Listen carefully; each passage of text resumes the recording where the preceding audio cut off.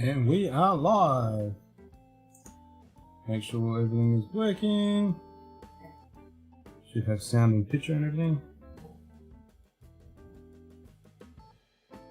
Yep, sounds all good.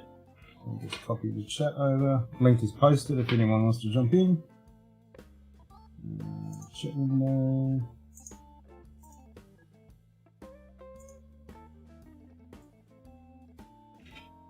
Should be it.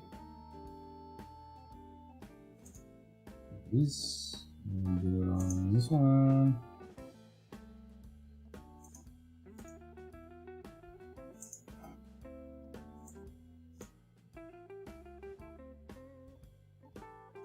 should be it.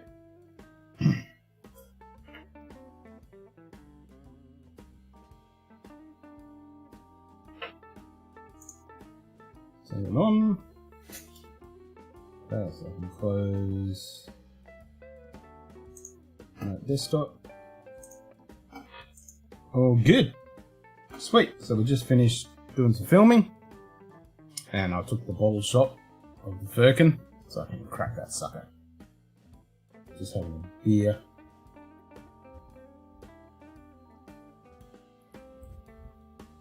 So we did 3 episodes tonight, which is good. Should give us a bit of leeway to have to film again.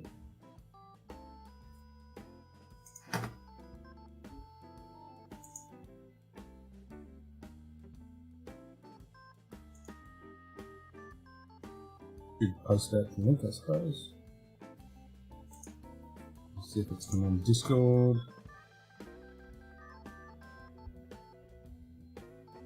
Because I couldn't share it earlier because I had no idea what time I was able to stream, or if I was even going to stream tonight. But I thought I'd go on for a little while. Get to try this. Actually came to try. But the last whiskey we had was peated. I'm going to wait a little bit. Yeah, it says I'm streaming. Did it come up on Discord? Hey, Whiskey Problem, how you going, mate? Yep, came up on Scotch Down Under. Oh, the link didn't come up. That's not weird. Let's copy that. No preview.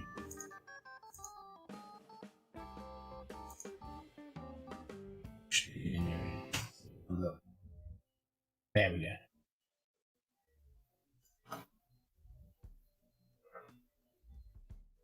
Cool as. Well, the text-to-speech thing works.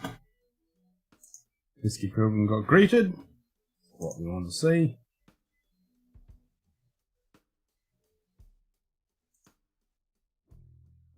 Alright, I'll put it in Discord when I'm streaming. Because it was there and now it's gone again.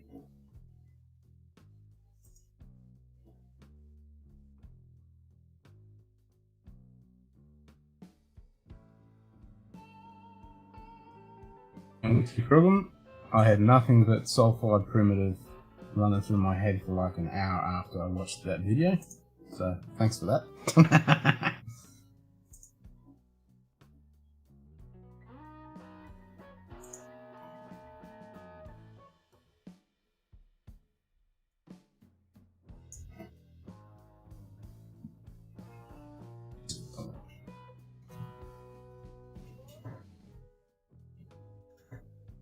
Good album.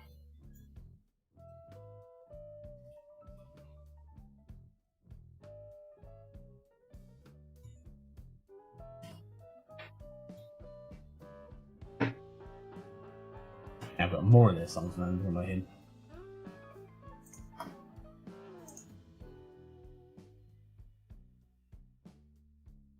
Cool. Got that fixed.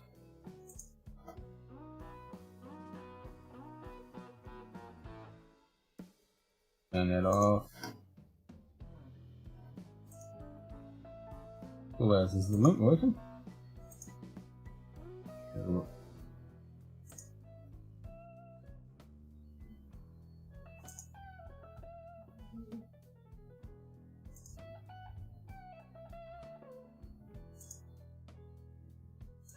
See if it works for myself. Yep.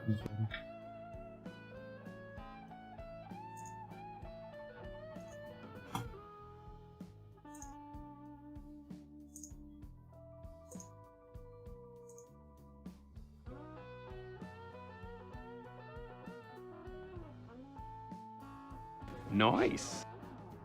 I don't know if that's working. The monitor's turned off. I can't see the other screen. That's right. Let's see if that popped up.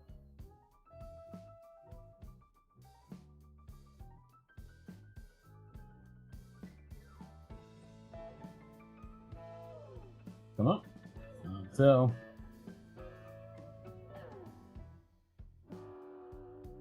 I did hit the button, didn't I? No. Let's go back to that.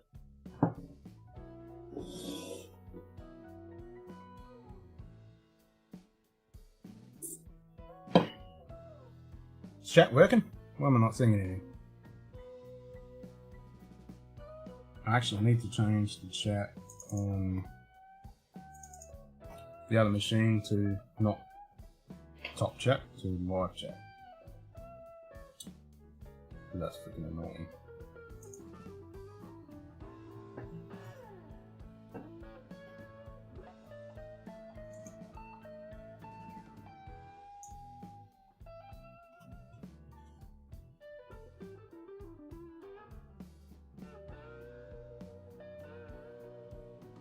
Oops.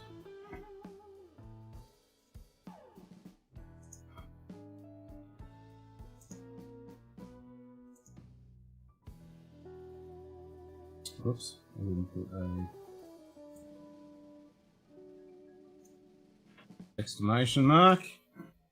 Can't work without that. Like that.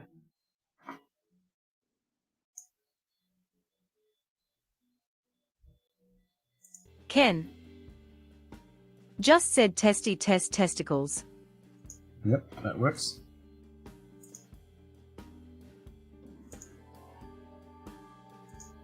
Oh, that one set the live chat. It's easy. A couple more lines and chat should start coming through.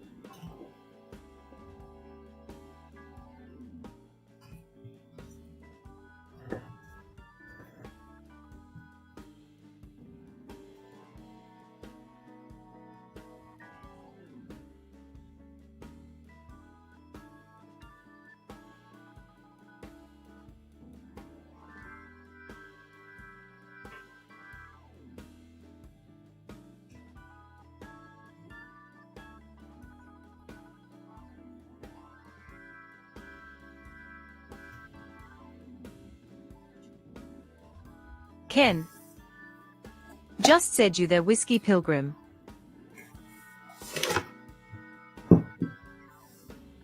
We'll get to open this. I do like this label. That's sexy.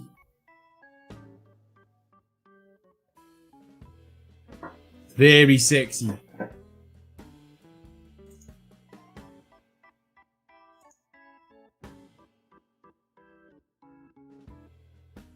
Actually, I did add.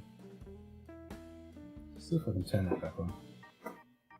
I was messing around with some shaders in OBS earlier today. Let's see if they look alright. I couldn't test it because I didn't have the stream actually running.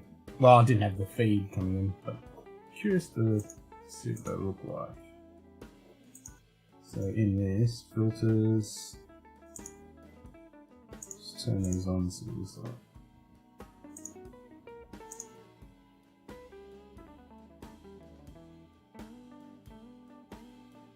So it should have a border with a drop shadow around it. Not too bad.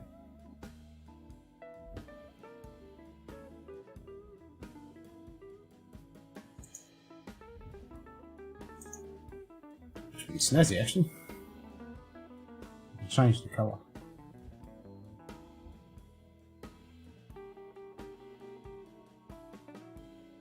Maybe I should change the colour or something. Dark blue or something. Here we go.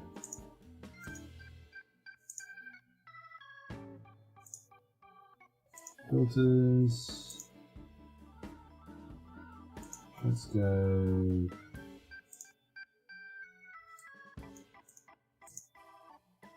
Something like that.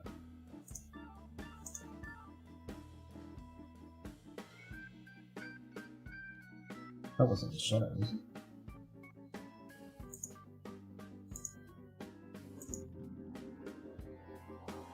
No, that's the border. Maybe a bit brighter.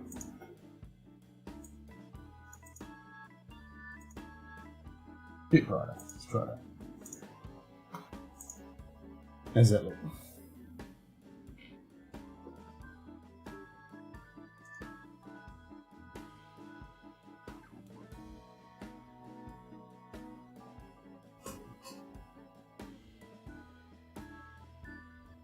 Yeah, not too bad. I added a border to all the pop-up videos.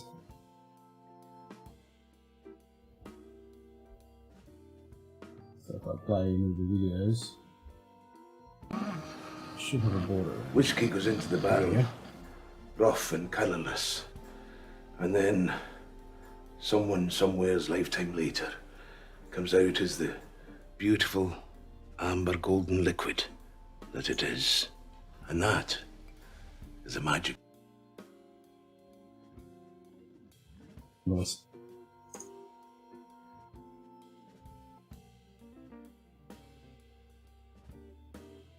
Whiskey Pilgrim.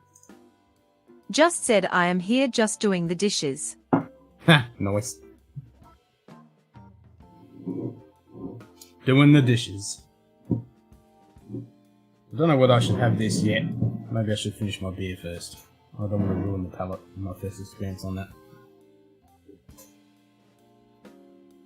And you did have a peaty whiskey, so maybe I should have something a bit lighter.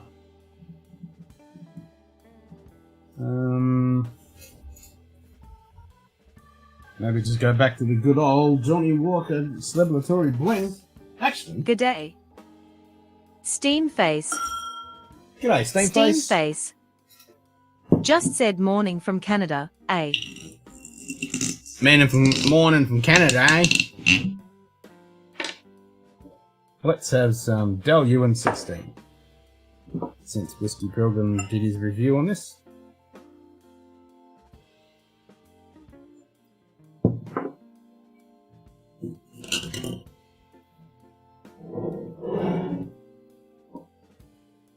Cheers.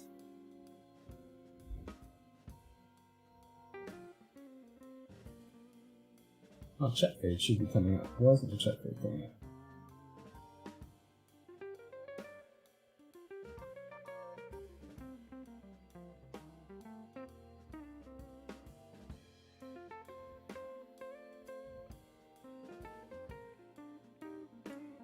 Morning from Canada, eh? Yeah, that wasn't a very good A, was it? Maybe if you go... What the? What the hell happened then? Okay. I must have pressed something because my stream just freaked out then. Try... EY.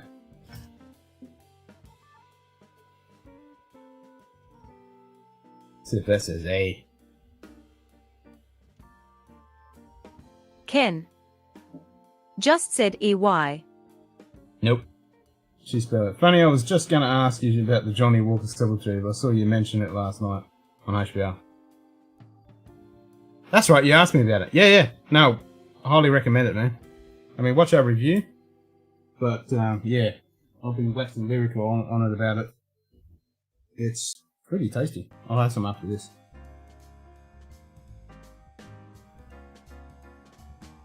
It's good. I picked up a second bottle and I'm going to go to get another third bottle. It's that good. I mean, for the price and what it is, and it's going to disappear pretty quickly.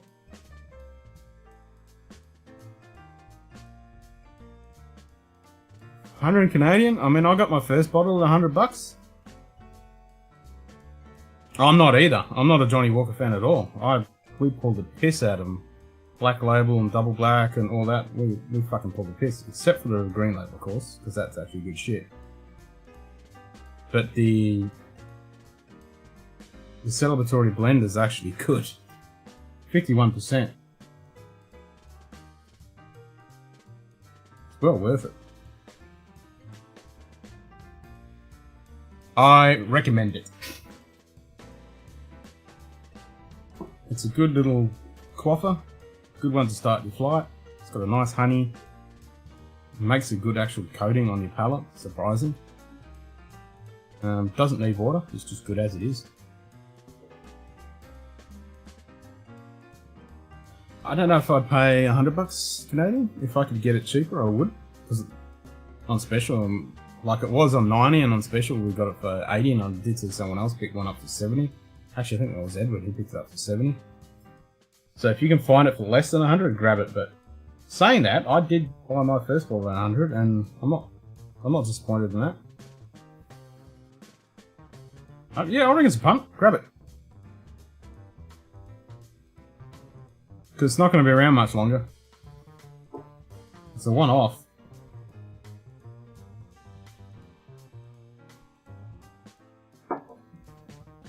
This WONTHELLA's good. Oh. Honey, honey, honey, honey.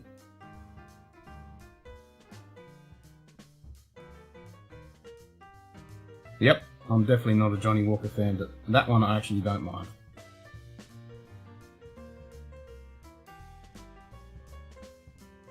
It certainly surprised me. It surprised all of us.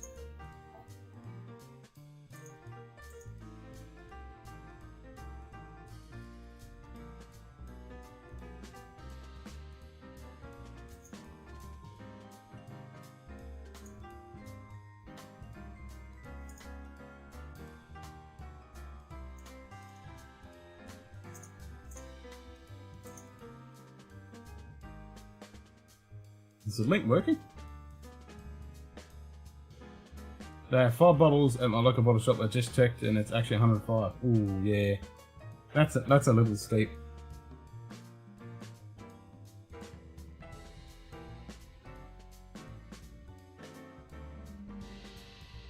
I don't know if I'd pay 105.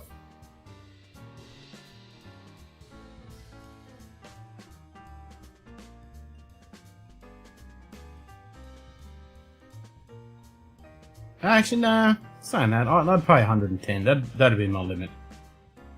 I'd pay 110 for it.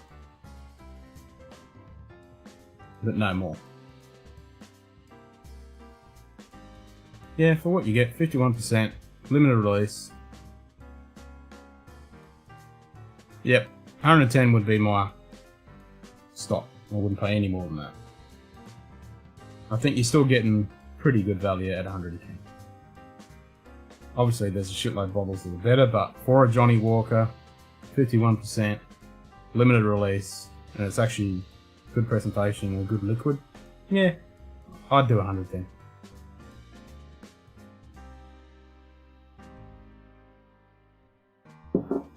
I wouldn't feel out of pocket by paying that.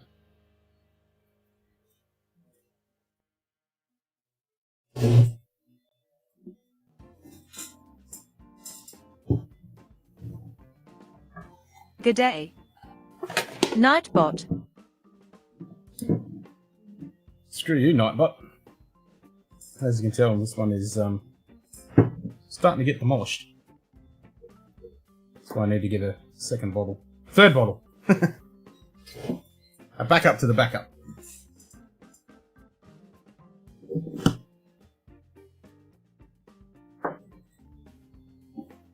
I mean, even, you know, even if you didn't drink it, 20 years down the track, to have something pretty cool like this. That's not why we buy the stuff, but...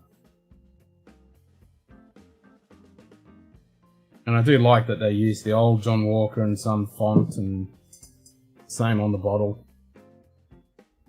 The original labelling. Yep. I would pay 110.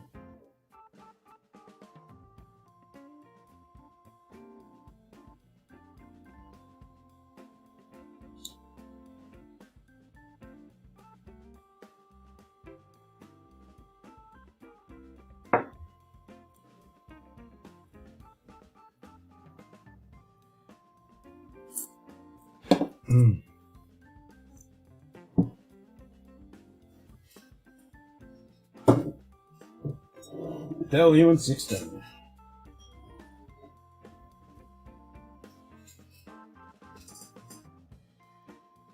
I like a grab it next trip if it's still there. Yeah, man. 105, grab it.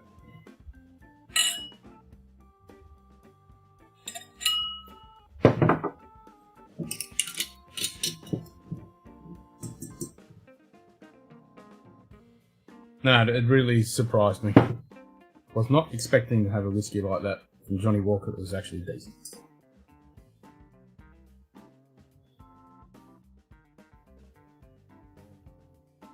Simon must have passed out.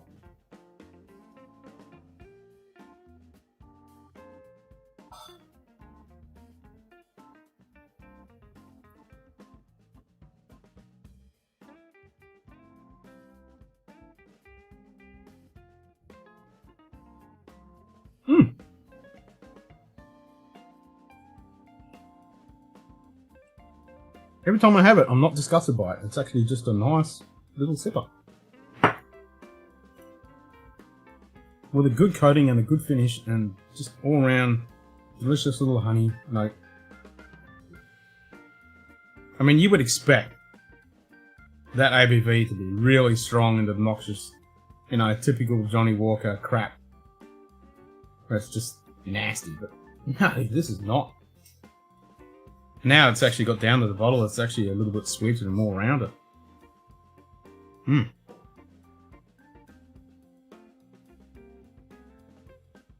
As I said, it's a good little quaffer. It really is.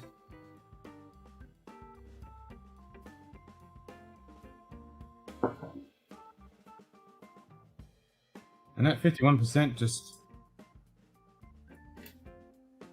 doesn't hit you in the face.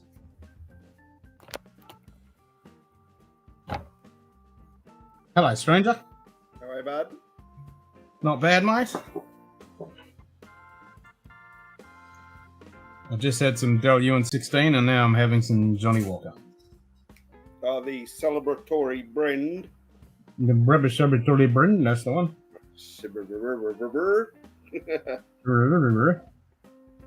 Yeah, well, I'm gonna endeavour to kill this 23rd Street. Yep. It's a wounded zebra bleeding all over the floor, needs to be whacked. Oh, yeah, especially after the other night. Yeah.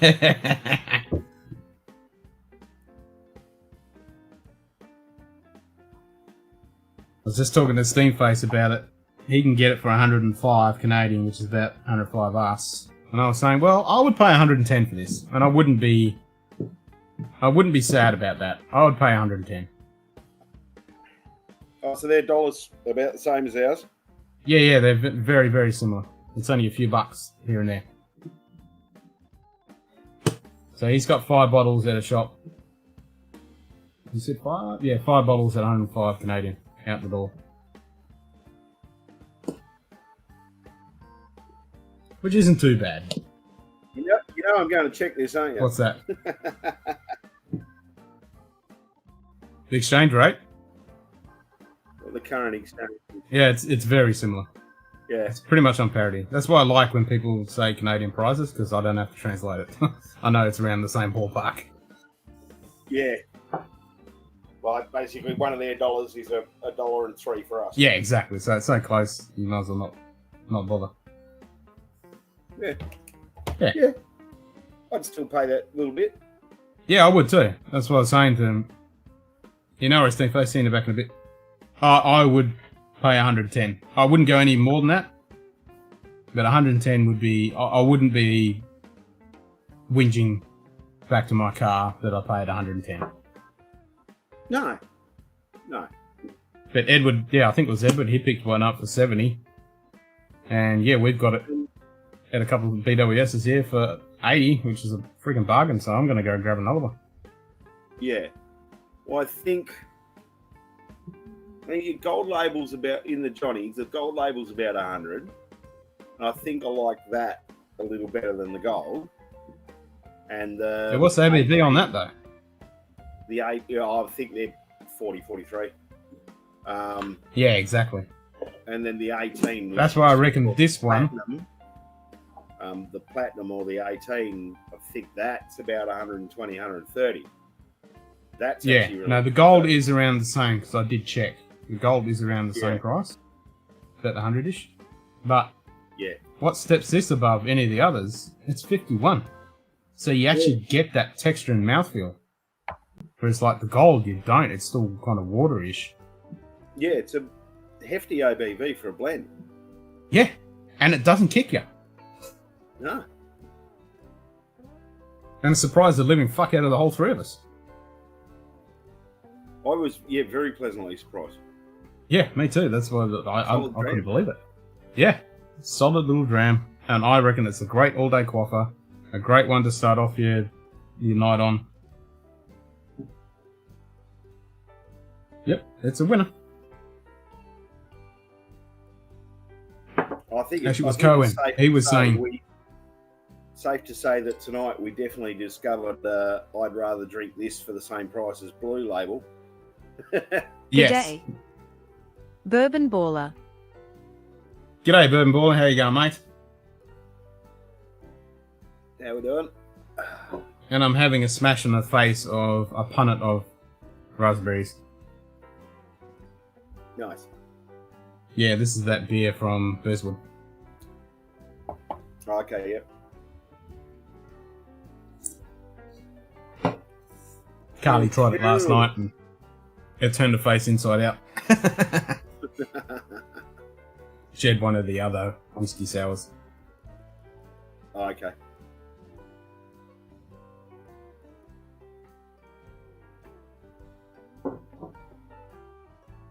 Yeah, I don't mind this. I'm going to grab another. Grab another and put it away for a bit. So when Johnny Walker brings out the next shitty release, I'll go, nah, fuck off. Remember 5 years ago when this was around? This is what they should be bringing out. Yeah. Never had it, probably not Stateside. Are you talking about the beer or the Johnny Walker 73 blend? Because you should be able to get this. This is definitely going to be Stateside. They pumped this out, but as Cohen said last night, because of COVID, they were trying to do some big campaigns and stuff, but I reckon they missed the ballpark. They could have done a whole bunch of stuff online, like a lot of other people did. Yeah. Pretty sure that Johnny is was a pretty limited quantity too. Yeah. Oh, the beer. Nah, you won't be able to get this beer. This is local to Perth. We got allocated a case and it was a no reorder. Yeah, yeah. So you got your allocation. Like I think, there's probably some of the higher end stores that got a higher allocation and stuff. But yeah, once you got what you got. Yeah, that's it. You got what you got, and that was it. Yep. I think that was pretty much the same anyway. Nah, Burn Boy, you're definitely not going to get this. This is local, very local, and it's expensive. It's $30 Australian for 4 of them, and that was a discount. Yeah, that's the problem with craft beer. Yep, craft beer, craft anything in Australia. Well, most of them only stupid taxes. Most of them come in cartons of 16, and you're paying up to, and mate, yeah, $70, $80, $90 a carton, depending on what it is. Yep, you're only getting 16. Yeah, good call, Baller. It's definitely what you know, who you know, not what you know, when it comes to getting whiskies, especially limited releases. Yes. Well, grab a couple of these and stick them aside, and when they bring out the next shitty release, you can bring it out and say, "Oi, Yarjo, you fucking suck. Bring this shit out." That's what we said on episode. Right, yeah, you got it right, Yarjo. Don't fucking let it go by the wayside. Keep bringing this stuff out. Good ABV, a good all-around little dram. Mm.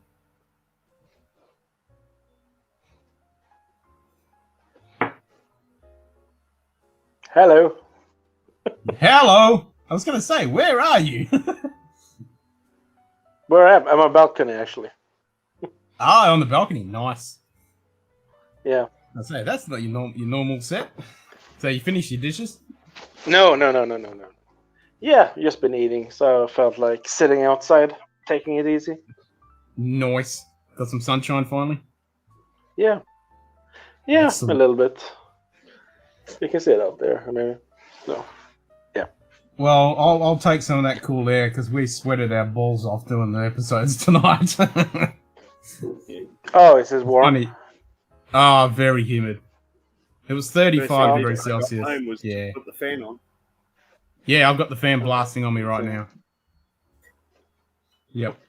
Okay. Very, very humid and 35 degrees Celsius today. Very uncomfortable. Yeah, it's 5 degrees here.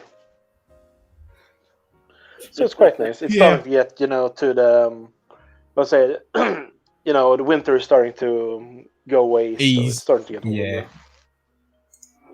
Yeah, our summer is definitely not easing very well. I mean, what's the humidity there? So what are you drinking? I reckon it's 90. Humidity right now is 88%. Yep, And 88% humidity. Degrees. And 24 degrees. Okay. Well, I just had some Del Ewan 16 because you inspired me after watching the episode. So I just had some of that, and now I'm on the anniversary edition Johnny Walker. Okay. I can't remember which Johnny Walker it was. Maybe the Ghost and Rare got to try it, and for $3K a bottle, wasn't impressed. Yeah. Okay. I don't. Let's face it, for $3K a bottle, it needs to be impressive. It needs to be fucking amazing. Exactly. It No. The only Johnny Walker. needs is to the do all the green things you label. like for it. Yep, the green label, this celebratory blend, which I actually don't mind, and any of the old stuff, like the 70s, 80s, 60s, 70s, 80s. If you can get any of that, grab it, because it's actually decent. Okay. Any other Johnny Walker? Well, Nope. okay. I'm drinking this. Is that a clean glasser? It's a Swedish. No, that's a Swedish whiskey. Oh, how do you pronounce that? I can't see the name. How do you pronounce that? It's called. Let's see if we can get it better. There we go. It's called Bergslagen, and this release is called Varulv, which would be in translation werewolf. Werewolf. Yeah. Oh, nice, Bill. Oh, do I like it. Yeah. Yeah. So it's peated Madeira cask and bourbon matured cask range. So yeah, it's from a closed Swedish distillery. So it's really nice. Nice. That sounds Just good. got it yesterday. What's it? Yeah, just got Oh, it yesterday. sweet. So, yeah. Nice. So, You cheers. can do a review on that? Yeah. Skull. Yeah, later on they're gonna release like 5. Yeah, skål. They're gonna release like 5 different casks or 5 different releases on this series. So yeah, it's gonna take a while. Ooh. So yeah, cheers. I'm never going to see them. No, very few people are seeing. They're never being released outside Sweden. I think they are like Sweden exclusive. Yeah. That's The like distillery a lot of was that only in production. Yeah. The production was only like 3 to 4 years old. No, 3 to 4 shit. before they closed, basically. Yeah. Oh, it's closed. Yeah, it's closed distillery. It's Oh. our Port Ellen with a very dirty Springbank funk. Say. Oh, okay. So they're just Yeah. somebody's This one sitting is, on a bunch of casks and they're just going to slowly release them out. Yeah, to the road. these guys. This called. These guys called Bergslagen. They bought up all the casks. So yeah, Yep. And they're going to it's really nice. Yeah. So here it is. Really nice. Nice. It sounds nice. Yeah. I've It had is. a burn wine from Sweden. That's about it. What was it? Yeah, man. A burn wine? Burn wine. B-U-R-N wine. I have no idea. Okay. No, that would be Yeah, about the only Swedish stuff we get is the typical, you know what it is. McMurray. Yep. Okay. But nice. anything we can find. Braven. Yeah. Branven. B-R-A-N-V-I-N. Branven. Oh, look, in all honesty, there's so many of those European wines that just have the weird and wonderful names, and it's like there's literally no information on there in English as to whether it's a blend, whether it's a Shiraz or a Pinot or whatever. You are taking a bit of a bloody gamble with some of them. Well, we just have to ask Whiskey Pilgrim. He'll sort it out. Yeah. But no, they're bloody good. Which one? Yeah, I which have one? nothing. I don't know anything. Yeah, no, just European wines. They can be really, really interesting. Yeah. Okay, I don't drink wine, so. Yeah. Oh, that's fair enough. Let's face it, a lot of whiskey guys don't drink wine. We drink wine. But we drink wine that's cast influence That's nice. on our whiskey. Yes. Okay, yeah, I understand. One way to look at it. Without wine, we wouldn't have sherry and port barrel finishes. And Exactly. We wouldn't have, Moscatel, Masala, Malaga, all these cool finishes. We wouldn't have any of them. Madeira.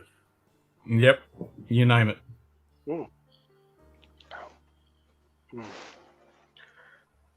All right, I'm going to do it. I'm going to open this firkin. Altmore Portwood finished. What is that? It's an independent bottling firkin, but it's an Altmore 13-year-old that is Portwood finished. Nice. Ooh, Yeah. that'd be nice. Yep. And Vin, for no nonsense whiskey, said it's good, and he bought himself a bottle. And I'd heard about it beforehand, and then when this was going to be an add-on bottle with one of the whiskey clubs, I can't remember which, I went, fuck yes. So yeah, I'll just grab some water.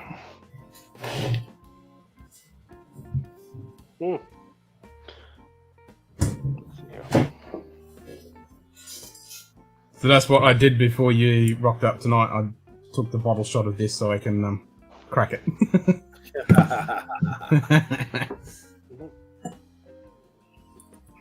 I'm surprised you don't do them when they come in and just store them.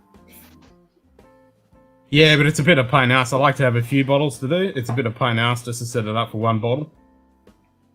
Yeah, Because I got to change all the camera and everything. I should actually do some real sexy shots. Bring out the slider, but it's just so much effort. I'm too lazy. So much effort to change the lighting, bring out the slider, and do some nice, cool shots. Pan ins and pull outs and side by and do the spinny bits and do all that fancy shit. But it's just too much effort. Do that for the Patreon guys. It's still too much effort. If I had room to set up the slider and have it permanently set up, then I could do it. So when I get my house, I will. I'm going to set that up specifically. I'll have the lighting and everything set up for these cool B-roll shots. That'll be fucking amazing, and they'll be really cool. But when you got to pull it down and set it up every single time, it's just too much of a pain in the ass.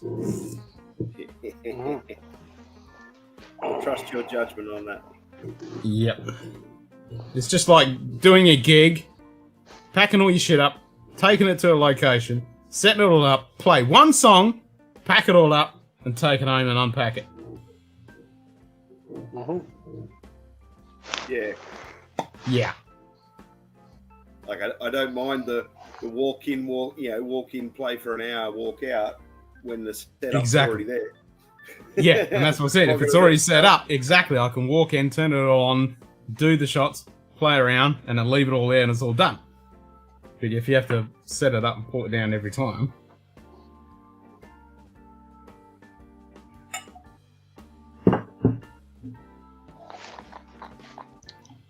Right, I didn't get too much of a taste in that, so I have no idea what it tastes like. So how much is for the, what's it called? Firkin? Yeah, Firkin. It was 100 and... What was it? I don't know. I'm trying to remember. I think it was low hundreds, so 130, something like that. Okay. Maybe 150 tops. I don't think it was that bad. I'd have to look on my email. It wasn't that bad. Had a customer come in and ask for a Glengoyne. I'm not familiar, but what is that comparable to? Glengoyne, Glendronach are very similar. Like the Glengoyne teapot dram is super super awesome that everyone wants, and it's getting hard to get now. But any of your Glengoynes, like your older ones, like the 8 is pretty ordinary, the 10 is pretty ordinary. I think the 12 is good. And any ones above that, Glengoyne 18 is amazing. Like a 21 is amazing. And yeah, the Teapot Dram. Have you tried the 25? No, I wish. Have you tried a 25-year-old? Aren't you? Okay. Yes, it is. You're going to tell me it's amazing, aren't you? Yeah, it is. Yeah, see? I thought so. Yeah. But it is expensive. It is expensive. It is. Yeah. You know. I have a bottle. I also have a bottle your own from Glengoyne. Oh, when nice. you fill up a bottle. Okay. So, yeah. Yep, okay, I like Glendronach. It's got a very nice flavour. Yes, so Glengoyne and Glendronach are like... They're like cousins. In the same family. Mm. If you like one, you'll like the other. Mm. Can you guys hear my neighbors? A little bit, but that's fine. Okay. Yeah. Okay. Just tell me. Nah, it's all good. I'm used to Simon and his birds and crickets and bottle clanging and... Yeah. That's good. They are sometimes very noisy, so that's why. I have a 7-year-old, so I totally understand. Okay. Ooh, I like the nose on this. Is it fully matured in port? I'm not sure how long it's actually done in the port.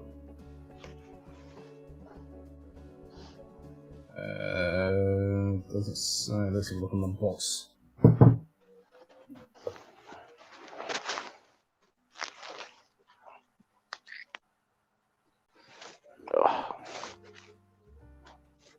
Single cast, hand built, blah blah blah. Yep.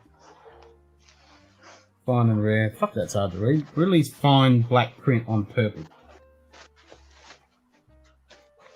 Blah blah blah. Kind of round. Nah, doesn't say anything. Okay. Just amazing how everything is. How amazing they are.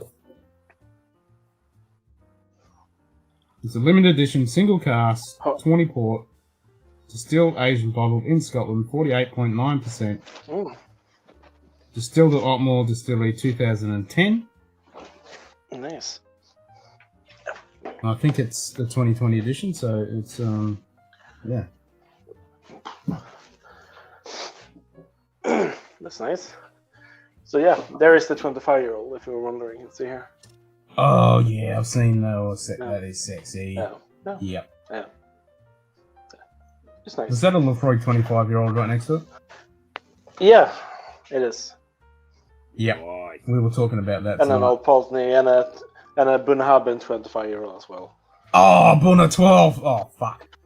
No, 25. 25. That's what I said. 25. I just blew a load of my pants. Yeah. No worries. No worries. No worries. Let's see here. Let's see here. Oh, sorry. This is the distillery cask I have. Oh, sexy. So Bourbon Paul had just got a Kalila 18. I got my first bottle and I'm excited to try it. Well, Cue Ball and myself and Scotty, we did an episode on that, and it's amazing. Here's something really dark. Let's see here. What is that? It's a Tomatin distillery exclusive. Oh, nice. Just Oloroso. So it's bottle number 665. Nice. And I have also the next bottle as well, 666. So yeah, I thought it was just... Have you compared them to? No, I haven't. Not yet. Not yet. But let's see here. I also have what's it called here? I don't know if I showed this one. This is a Glenmoray, by the way. So, I can't see. There we go. Oh, a 22-year-old sherry cask. Yeah. Oh.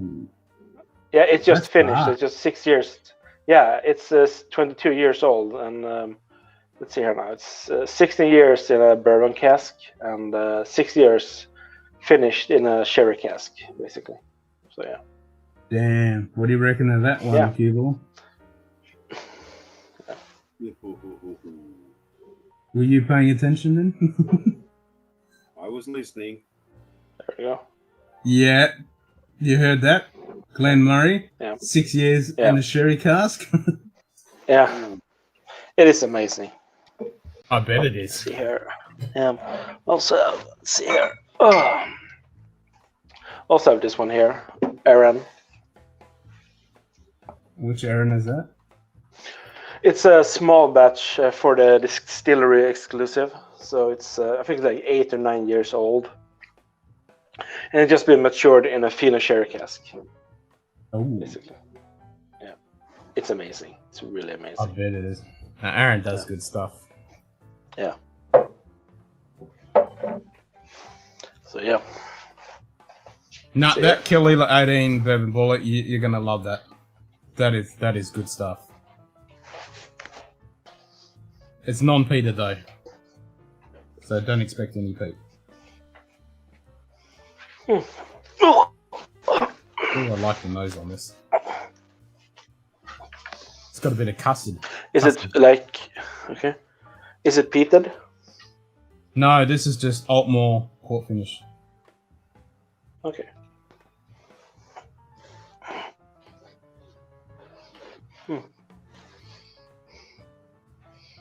There we go.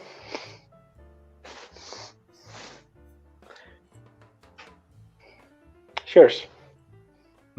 Skull. Oh, Is it like what is the day by day? Is it Sunday or is it Monday where you live? it's still Sunday for the next 42 minutes. Oh, okay. 52. Your math sucks tonight. Oh, yeah, sorry, 52. Yeah. I was out by 10 minutes. I can even bring the time up. Here we go. Fine. Oh. It should pop up on the screen. About now. Now? There it is. 23:09.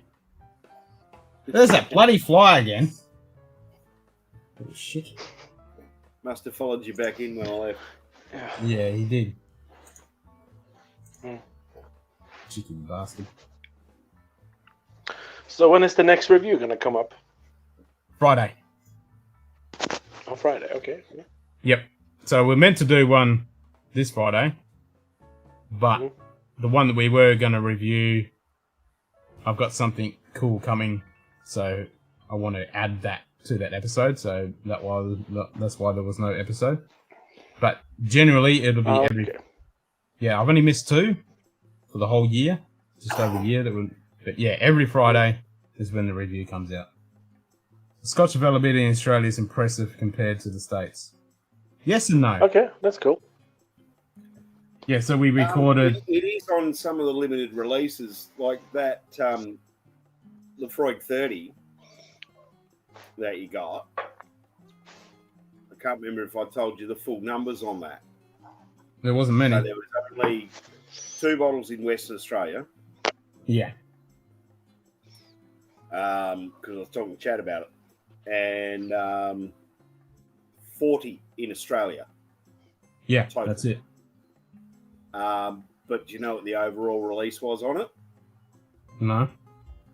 400 bottles, Wow. apparently. Okay. And that means that 10% of the total production on that came to Australia.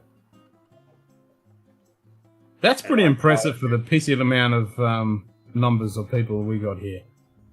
And I think the Wild Turkey Forgiven, that was because that, I'm fairly certain that was basically a single barrel. I think it was either 10 or 12,000 bottles into Australia. So, Yeah, that's it. Some stuff we get a good allocation, like Blanton's, for example. We get shitloads of that. Mm. It's everywhere. And I can't get it in the States. But other things, you know, we can't get them to save our life. Oh, the gold label Blanton's is a bit tricky. Mm-hmm. But, yeah, the standard stuff? Yeah. The standard one and the green label are pretty easy to get. Burn Baller's got a ton of it, of the Forgiven. I loved it. Like, first taste, it was just like, holy shit, yeah, I'm going to sell the crap out of this. And I was fortunate enough last year to find a bottle. It's getting very, very hard to find now. I'm seriously not getting this 48.9 ABV on this. Always a neat trick. Yeah. Like, I just double take them. Like, I remember this high 40s. I'm shoving my nose right in there and I'm not getting a burn at all. There like, you go. Nothing. Wow. Yeah. Well, I need to go. I need to do some more, you know, house cleaning, basically. Well, it was fun talking with you guys.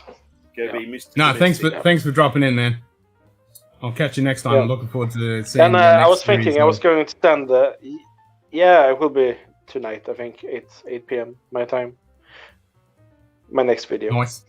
So Excellent. yeah. Yep. But I Love will to try to understand. send the sample I talked about. I would think I will send them like what's called one sample at a time in case they get confiscated. So No, you can send a few as long as you just put the description as beard oils or aromatherapy oils or something like that. Okay. Yeah. Okay. Samples are fine. It's 4 bottles that as soon as it comes in, I'll get bent over and have to pay the custom tax, which is fine if it's, you know, something I want. But samples are fine as long as you put beard oil or something like that. It'd be Okay. fine. Yeah. No. Yeah. Yeah. In, good. in my description, I've got, you know, just type beard oil. Yeah, I know. Yeah. So take care. Okay. You too, man. Bye. Cheers. Have a Let's great go. day. Bye. Yeah. Let's go.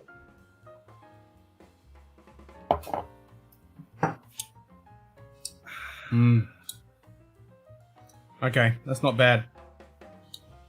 For a neck pour, that's not bad. Not getting too much of port, but damn, it's got that custard tart in there, man. Really? Yeah, it's got a custard tart in there. Awesome. Yep.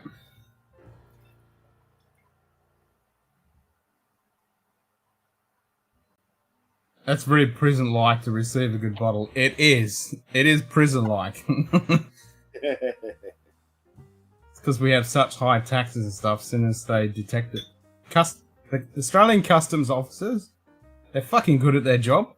I'll give them that. But it's not good for us, because they will seize it, and they will send you a letter, and they will demand you to pay the excise and the GST and the import duties. So you bent over a barrel, and they stick it to you with sandpaper. And if you don't pay it, they will destroy it. And they don't muck around. Yeah, well, a couple of mates ordered some stuff off. Might have been Master of Malt, might have been something else last year. And they ordered 6 bottles. And I think he said the retail on them was about $270, $280. Yeah, $500 extra. And yeah, but by the time it got here, it was over $600. Yep.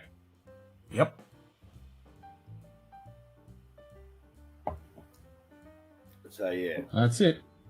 we get shafted rather heavily on alcohol tax. Fucking oath.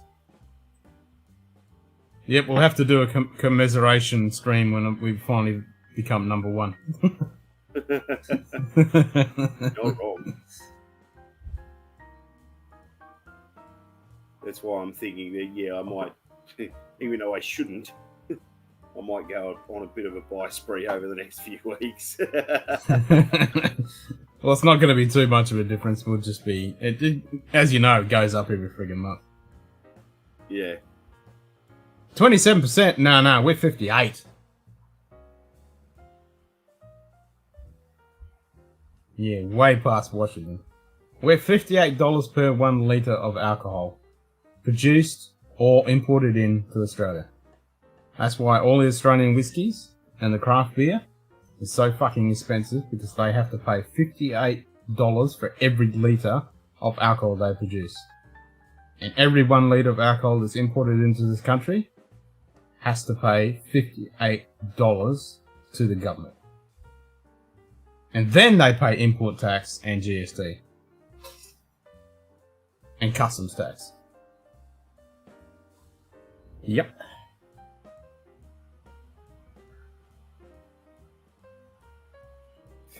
Yeah. You're not fucking wrong. You said $58. That bottle better blow you. Yep. Yep. Blow you and fucking make you dinner. Fuck, you're a class act.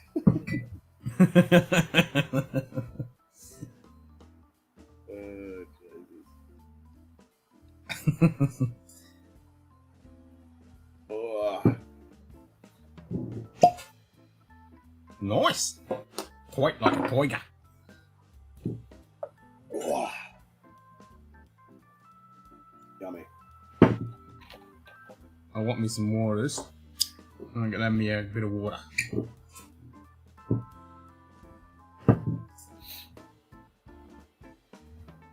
Yeah, man. Custard tart. I love it. Awesome. Like, including the bread, the base, the, you know, the not, if it's, Shortbread if it's pastry. Yep, that shortbread pastry around it that's not nicely cooked, it's just slightly brown.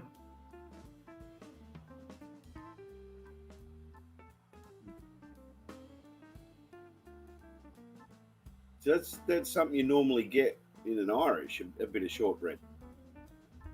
Yeah, Irish or like a really well done bourbon cask. But this is port finish. Like it's not a strong port. I want to know what casks and how long they've used and whether they first fill or second, third, or recharred, or they're not recharred because it's no char. I'm gonna have to see if I can find anything. Hit the Google, mate. Yep, hit the Google mobile. Do some research on the interweb machine. There's not too much information about the Firkin stuff. I do know that though. Put the chat feed, see if it pops up. Let that open. Hey, if there's a Stop web address jumping. there, buddy, send them an email and basically just say, hey, I do whiskey reviews and I want some more information. Yeah, give me some more info. Well, I watched the thing with top 5 Highland barleys with Eric Waite, and he did the same thing. He sent all these to these distilleries, and he said, you know, I've got 10,000 subscribers. I'm going to review all these bottles. I just want some information like where you get your peat from, are you sourcing your own barley, or you bringing it in, and how are you peating it, you know, blah, blah, blah. And he got, what was it, 2 replies? You got to run, Bourbon? No worries, mate. You have a good day. Cheers, mate. Good day. DJ Cueball. DJ Cueball's in the house. There you go. You just got a greeting. I don't know why it's doing that, because I was watching for like 10, 15 minutes before I actually jumped in. Yeah, but it only acknowledges when you say something. For when you make your first comment. Yep. So if you sit there and lurk, it won't. It'll ignore you. Fair enough. That makes sense. Yep. It's pretty cool though. I love it how it just greets everybody. Yeah. And if I'm not paying attention, you know. Let's not go down the rabbit hole again of testing what it will and actually won't say. No, we've been that. But I did the testing of testy testicles. And it said it.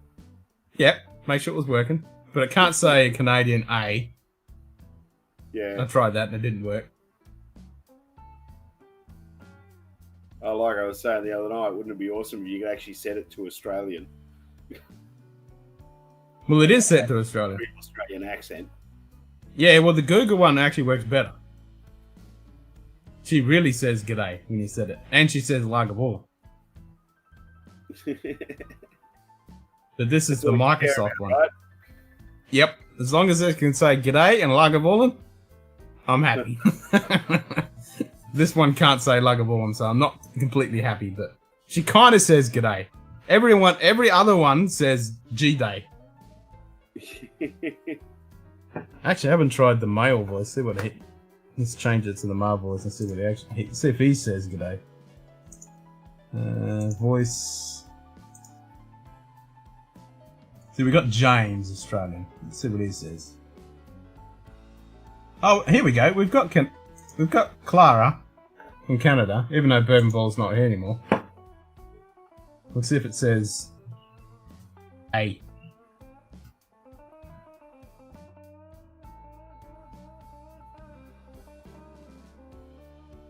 Gotta wait for it to load now. Ken. Just said EY. Didn't even say A. I mean, fucking hell, it's Canadian. How can you not say A? That's bullshit, eh? Alright, let's go James. See how he says g'day. DJ Oh, that's Q-Ball just said A. That sounds like shit. Alright, let's turn it back to the Canadian. Yep, let's try it now. I tried to trick it by saying A instead of A. Let's try that.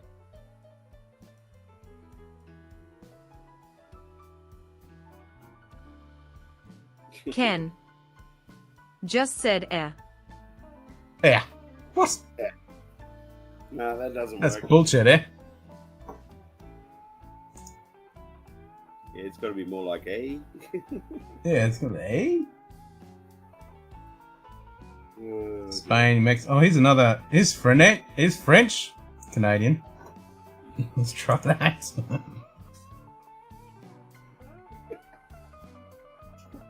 Yeah, the worst thing about discussing Canadian pronunciations, So, all I want to do right now is watch a couple of episodes of Letterkenny. Ken. Juste said E. just to say eh. That's way too fucking French. Yeah, well, he's Fucking actually French. French. It's not French English. Another French Canadian, Italian, Korean, Dutch, Poland, Portuguese, Russian, Turkey, Chinese Hong Kong. Oh, so that's going to be Cantonese, not Mandarin. Nice. Taiwanese. We got a bit of Russian. Yep, I'm going to do it. I'm going to go and watch some Letterkenny. I'd rather watch some South Park. Canadian Hicks, man. Come on, it's awesome. South Park. Yeah. Letterkenny's a Such little a more fucking- refined, shall we say, but it's very entertaining. It is. All right, mate. Have fun. All right, matey. Talk to you soon. Cheers, mate. Don't work too hard. I'm not.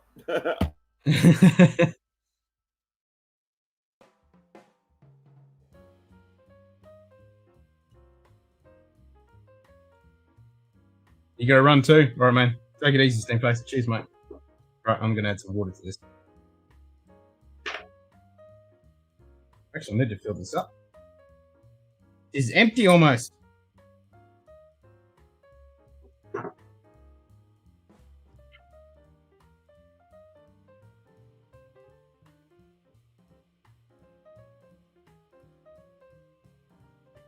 I just back to Scotch more.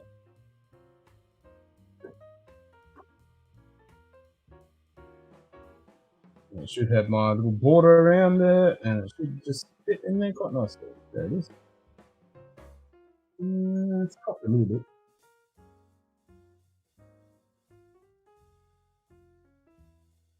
We can live with that.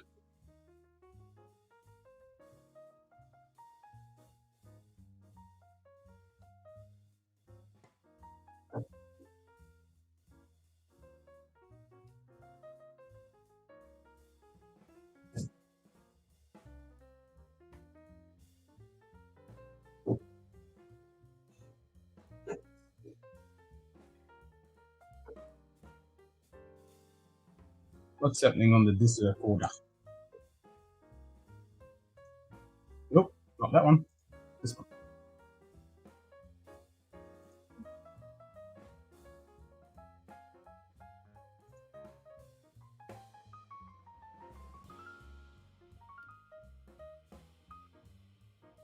Not much.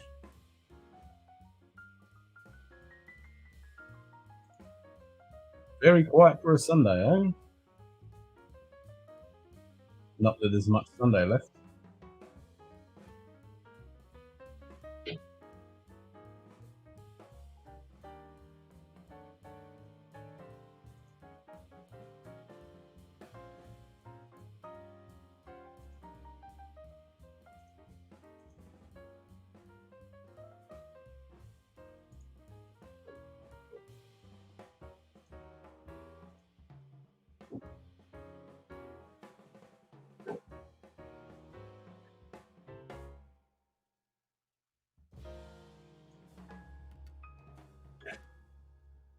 Cool.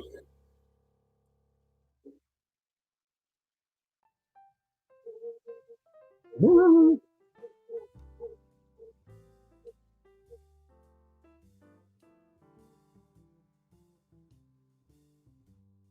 I was definitely expecting a bit more port on this, but I do like it what it is so far.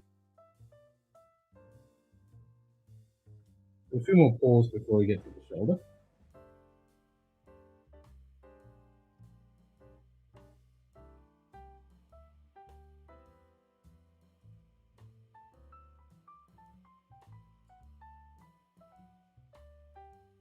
More of that vanilla custard on the water. I think I prefer it without the water. Is that 48.9? Yeah, it's not there. This does say non-chef filter matches cold, doesn't it? I think it did. In India, it bloody should be.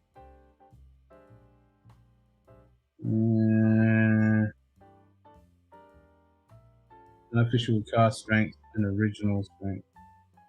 Oh, unofficial cast selection. Ooh, that is 60 ingots.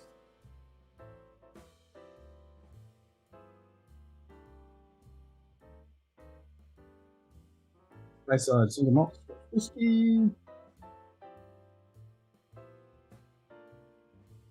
Got the cast number and the bottle number. American Whiskey Company Ltd, Glasgow.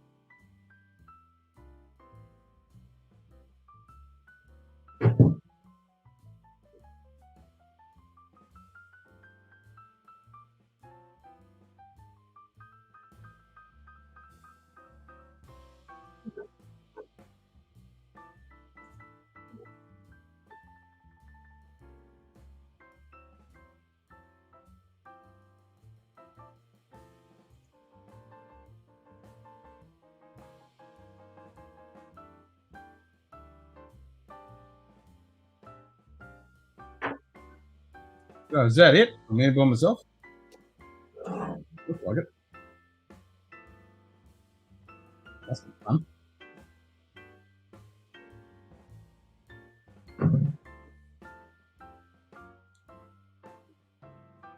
Ooh, definitely talking to myself. There's one viewer now. I'm it.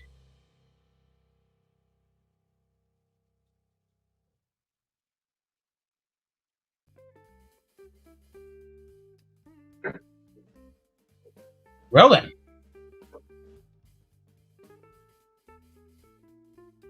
I'll give it a bit longer. And then obviously kick it in the guts if no one else turns up.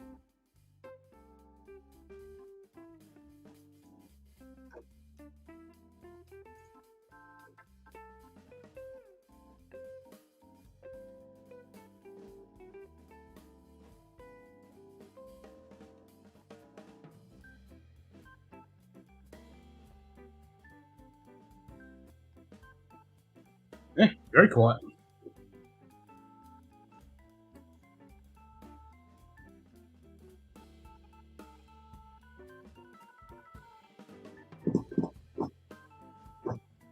Well then.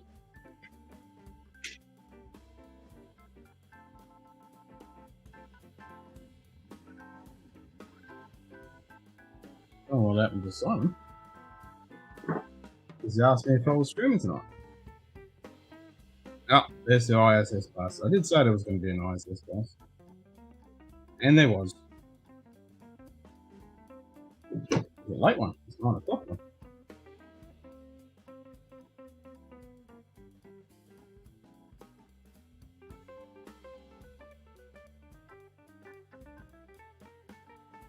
Other than humidity, it's actually a nice night for a bit of stargazing tonight. Yeah.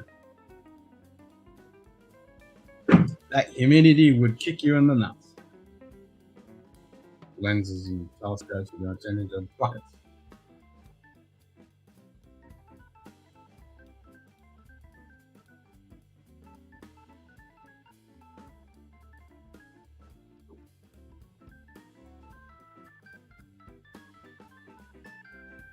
I think I prefer that without the water. Nice with the water, but better without it. But I'll reserve judgment because I've only had 2 little balls out of the neck. Definitely need some more time.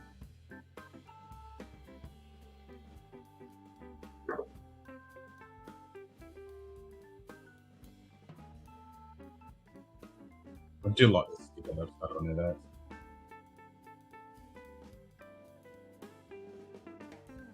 Very fancy.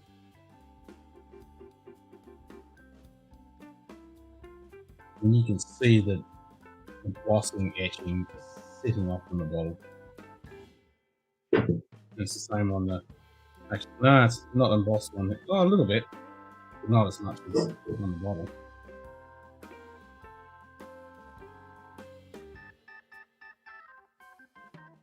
Then you can feel that through gloves that embossed.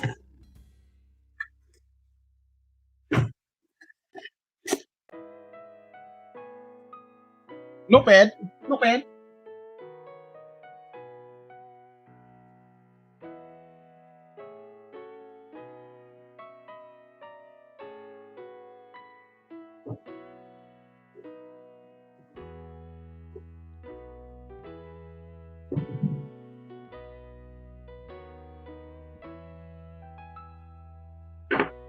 Well, since we're on the port train, let's have some mutton.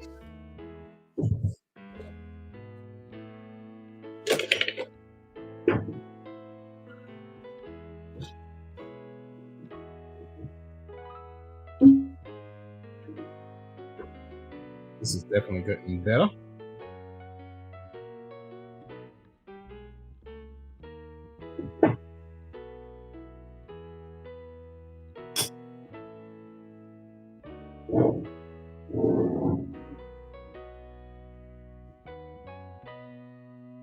Oh. What I say, I like the nose on this. Excuse me.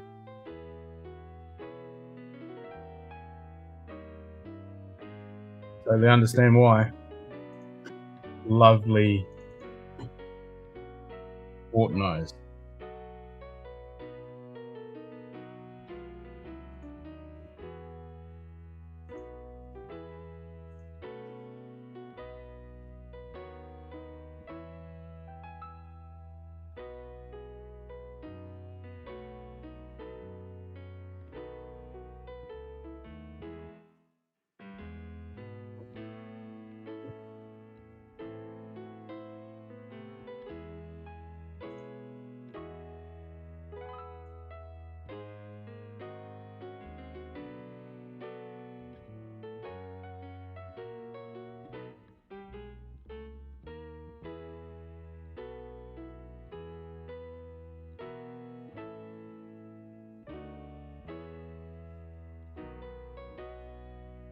Very quiet.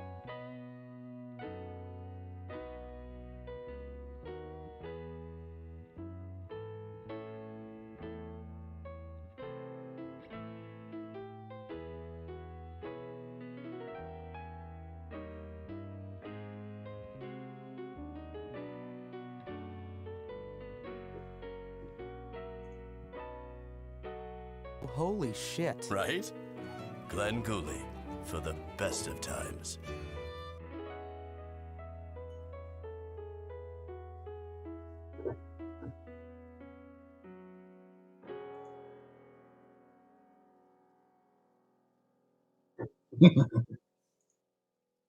Glenn Goody, the best of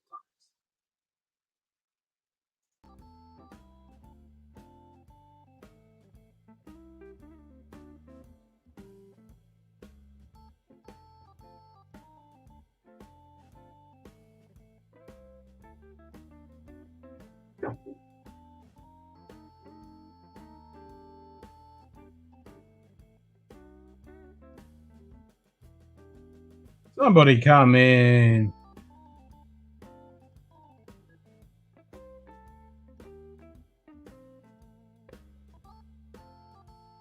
God, I've only been streaming for 2 hours.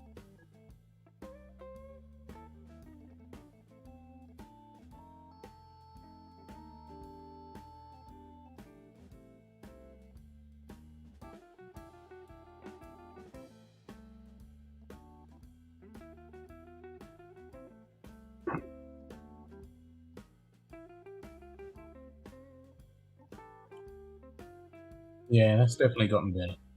That hole is just weird.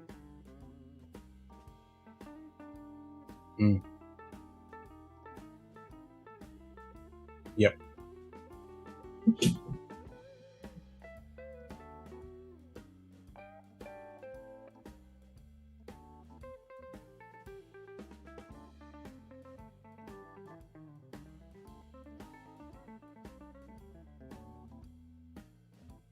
I'm thinking this might be my number 1 port. It might just be knocking the Quinta Ribbon off.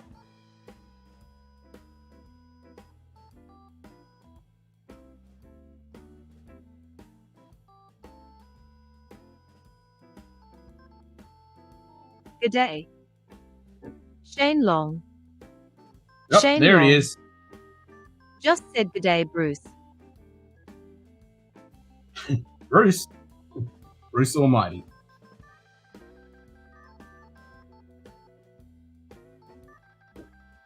I don't have any Bruce Almighty tips. I can play a...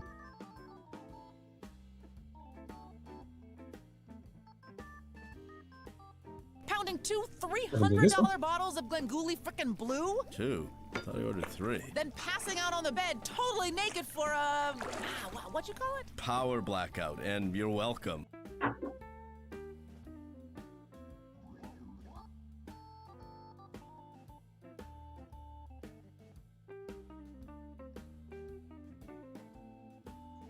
I'm hoping today, I mean, it's still currently Sunday, for the next 20 minutes, and then it'll be Monday. So I'm hoping today.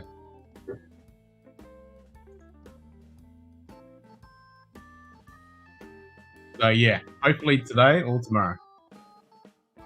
Fingers crossed. It arrives. Man, that was awesome hot buttery roll stream today. How we all just banded together. And thank you for those epic bubbles that you put up, man. That was awesome. Digging the music, digging the tunes, bit of jazz. Hell yeah. It's all just music from YouTube.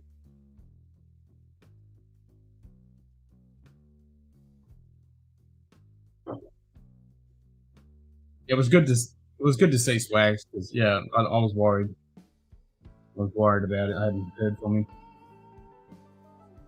And I didn't want to message him or anything. I just wanted to let him do his thing. But I was thinking of him.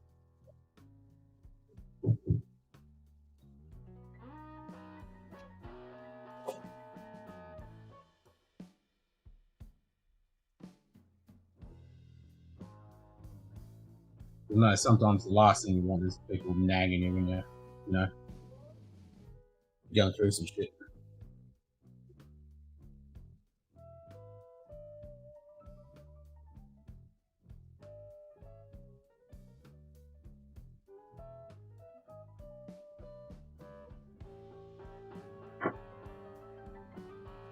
Hopefully we can get Cheech up to his 100. We've got him a few more subs. Was it 92 or something now? No, sorry, it was 88 last time I checked. Let's another look at it. See if we've got any more. Pretty good for a channel that hasn't got any content.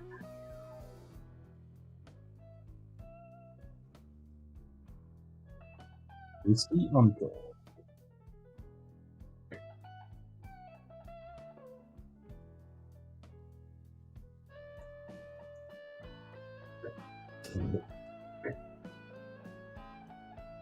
$94. Nice. 6 more to go, and we've got 100. Wicked.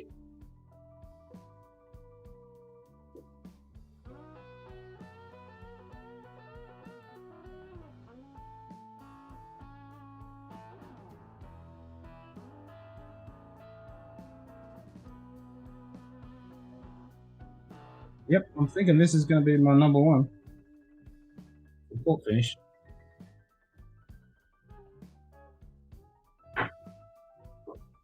Mm. Mm.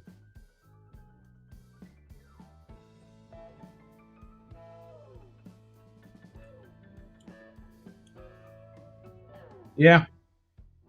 Getting to the point where I'm about to knock that Quinta Rubin down the step. I wasn't when I first tried this. Because that hole in the middle really bombed me out. Now it's really opened up a little bit. And on the palate, it's still a little bit short for my liking, but that finish and that nose, wow. Just keeps on giving. It's a Tomatin 14-year-old Portwood.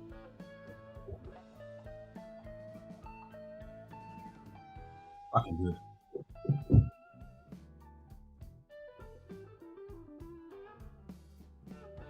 And just before that, I opened the Firkin Independent Bottling, which is the Altmore port finish. I've only taken 2 little pours out of it, so it's still only a neck pour. But so far, it's not bad. 48.9%, which, damn, you don't get that on the nose. You don't get it on the palate anywhere. It does not come across as an almost 50% ABV. In the eyeball. But this is only 47. I think. 46. There you go. It's 1% off.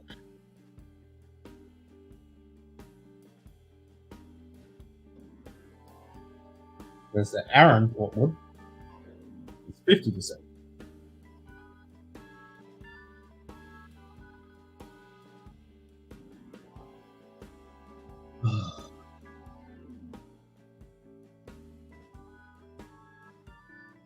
But this has got some really good cask. An average around 2.5 years sitting in those port casks. After I watched that episode with the guy who actually does the cask collections and stuff.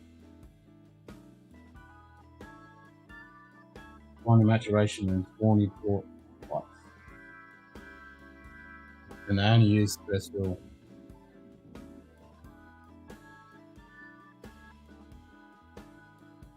It is very nice.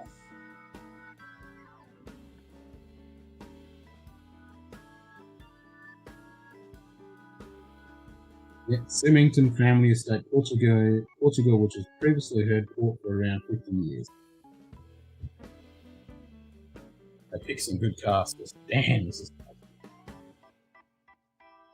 And I like a good port, and this is just Speyside whiskey with port wrapped around it.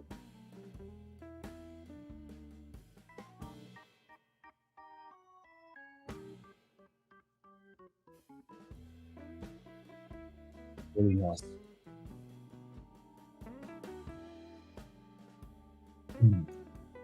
Yeah, so we just did some filming. People was in here earlier. And then Steam Face, Whiskey Pilgrim popped in. People popped in. Urban Baller was in here. So we recorded 3 episodes tonight. So we got the next 3 reviews done.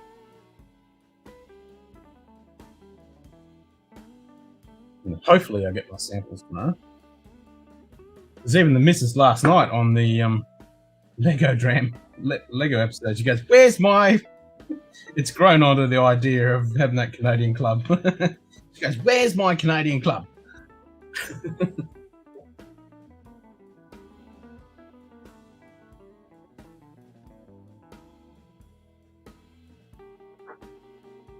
That's definitely the seed has been planted.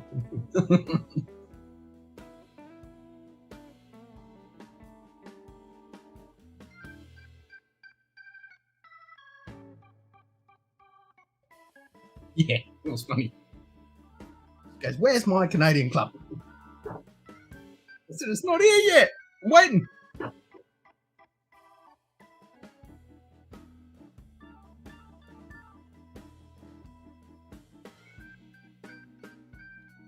And you have to wait to try it, missus.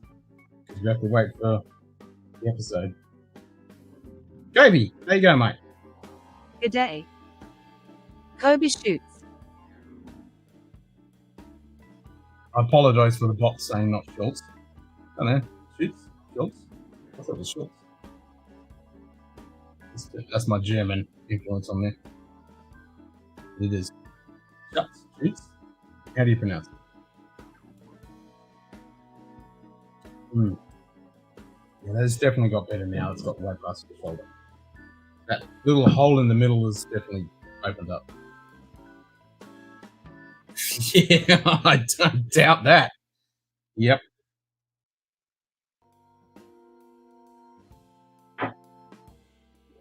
You guys are pretty limited with what you can do. The same as here in Australia. Like, we've got very limited range of postage options, and yeah, we just get like everything bent over the barrel. Shucks. Okay. So there's no ooh. Shoots. However. Yeah, I hear you. Right. Let's continue the port train.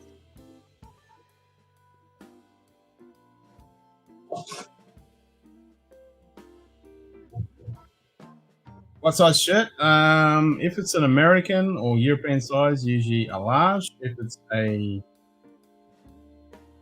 Well, depends. I mean, large, yeah, just go large.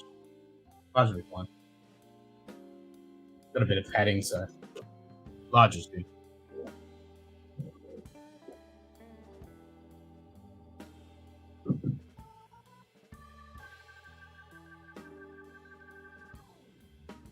Facebook.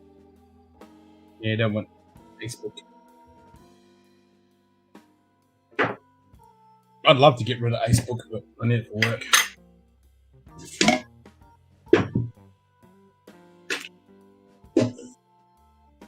Got to get me some Aromatherapy.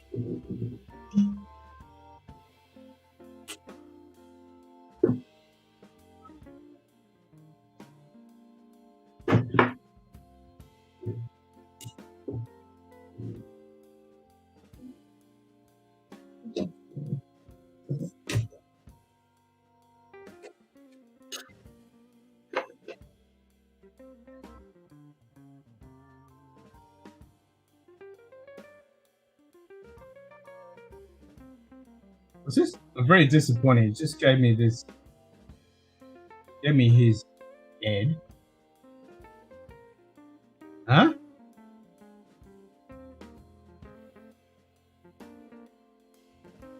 I just gave up. I'm lost.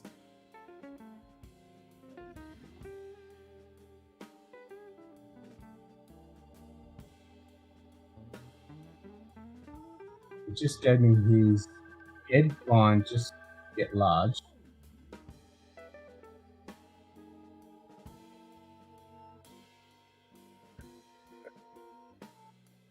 It's like you're acknowledging that you are large now. What? That you just gave up. Please explain. Life is much better without Facebook. More free time. Yeah, well, I'm not on Facebook. I don't sit on there. My missus is always scrolling on Facebook. I don't bother. I maybe scroll for 10 minutes once a week. Very disappointing that you just gave up flying just to get large. It's like you acknowledge that you are large now. What? Nope. I'm completely confused. Just gave up. Gave up? Me? Gave up? Gave up what?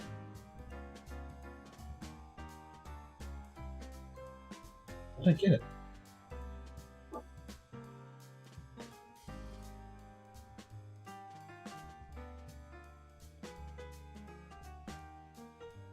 I'm confused, Gaby.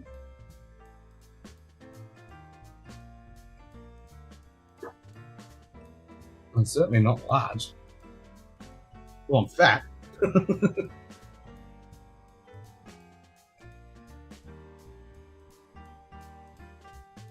Oh, apparently I'm a fat bastard. I'm okay with it. No, I'm not. I'm not okay with it.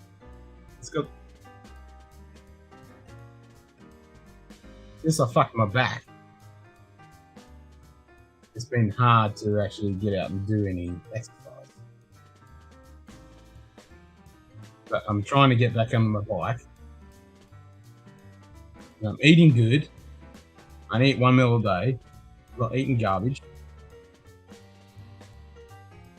But yes. A couple of my martial arts buddies, we're getting back into training, so we're starting to do some shit. No, I'm JD. G'day, JD. How you going, mate? Ain't no ladies around here.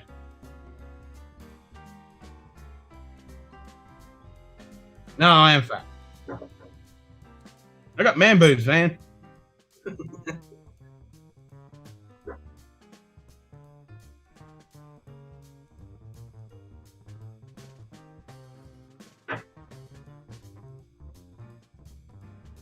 I've definitely got some extra padding I've got to get rid of.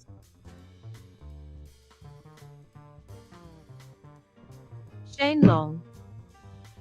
Just said JD, the true Sheila, is in the house. In the house.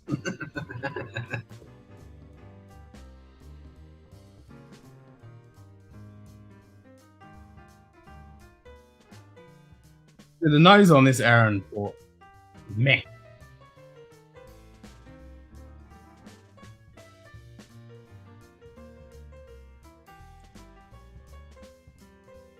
JD. Just said remember round is a shape. It is. It is.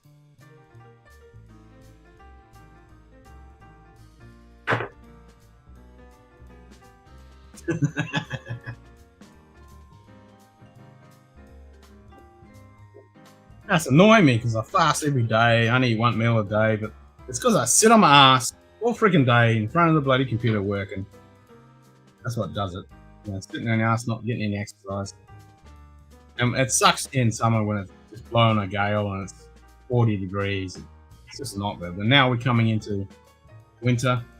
The wind will drop off and I'll be able to do heaps more bike riding. So I'll be able to jump on the bike and hit the trail, go around the foreshore. That'll be good.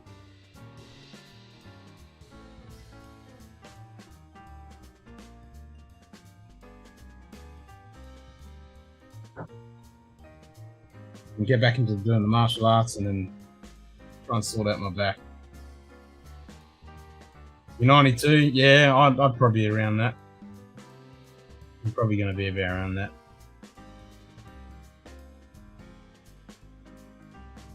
And I'm not huge, but yeah, I do have some padding I need to get rid of.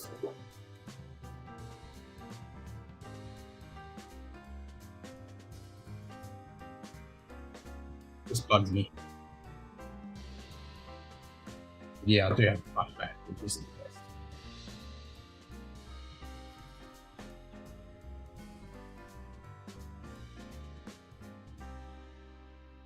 And I know sitting on my ass all day isn't conducive to it, that's definitely.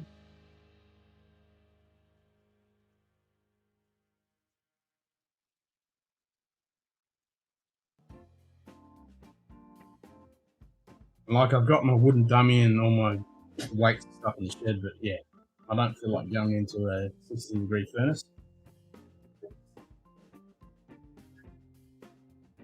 And hopefully soon, touch wood, I can get the loan approved, and then we'll get a house, and then I can set up my martial arts and actually start teaching classes again. Because I actually ran a martial arts school before COVID. I closed it for about 10 months before COVID kicked in. That was good because I was getting some good training, getting some good guys. But then obviously the numbers fell off and COVID hit, so that fucked that. I had to close the school, which I'm still bummed about. But yeah, there's a guy who moved down recently and he's been nagging me to do some training, so probably going to ring me tomorrow actually and be like, yep, let's do some training.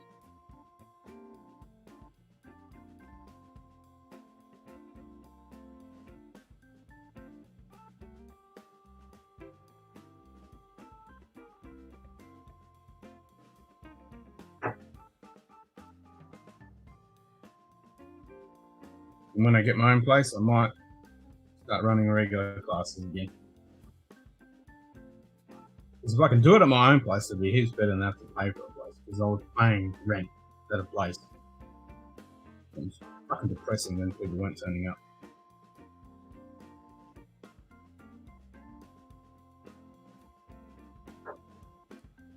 Ah, that's what happens.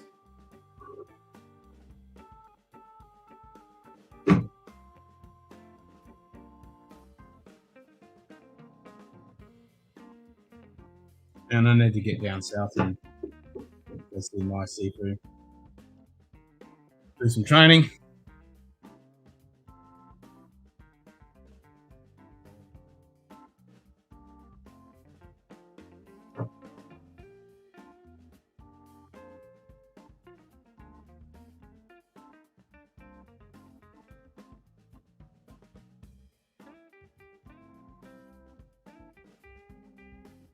Yeah, having a fuck back does not help at all.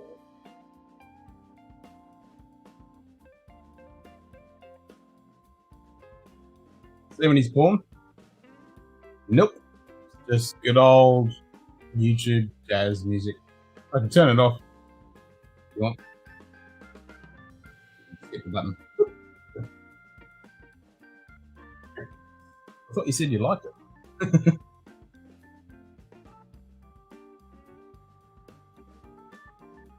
Yeah, you said digging the music.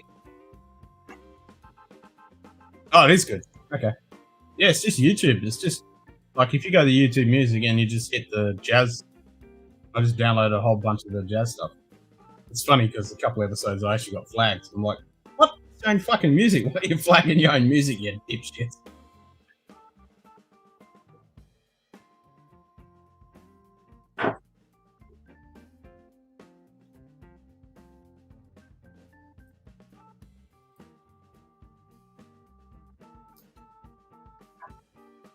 So this Aaron Portwood is kind of meh.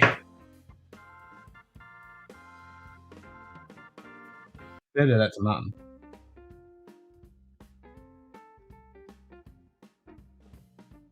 So we did do the review of this tonight. Of the Being Rec 21. Excuse. Temporis.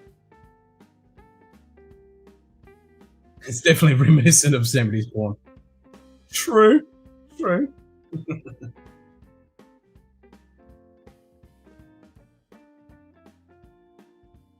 it was actually, I've been meaning to actually download some more stuff from YouTube. It's the only thing you can play without getting flagged.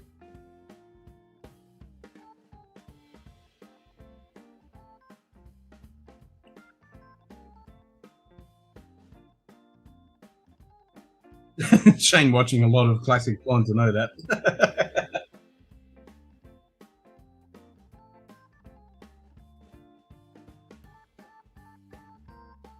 Nothing wrong with some old 70s classic porn.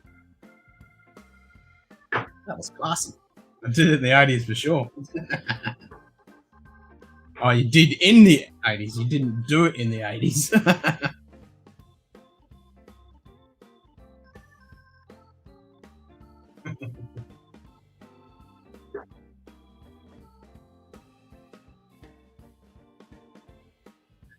Everybody was a bitch. Wasn't it all? Wasn't it for all of us? Not looking forward to when my boy starts going through that bullshit. Hopefully I'll be in my house. We'll be down the other end of the house and you can do whatever he fucking wants. At least they got the internet these days. We just had magazines. And VHS tapes if you could get them. Now they got the internet. Lucky bastards.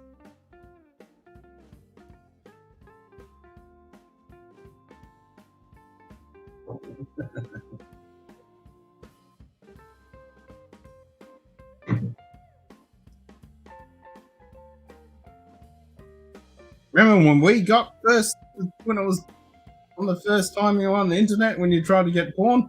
It was a picture and you had to wait every line for it to come down. Still no word. Fuck, man. God damn.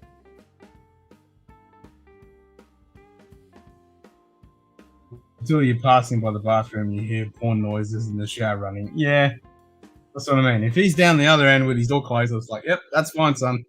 You just do what you gotta do.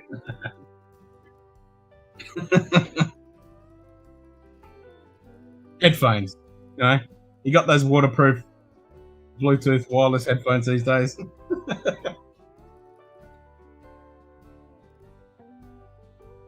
Have to put the old shower timer on.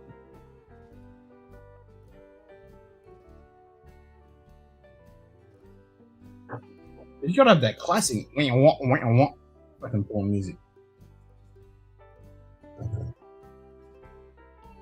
I mean, this jazz music's a bit more classy than all. Right, well that was a bit meh. Let's go Quinta Rubin. See if the Spartans knocked Quinta Rubin off its post, which I'm thinking it has.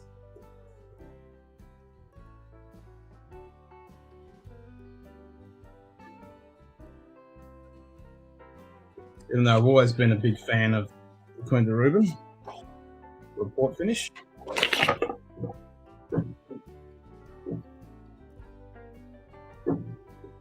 Once I kill this bottle, we're going to do that episode. I'm going to do it blind. I open the fresh cork top on the 14. I've got another one of the 12.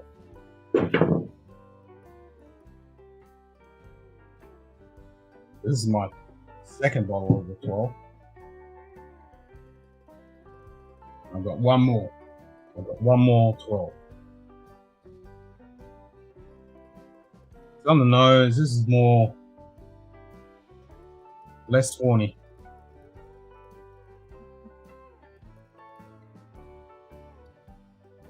On the nose, I would definitely say that Martin's better.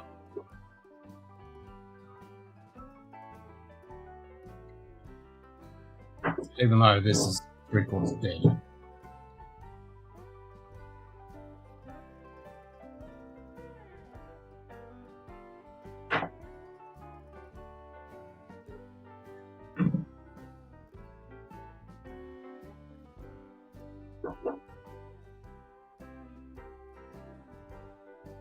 Yep, we'll sort it out. No, Chris should get onto that. I mean, he's got a bunch of bottles to sort out. I think everyone sent their email details in. Now we'll sort that out.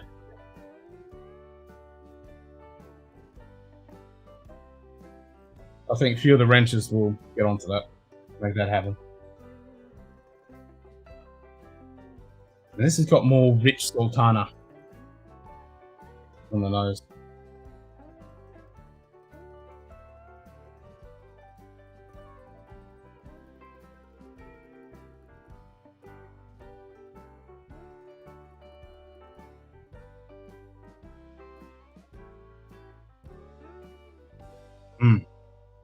Oh, well, that's good. I was about to say that there was a bit spiky with alcohol, but that finish, wow. A lot sweeter, sultanery, rich chocolate.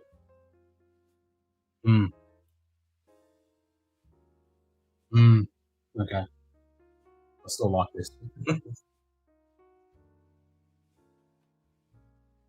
That tomato is nipping at the heels. God damn.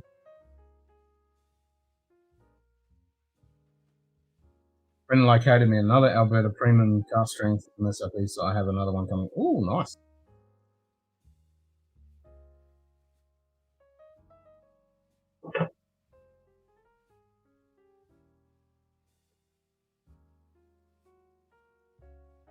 So you back home now, Shane?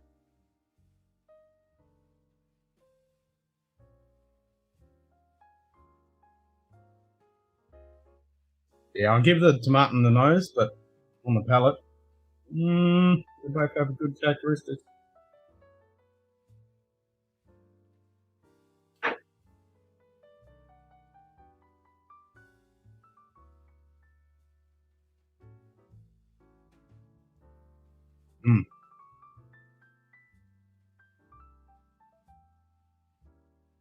Still New Orleans?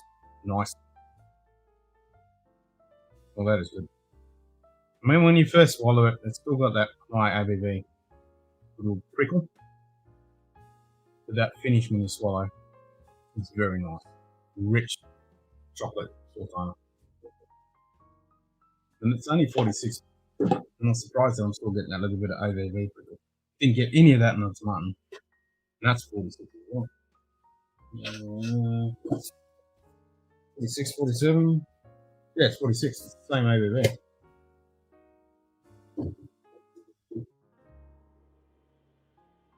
It is a treat. It really is. Do you like the 14 or the 12 better? I've only had a little sample. I haven't cracked that 14 yet because I want to do a comparison between the 12 and the 14 first pop. Yeah, this has always been my number one pour finish. But that tomato is definitely starting to just give the old Quinta a nudge. You haven't had the 14? Okay. I've only had a sample, so I can't really judge it against the 12. The brie barley, I like it. I've got a sample right here.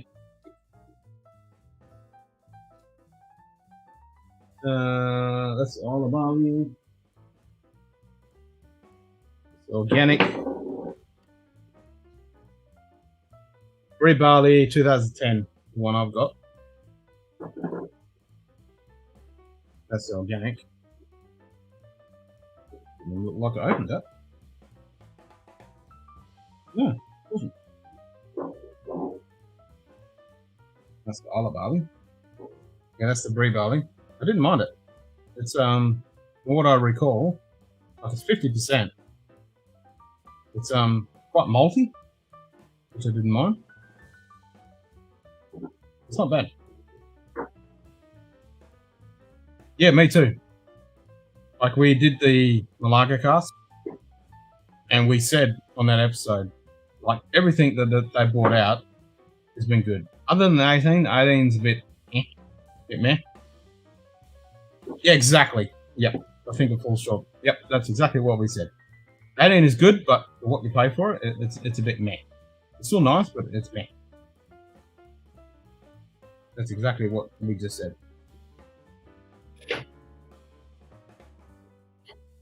Everything else they do, I mean, they're all a winner. They really are. I certainly have not been disappointed on any of them. And I've got the Stella Cake, I've got 2 bottles of that, I've got the Portwood 14, 12, I've got the Malaga Cast, I've got the Bell Culture, normal 10. I've had the Next Door, the La Santa, the Jutac, the one that starts with T. Can't remember what it is. Travel editions are interesting, but all good. Yeah, no, that Glenmorangie, they do some bloody good stuff. And they were the OGs are doing different cask maturations, and they are really keeping up the game.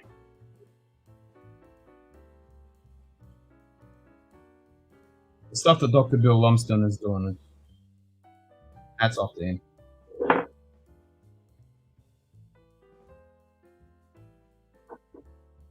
You found a Signet? No, grab the Signet. Signet's good. It's a little pricey, but it is good. Yeah, it is high, but it is very nice. It is very nice. They're all good. They really are.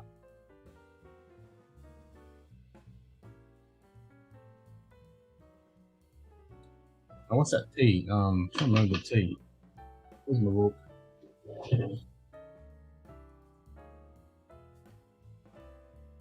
225. Yeah, the Signet. Yeah, the Signet is good, but it is a little pricey.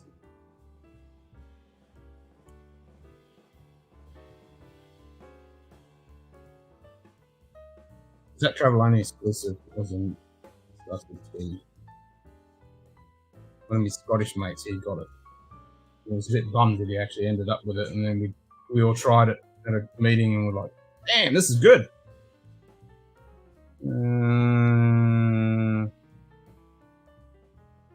Color cake, no. Hectador Santa was Alta. Alta's pretty good. Tribute, no.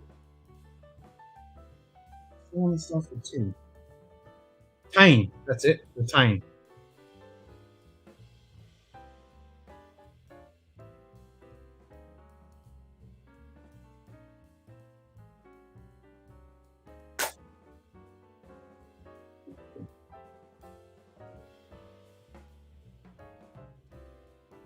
Yeah, I'd grab the Signet. No, not the Tribute. The Tane.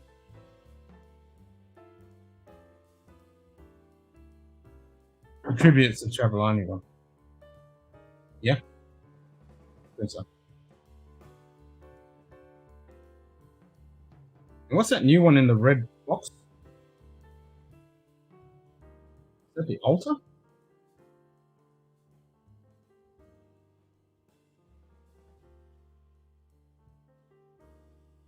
The Sana, Altar, Rockolda, I love along with the cake and printer. Yep, I love all those too. Yep. Yeah, that Bacolta is fucking all good. They really are. Like Keolila, everything they bring out is good shit. They're one of those whiskies you can recommend to anyone and say, yep, just grab any Glenmorangie, because they're fucking good. G'day.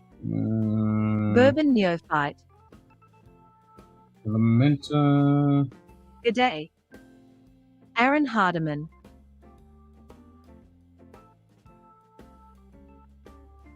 Alta. Yes, the Alta's the new one, isn't it?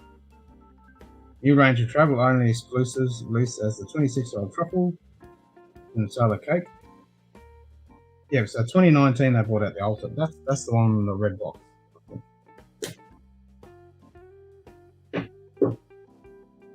G'day, Aaron. How you going, mate? I just pick up the Alta. Is that the red box one? It's like red box with white stripes on it. I think it's that one.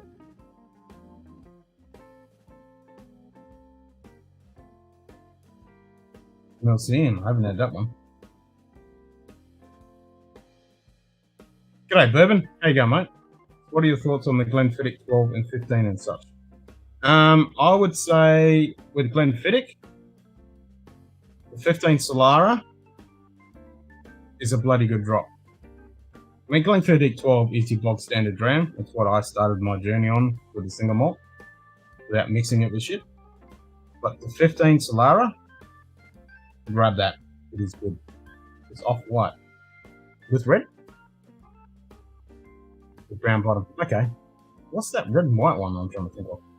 I was hoping more with the Alta. Alta's not that good? Oh, I'm bummed out. Mizzling, is that the red and white one? Maybe that's the red and white one. Yeah, the 15 Solar is fucking good. I keep saying I need to get a bottle of that because I haven't got any. But if you want to grab a 12, grab the illicit still. If you can find that, it might be a bit hard to get now because it's only a end of the year special release they're bringing out. Vigilant, the red and white. Yeah, that's the one. And the cord is brick and red box. So maybe it's the cord. I knew it was an A. Yeah, it's the cord. Thank you, JD. That's the one I'm thinking of.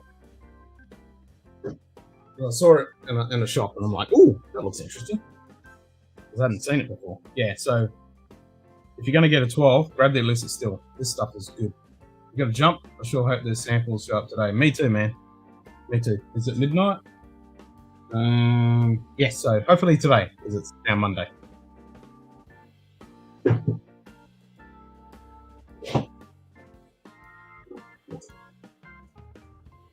Cheers, mate. I'll let you know. As soon as I know, I'll take a photo and send it to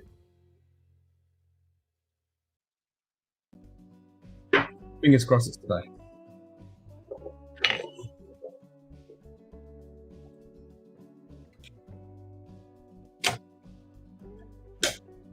Only neck pour so far on the altar. Just comparing it to the new magic card. Yeah, so yeah, don't be too hard on it if it's a neck pour. Just give it a bit of time. See how it goes.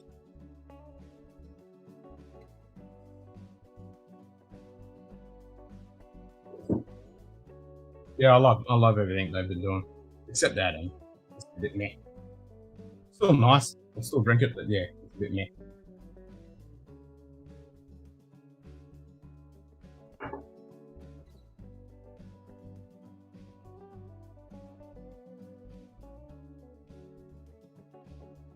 Yeah, with the Glenfiddich, don't bother with the 18. Grab the 15 Solara. 12 is just good old bog standard. And then they've got some, I think it's the fire and cane, which some people do like, and they've got some other stuff which is really good. Love the Taylor cake. Big fan. I got 2 bottles of that, and my first bottle's 3/4 dead already. Yeah, been smashing that. You have the 12 and the 15? Yep. 15 Solara is good. That's a nice top.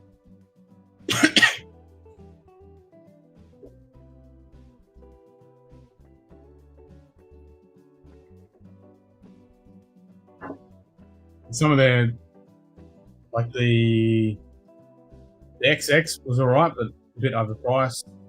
The code, that was gimmicky. And what else was one?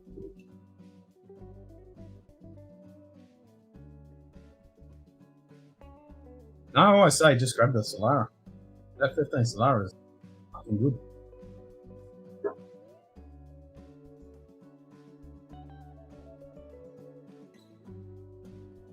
There is another one, I'm trying to think of it. It's not bad. Oh, it's in the white bottle. It's a bit expensive with the frozen grapes. That one. I've heard that's really good. It's not cheap though. Ice something or other. Brian ice, something like that. That one's really good. White bottle with a stag on it. I wouldn't mind getting some of that.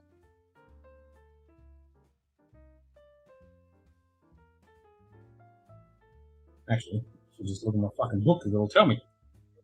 Let's look at some good picks up to my collection.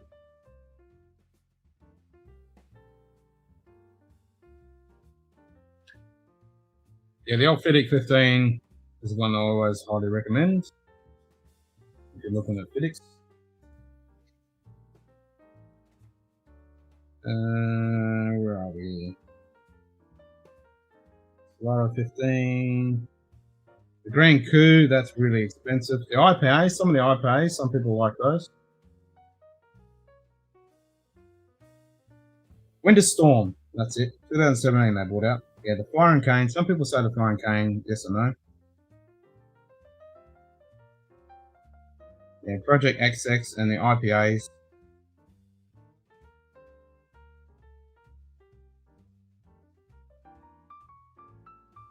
Yeah, the Solara is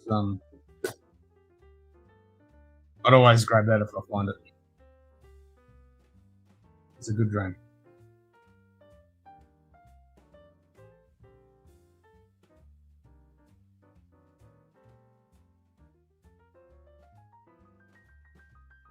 I mean, the 15's always good, a little sipper too. I mean, the 12. But yeah, this, with the Glenlivet, 12, this is good, unless it's still. I like this.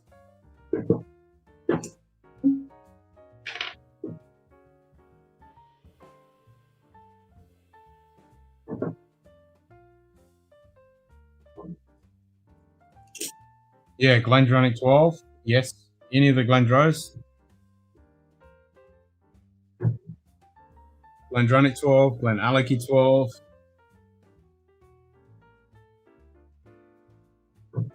Borna 12. Klein Leash. All those are really good. I mean, what have you got in the way of Scotches? What have you had so far?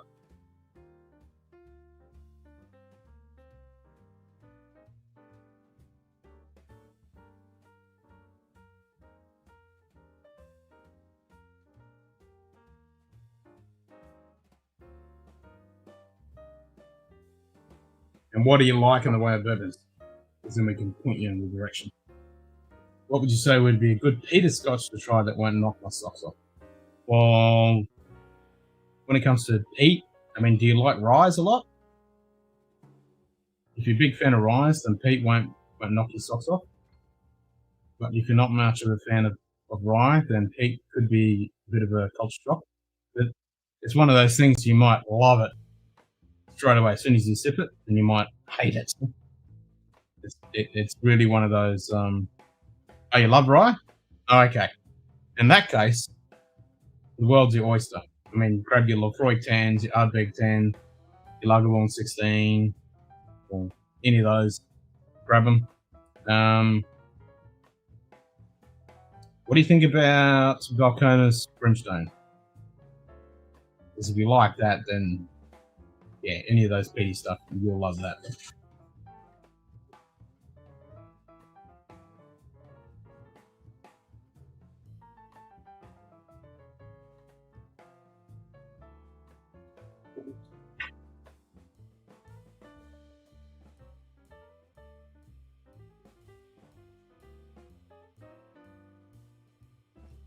Oh man.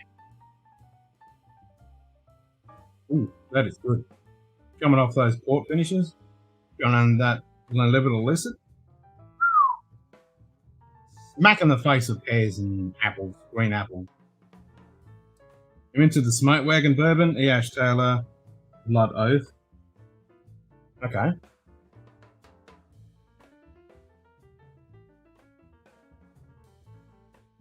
mean, damn.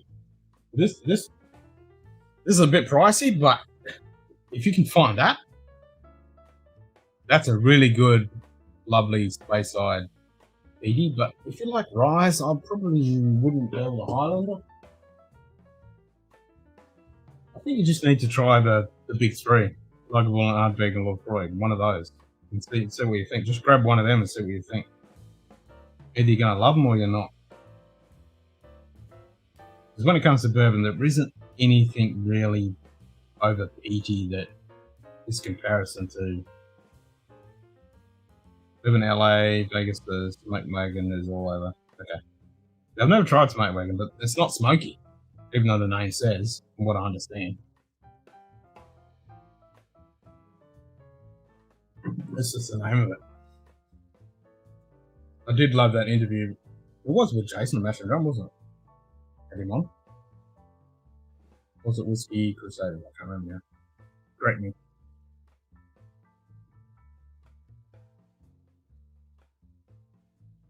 Was it Jason? Can't remember now.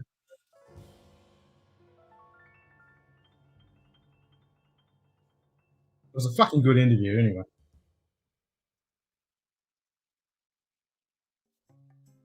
And I finished watching Roy with Ian McMullen today. Fuck. That was so good. That was an epic episode. Great interview.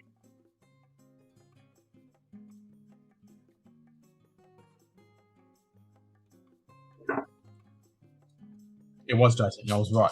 Thank you. Yeah. Thought it was. Yeah, that was good.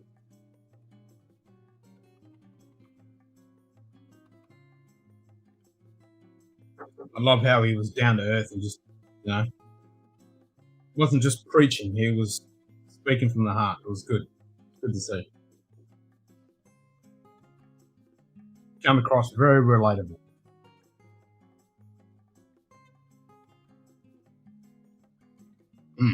This is still good.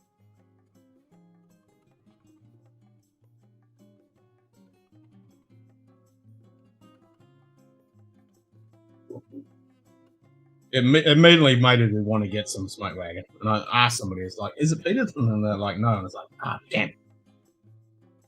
I was a bourbon junkies.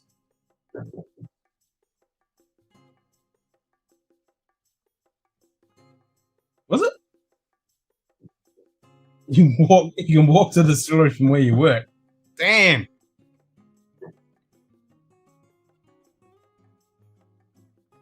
Oh, they both did it. But Jason was the one who did it recently, yeah? Yeah. I think Bourbon Junkies had it on. Had him on as well. That was a while back. Yeah, I'm talking about the last one. It was just recent. I think that was Jason. That's the thing, there's so many channels and so much stuff you watch and you mix up who does what, when, where. A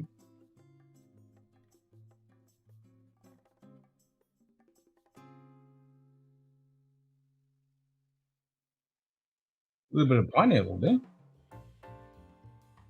Nice.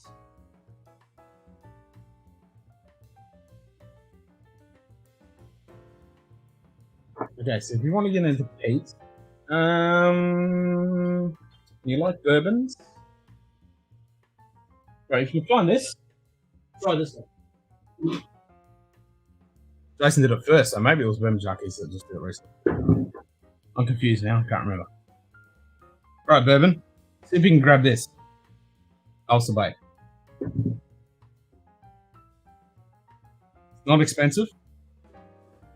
It's done by the guys down south in Scotland. But this is really sweet and quite smoky. I think this will appeal to your palate with Ben bourbon. Because you've got that sweetness, but you've got that lovely smoky characteristic to it. It's not the iodine-y smack in the face peat that you get with a typical Islander. I think you might like this.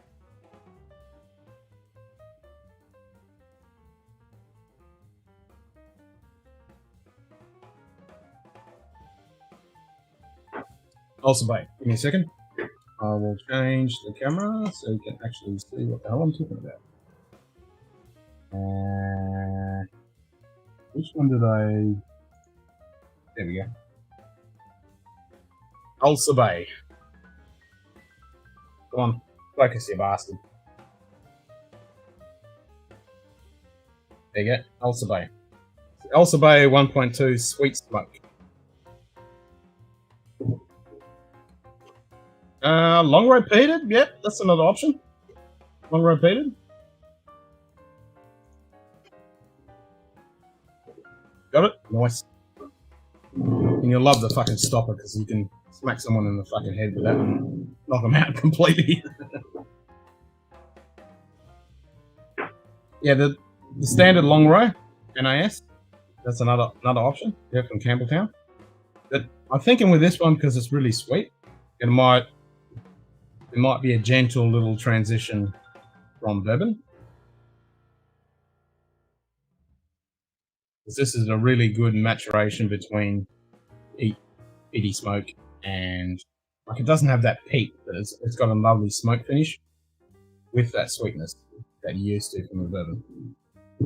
So I think you might like that one. But the long row peated is a good one as well. So if you like this, then you can go into something like a long row peated, some other Highland peats. and then jump down to Ireland, get the iodine smacked in your face. This won't break your bank either.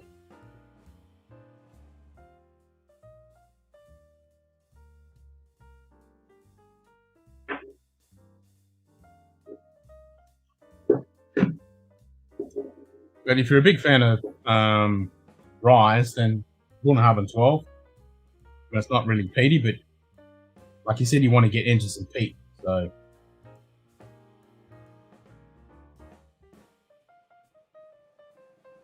oh yeah, and Shane was in here just recently, and I thanked him for his bottles that he put in too.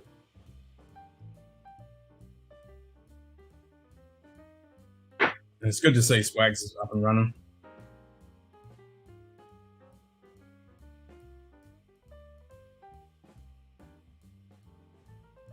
Oh, you saw that? Awesome.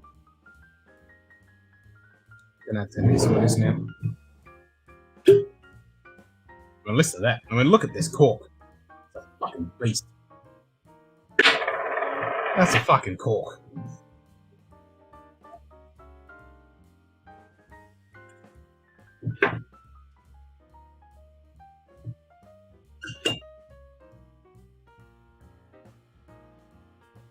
Yep. Yeah. I love a good bourbon, but my first love would be Scotch. But saying that, I love all alcohols. Yeah.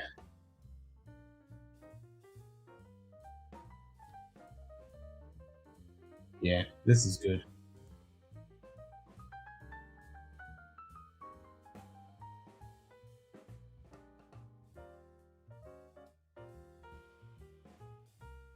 Actually, I need to check on that empty bottle that I added that water to see if that cork is not. Oh yeah, it's tightened right up now. That's heaps better. Yep, that's got heaps better. Resurrected that cork because it shrunk. Something chronic. It was literally like 3 mil. It shrunk. If you turn the bottle upside down, the cork just fell out.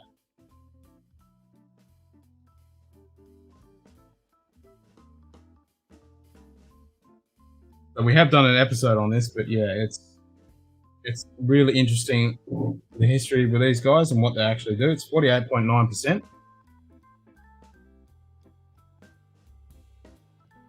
Oh, you started on Scotch.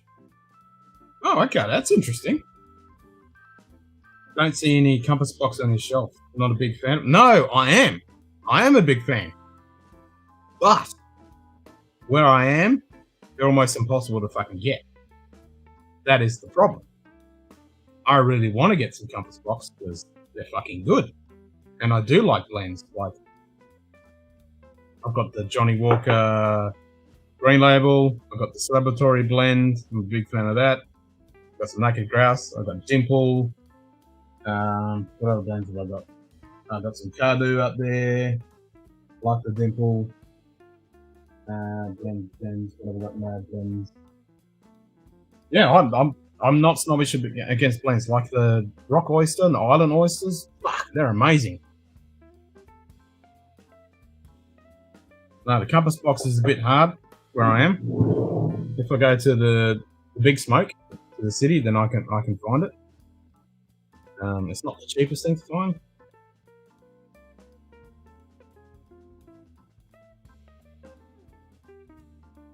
Oh, really?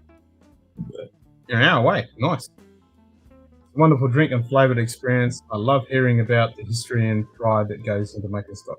Awesome. That's good to hear because I love talking about the history and stuff. From the 50 compass box Peak Monster. Yep. Not a bad starting point for Peak as well. Yeah, that is true. Peak Monster.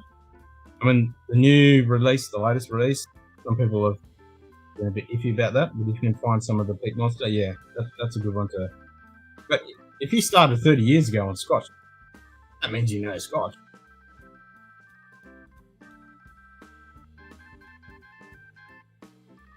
That's interesting, though. then you turned to whiskey. So in your 30 years ago, did you have any peated stuff?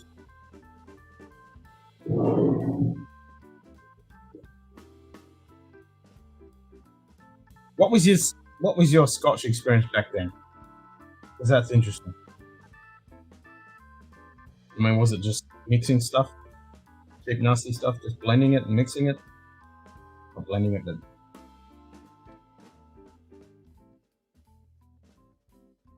First years was tough. It always is. Like I've said it a few times, but my first experience on a single malt was the Glenfiddich. And I thought this was good shit. And I'd quite often drink it. And sometimes I liked it. And sometimes like, yeah, that's what happened to me. I was young. Is that an E.H. Taylor you're holding there? Nah.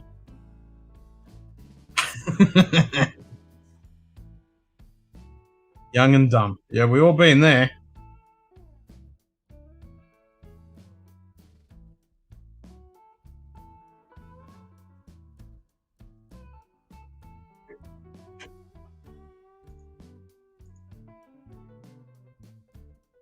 Small batch.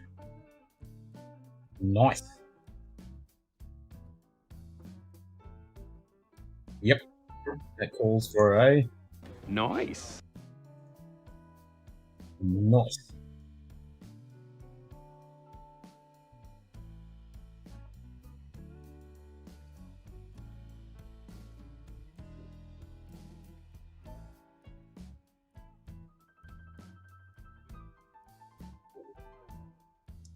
Oh yeah.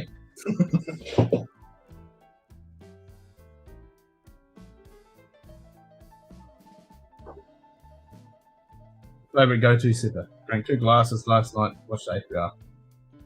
Awesome.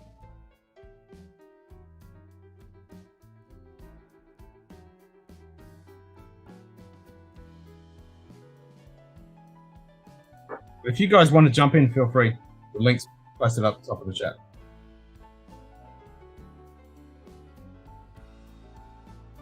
Click on it. Come on straight in. Don't have to store nothing, set anything up. OBS Ninja is my weapon of choice.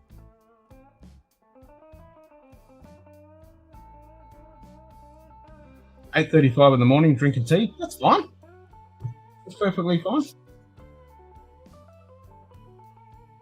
I mean, it's 12:30 on a Monday morning for me,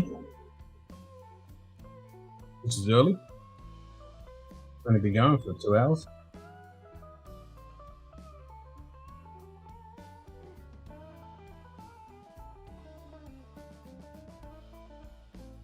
I do like this also, mate. This is my second bottle. I think it's only like $90 Australian. Happy Monday. Cheers.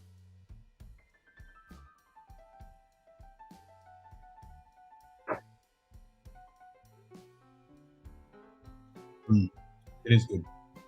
Me and Scotty love this stuff.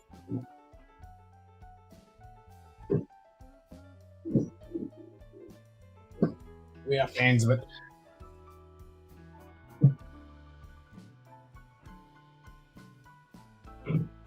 Oh, need to get some more water. Back in the stick. I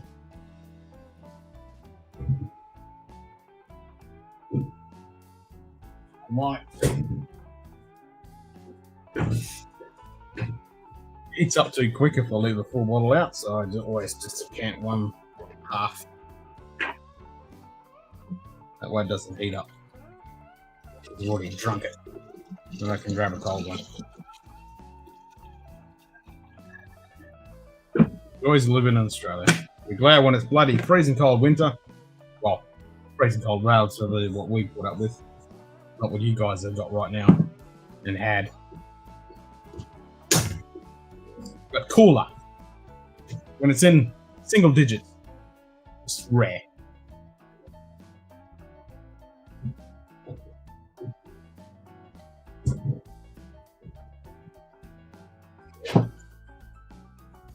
It's currently like 25 Celsius and 85% humidity or some bullshit. at 12:30 in the morning. What is it? 22 degrees and 90% humidity. So, it's fucking shit.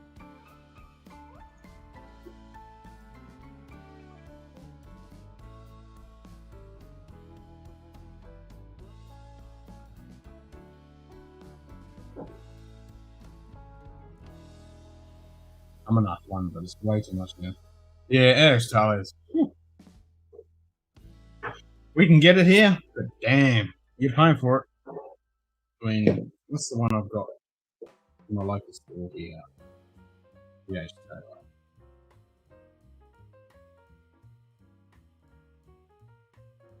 we've got an EH that's sitting on the shelf, and it is currently $385 Australian, small batch. Yeah, it's just EH small batch. 100 proof. And Stag Junior sitting right next to it. Just a bog standard. Stag Junior. 64.85 ABV. $350. Well of 12. Just sitting there. $250 Australian. Fucking expensive.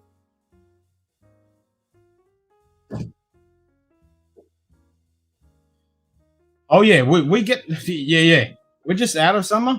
We get that all the time.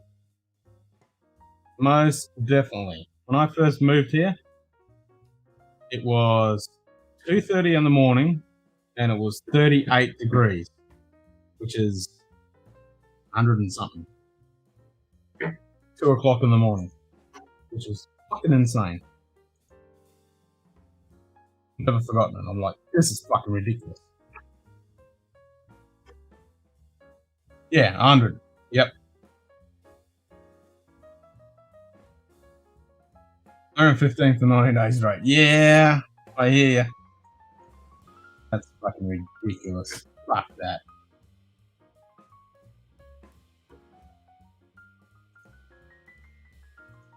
I mean, we're in autumn now, and it was still fucking 35 today.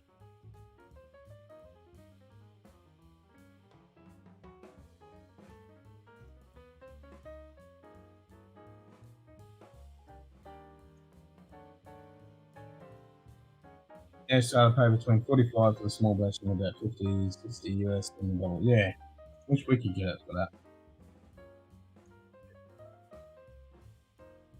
Yeah, it's autumn, and we were 95 today. And it's 90%, almost 90% humidity right now. Like almost 1 o'clock in the morning.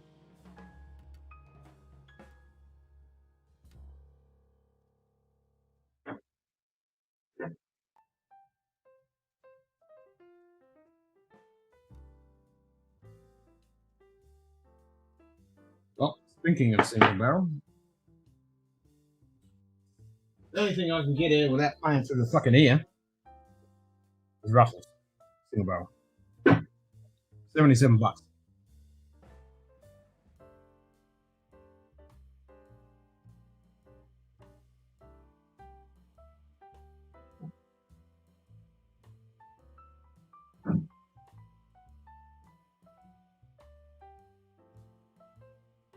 Yeah, 115 at summer, and most nights 100. Yeah, yep. Fucked, isn't it? Fucking insane.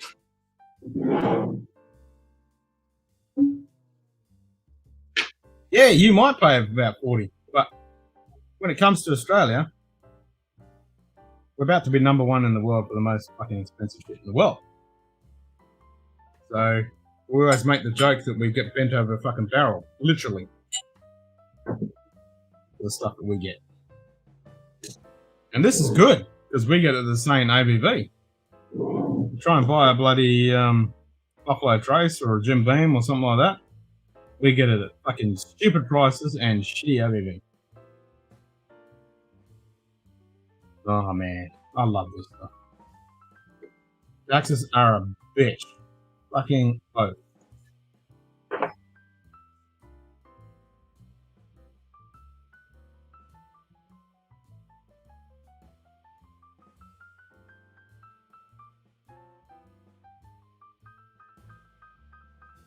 Especially in Australia. I was saying earlier we're going to do a fucking commiseration episode.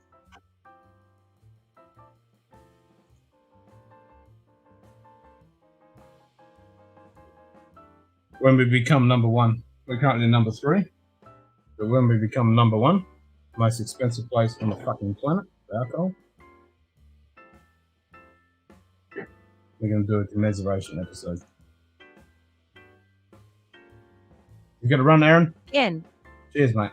just said tax is a fucking bitch, especially.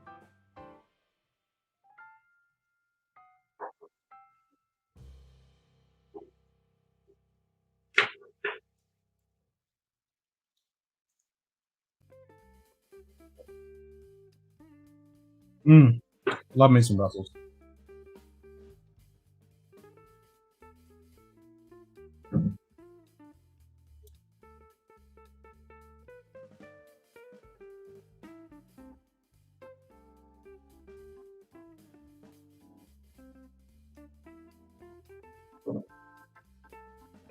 I did mean to type especially in Australia, but taxes are fucking bitch, especially.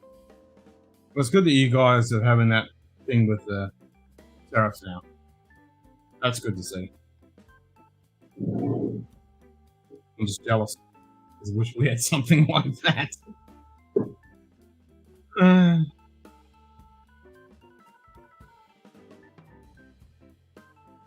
peanut taste.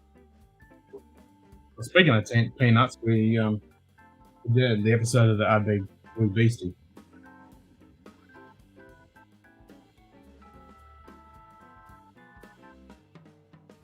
On the Wee Beastie, like the Wee Beastie, I don't think is worth the price. I reckon you're better off spending the $20 and getting the Our Big 10.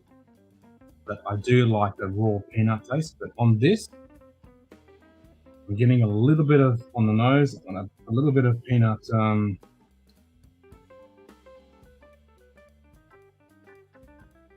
Like peanut paste.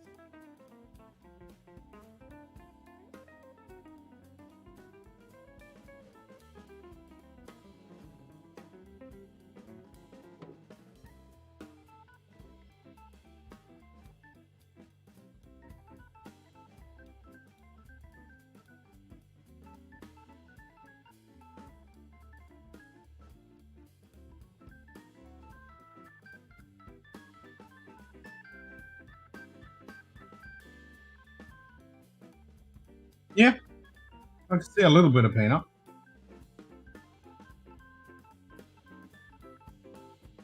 It's not a strong peanutty flavour, but it's not the crunchy peanut, it's like the smooth peanut paste. Odd for a bourbon. Yeah.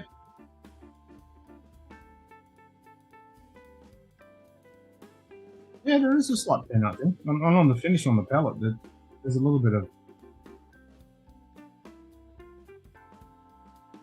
It's like when you put a little layer of the peanut spread on your toast, but that smooth one, not the crunchy, that smooth peanut butter smooth on toast.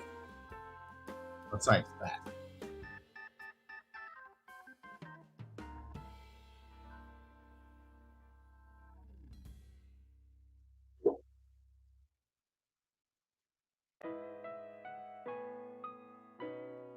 Oh, don't get me started on Jim Beam. I've got a 1 litre white label over there. Fucking 37%. Before you say you can't do that because it's not bourbon, it gets bottled here in Australia.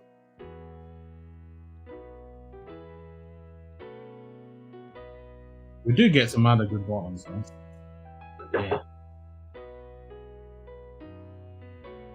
When it comes to Buffalo Trace and Jim Beam products, we get fucked.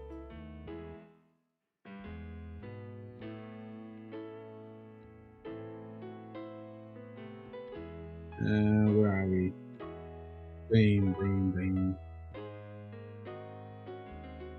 Stupid prices. I mean, we've got a bunch of JDs, different bottlings. Not too much in the way of beam, but I did see some beams. Too many bad memories on beam. I mean, that white label that's 37%. My missus bought because I said, "Oh, we need some beam for cocktails and shit." That's one of the bog standard beams. She ended up with that, and I'm like, "Nah, yeah, yes." Disgusting. I'm actually tempted to have a fucking little nipple of it now to see what it. Yeah. No, actually, I don't want to. It's like fucking Johnny Walker red label. Yeah. That's disgusting.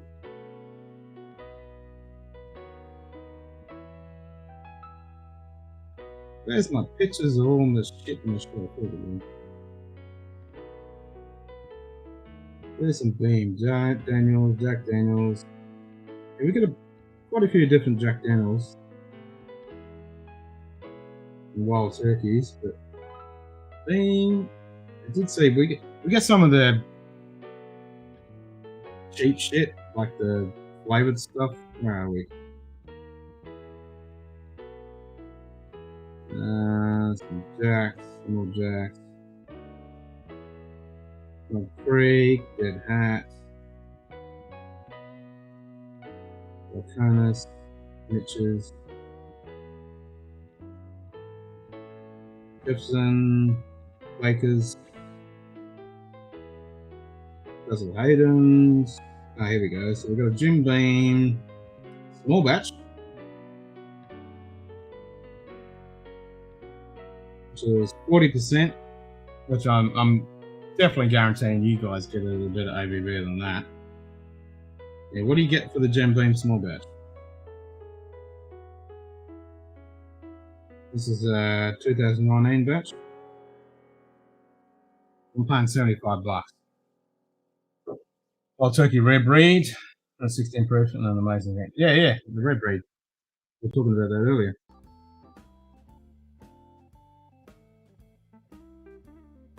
And then we get the Four Roses and the Bullet Rye. Plenty of JD stuff. That Jim Beam small batch, $75, 40%. I guarantee you guys get it higher than that. Jack Daniels. Nah. Can't see fuck all beam. Like a whole pile of the Jack Daniels, apple, fire, honey. They're all cheap and nasty though. Standard JD number 7. Nah, fuck all when it comes to beam.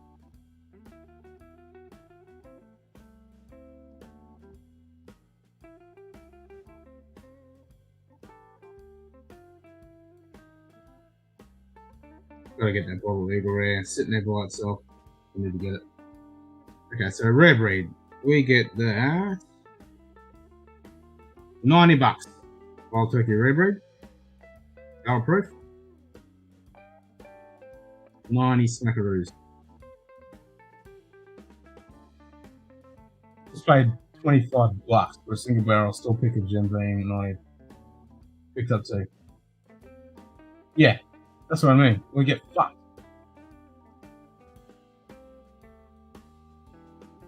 Here we go. Jim Beam Signature Craft, 12-year-old, which is 43%. Guarantee you guys get it better. $81.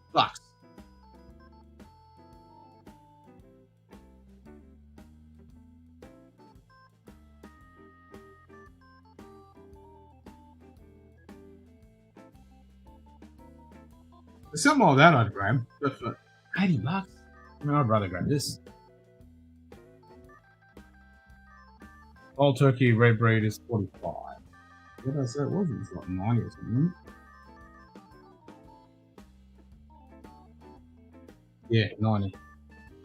So 45, that's about 65, 70.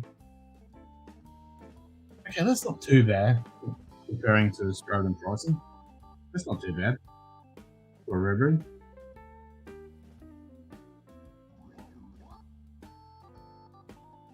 I might have to grab one because everyone keeps saying they're bloody good. I just have bad memories of wild turkey because the cheap nasty stuff back in the day in the 90s. You know, young, dumb and stupid and got fucked up on that shit. And it was years ago when I tried some wild turkey, just the cheap nasty stuff, and I was like, nah, didn't like it. But 101 and the red breed, everyone says they're good, so I need to just grab one.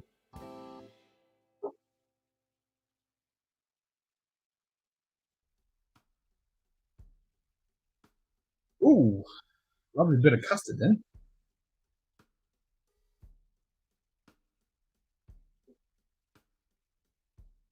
Yeah, we are. I think it's 2.5 litres. You can have.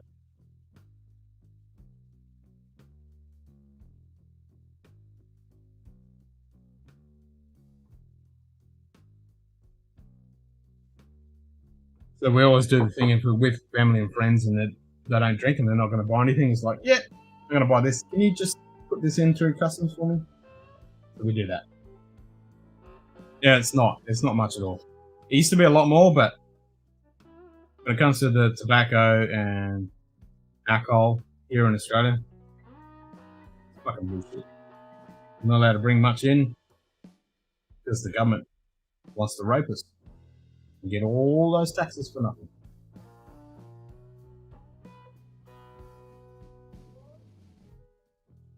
Now, I think it's 2 litres or 2.5. It's not much. Yep. That's what it is. We'll just bend us over barrel and take all our money.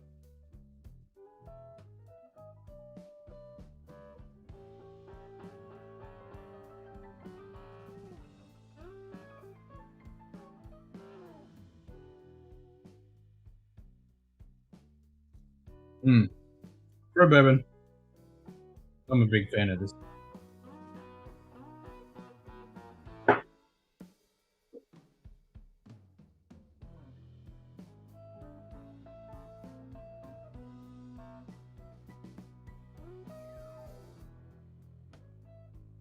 Not bad.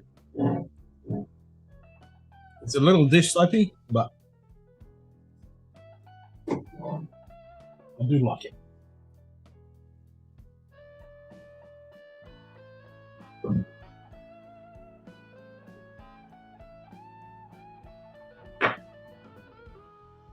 Right, what am I going to have now? You're living vigorously. Nice. Well, that's what I have to do with you guys. Like when I was watching Hot Berry Rolls, it was like lunchtime for me. Same thing. And when Bourbon Junkies are on or Whiskey Crusaders, it's always my daytime in the morning. Something. I'm always like, damn, you guys are drinking great stuff, and I'm fucking working and shit. So yeah, I feel you. I feel you. Well, since it's said vicariously, let's go Victoriana. So this is Glen Scotia Victoriana. Can't have booze on the breath when I go to church. No, they won't look too kindly upon that. That is very true.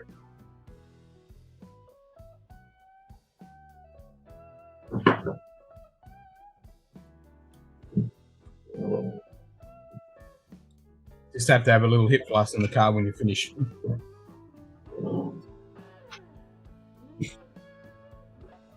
When you get in the car, when you finish, when you pull out of church, you're like, bang, take a little nip. At least you're driving. Don't do that.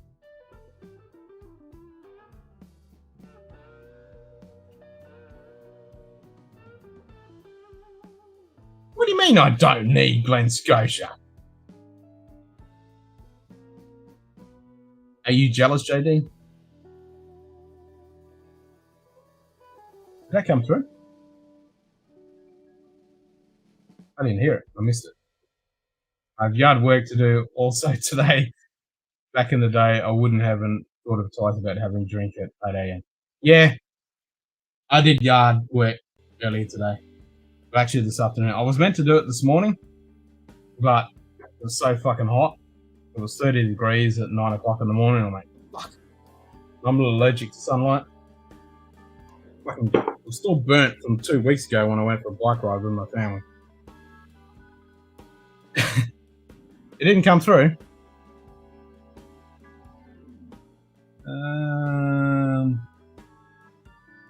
Right, let's try it again.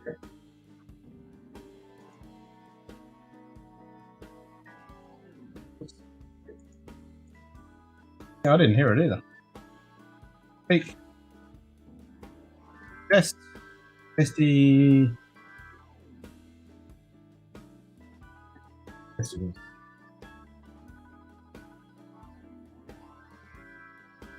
Ken. Just said testy testicles. Yep, that comes through. Yeah, jealous. Right, JD. I will drink this on your behalf. I know you're in a dry place. And I'm hoping that you get your notification of where the hell you're going to be next.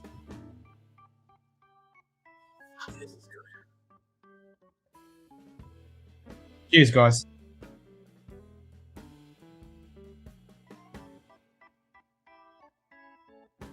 Mmm. Mmm.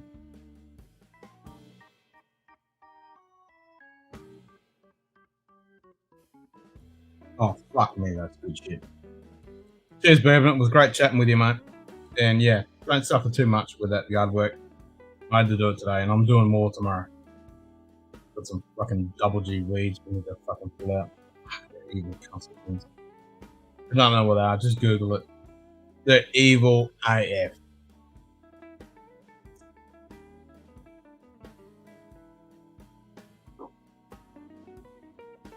I'm streaming constantly, man. I'll be here. Cheers, mate. Catch you next time. JD, did you get the sound on that one? The testicles? Try your sound. Say something. See if I get it.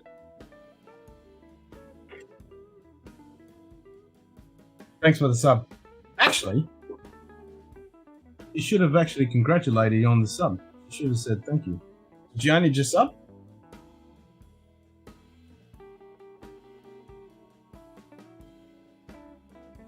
As if he's only just subscribed, she should have actually said thank you for subscribing. But if you subscribed earlier, like a couple of weeks ago, then it wouldn't come up.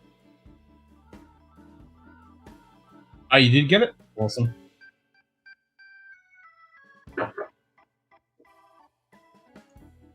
Nice. That is working. Good.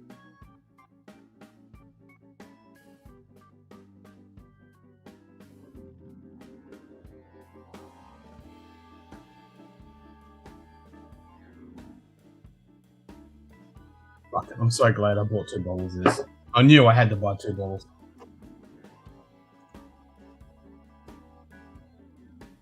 I would have fucking regretted it if I didn't. I'm actually regretting buying only 1 bottle of the Temporis. Because we did the review of it tonight. And the guys were all... They definitely liked it. And I did say, I think the guys are going to like this one. And they did.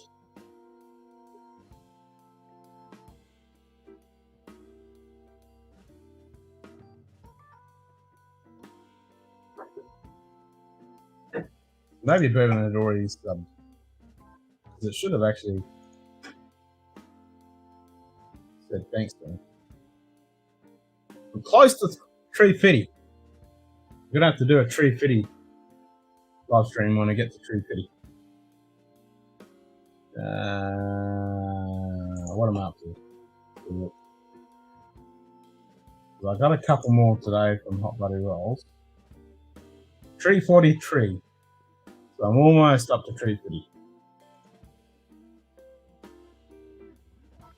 Oh, Edredor 12. Yes, please. Yes, I need to get some Edredor too. Everyone keeps fucking talking about them in Discord and shit. Keep showing them off, and they're all dark, and I'm like, oh. And then we keep saying that Edredor's like sherry beast mode. Yeah, they're making me pining for it.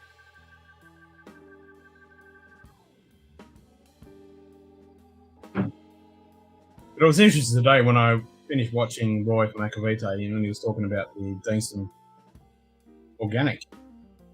And he said he loves that because it really comes through with the Deanston spirit and that malty thing and everything like that. And that's what I get from it. I'm a big fan of it. And he said it's not, I wouldn't recommend it for a beginner on their journey of Scotch.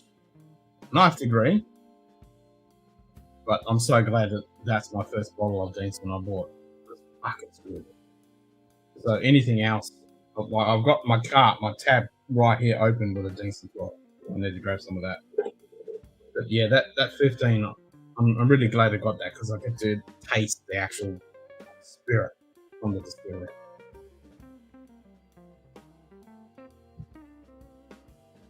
So that's my next pour after this. After I stop having orgasms of sipping this stuff.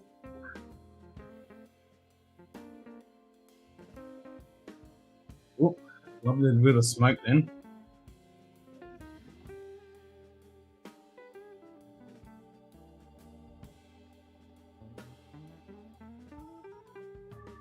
Mmm. Mmm. That's my honest opinion on this. Mmm. That's all the words I can come out with. Oh, you saw samples of Edgerol? Or are you talking about dancing?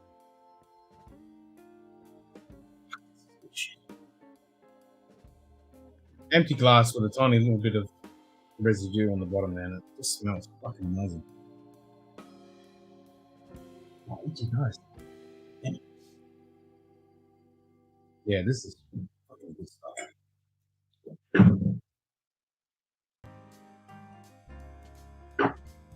Right, put this way.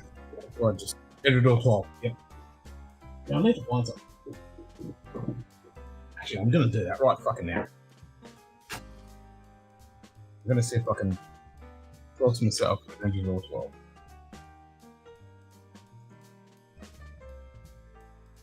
Everyone fucking talking about it, and I'm listening out.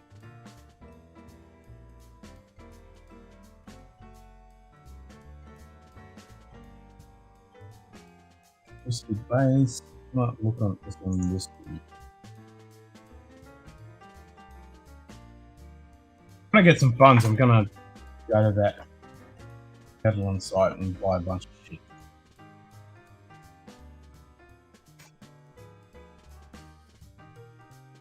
Draw 17.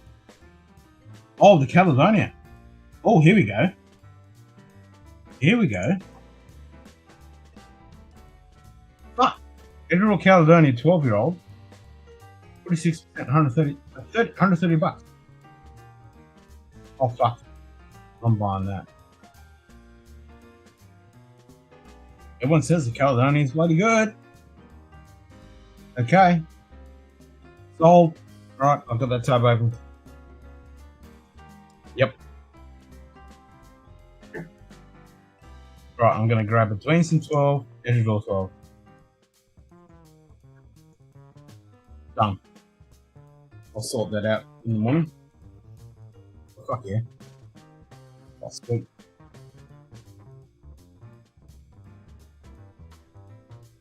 Nice. Nice. Nice! Nice.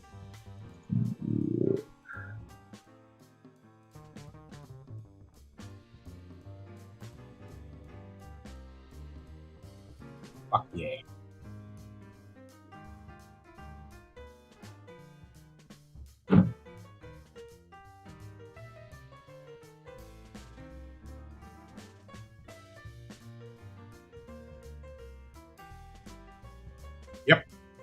Wait, I'm getting it. Now, I said I was going to test the one.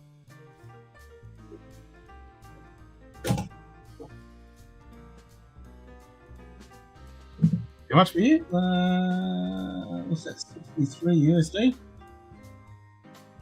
So that's what, $80 Australian. So 120 for us. Yeah, that's all right.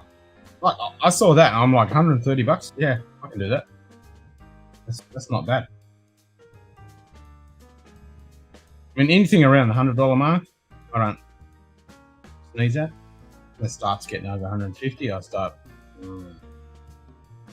looking at pricing and stuff. But yeah.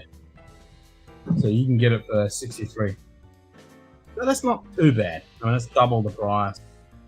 77, what is it? 77, 76. What's the fucking exchange rate at the moment? I sent that stuff to Swag, so I didn't even look at the exchange rate. C.com. What's the current exchange rate? We're looking at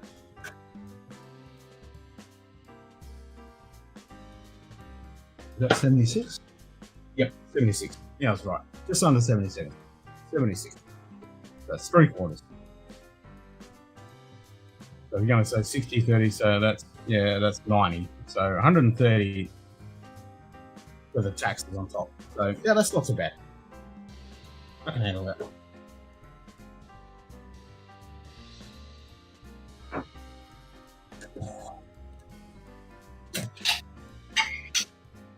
Yeah, I'm gonna grab that.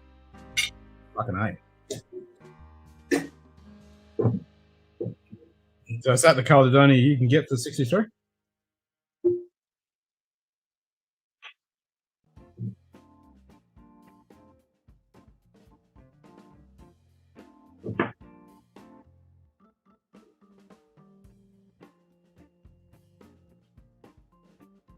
Oh, that's a nice stopper. Oh, fuck yeah. That's sexy. Ooh, I like that. Check this out.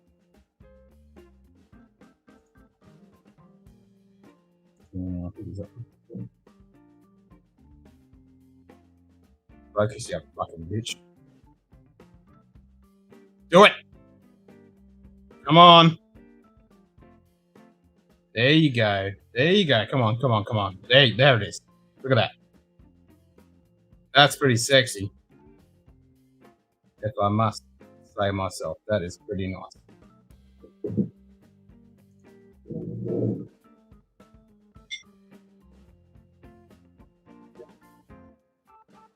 Oh, the Belgian. That's the peated one. Oh, I want that. 98. Ooh. That's the peated version, isn't it? I can fly this thing right then. Keep hanging around, fly. You're gonna die.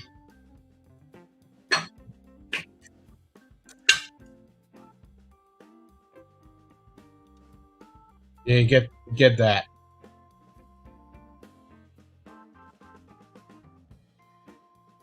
God damn, I want to see if they got the Belgian then. What have they got? 17-year-old. I can read that. Put it on the screen. 17-year-old, 2000 Barlow cask. Oh, they've got Belgian. 10-year-old. What have you got? You got the cask strength, haven't you? 55. It's the Bordeaux. I can get a Edgerville Belgian 10-year-old single malt for $98.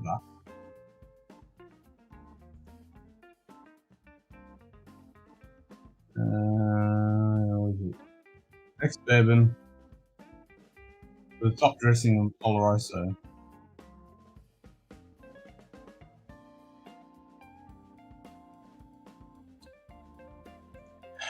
What's the one I'm thinking of that's peated?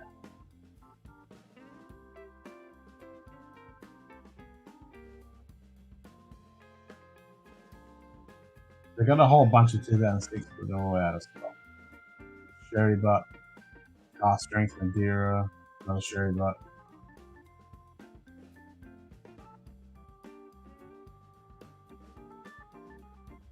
Nah, I think I'll just grab the Caledonia.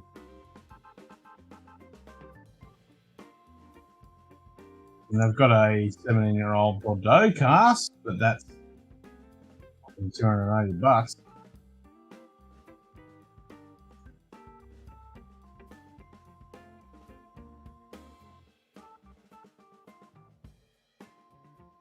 The Caledonia ex-bourbon cask, followed by an Orossa finish for 4 to 5 years.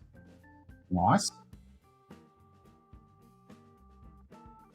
It's 46% natural colour. It's non-chocolate, isn't it?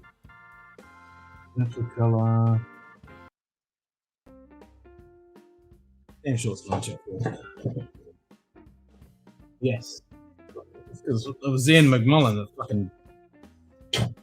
What's that? Is it Ian McMullen? Original? It says it on the fucking tube. Looking at the picture. Natural colour, non-chill filter. Wooden box, 500 ml. Yikes. Yeah. Oh, the 2005 12-year last drink. Okay, yeah, that's a very snazzy special bottling, that one. No, I think I'll just grab the Caledonia. I'm happy with that. I will purchase that tomorrow. Well, later today.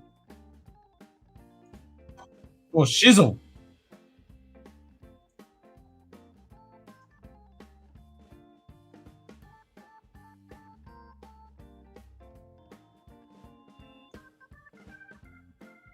Hell yeah.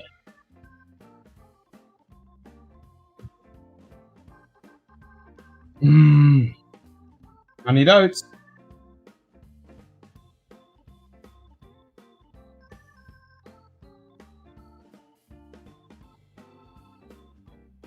Gnosis 48 or something.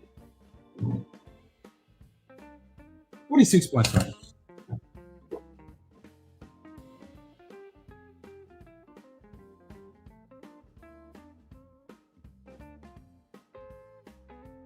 Yep, honey oats toast.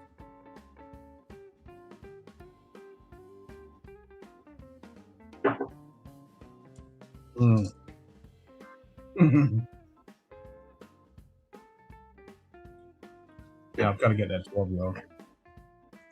That 12-year-old is $85. Oh, fuck that.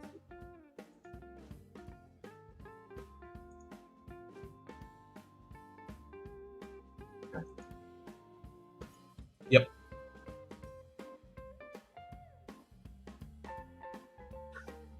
And then we got the spot. Oh, what's up? Yep, gotta get there. It'll be cool to compare this against the 12-year-old. Like Roy said, I mean, this has that spirit come through. And I can't compare because this is only doing something like that.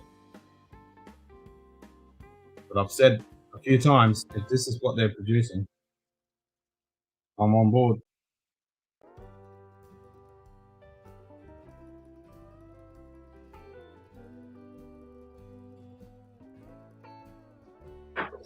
I wonder if she says shite correctly. Let's try. Today. Floyd Ian 06. Tim, how you going, mate? It's Ken. a 15 organic. Just said this is good shite. Oh, she did say shite. Nice. That's what I want to hear. Yeah, I was just waxing lyrical about this because this is the 15 organic, and I was watching. I watched the rest of Roy Akavite's with Ian McMullen, and Roy was saying he loves this stuff, but he wouldn't recommend it to a beginner because it is spirity. But I would have to disagree. I mean, I'm not a beginner, so but I love this. Honeyed oats, and you get, oh man, it's so good. Oh, she definitely swears. I mean, you can say anything you want. She will swear to your heart's content. Are you going to come back with your gym account? Nice.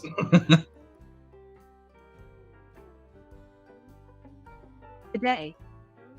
That's Jim better. Morris. Nice. She should. Is she going to announce it? Come on, she should announce it. There it is.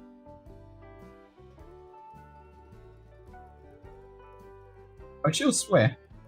I mean, you can say whatever you want.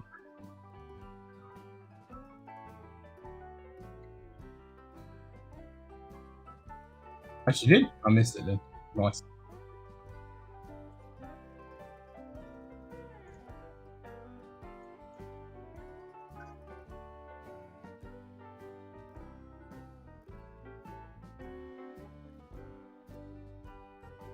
Ken. Just said tittles. I want titties.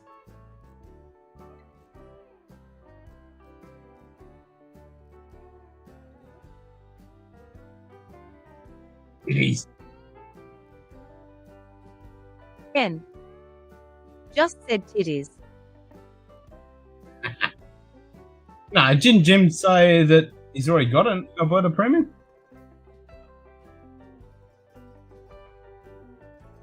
I think you already said that, didn't you, Jim? An HBO stream.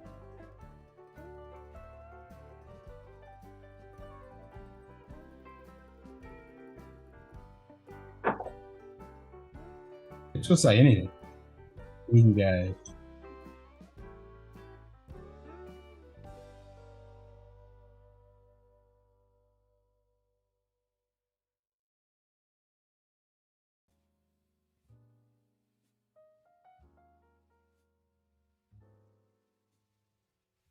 Ken. Just said fuck fucky fuck.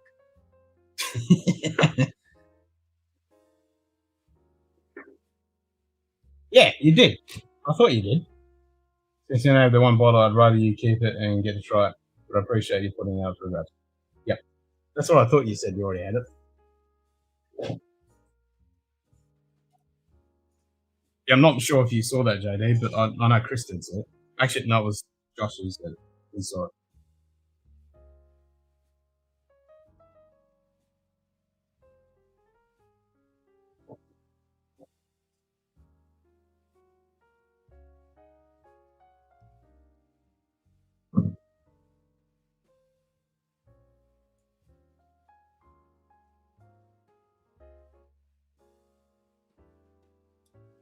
Oh, yeah. JD's got some shit, Jim. And he can certainly get you some stuff. He's my dealer.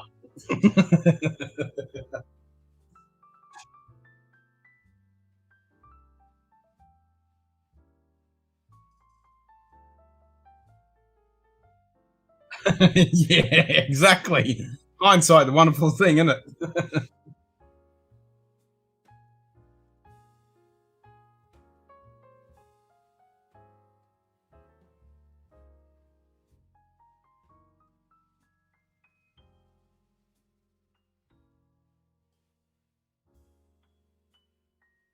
JD will hook you up, Jim.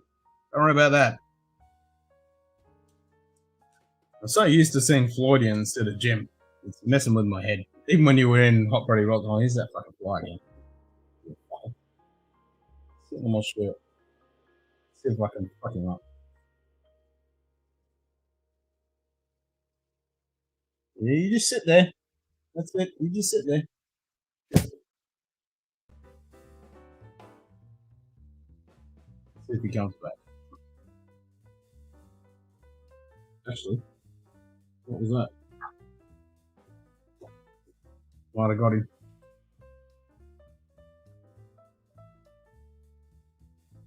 I let him have a free reign, like in 3 hours. I think that's enough. Actually, more than that, because he was fucking buzzing around while we were doing filming.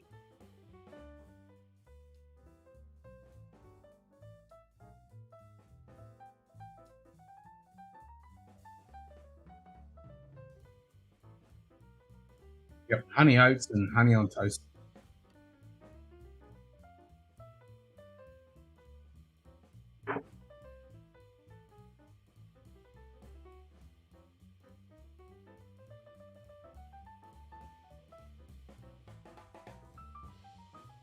What about a Lucky 7 Joester? Never heard of it.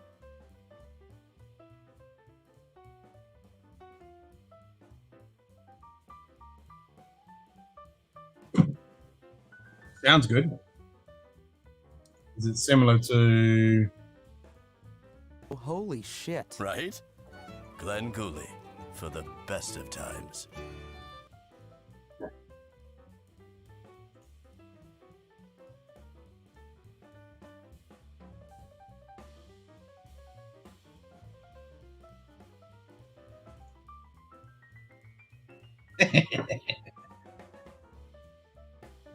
Gotta love Archer.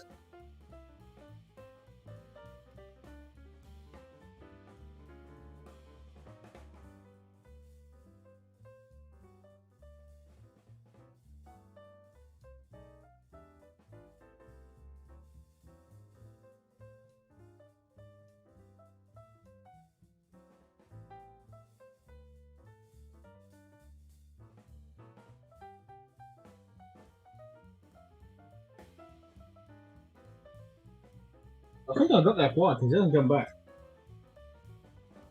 At least fucking scared him the fuck away.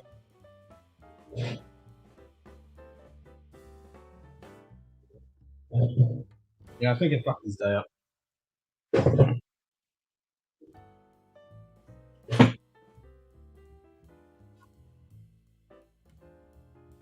Nice, there you go. Sorted. Boom, boom. Nice.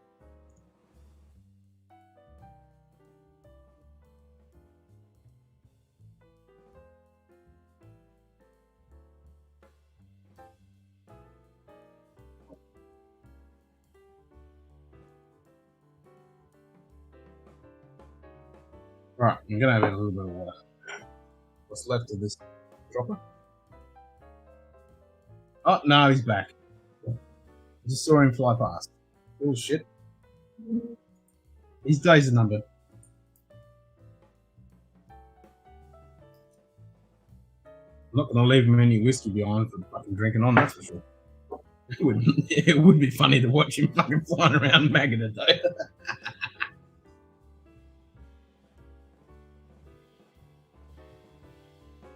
Sweet. Cheers. That's awesome. You guys sorted that out. Wicked. I love that shit.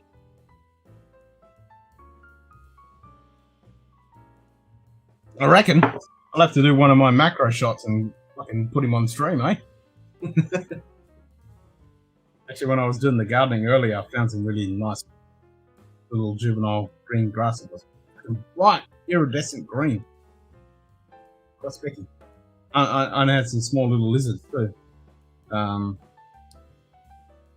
Similar to a skink. Listomacrotis is a scientific name.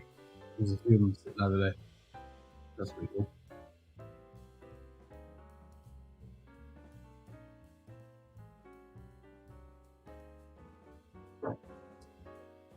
Yeah, that fly and a bunch of others. They hang around. Fuckers.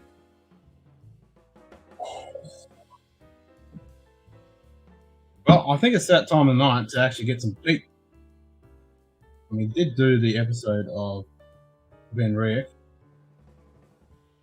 and the Hardbag Lee Beastie, and then I went straight into had a beer, then I had the Firkin Hot More. It finished, Hot More finished. I reckon it's now time for some. You smell the peat? Peat. Pete? Who the fuck is Pete? They get it from the ground, then they dig it up. Cheers, Rhino. You dig it up, you throw it in a drink, and you're wondering why it's barking a shite.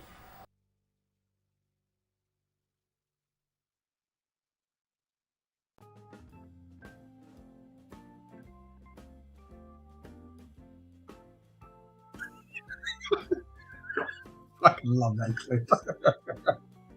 You wonder if fucking is shite. Oh, fuck, that gets me every time. Pete! Who the fuck is Pete? Oh, fuck.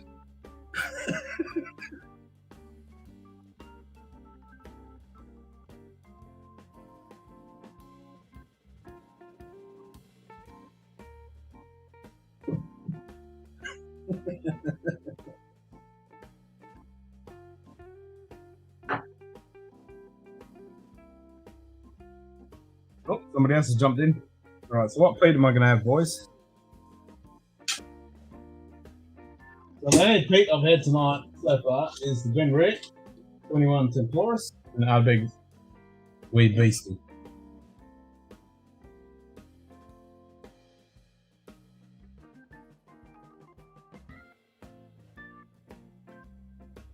Yeah, man. Cheers, JD. That was awesome. Like, everybody just came together so well. The swags. That was so good to see. Hats off to the Whiskey YouTube family. Cheers, everybody. That's what I love about this. Whiskey YouTube family is just the best. Actually, I'm going to have some Kalila 12. I haven't had that in quite a long time.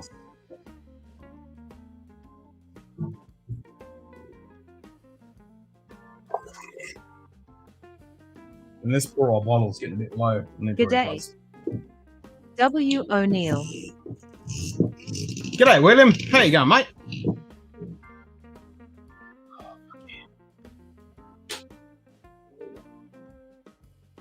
Pete. What the fuck is Pete?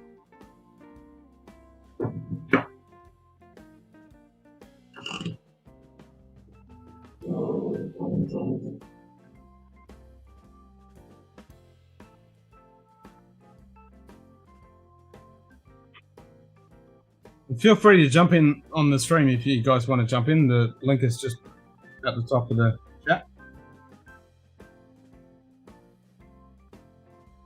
It's better than StreamYards. Don't have to install nothing. Actually, you don't have to with StreamYards. Or do you? I've got it installed, so you have to install it.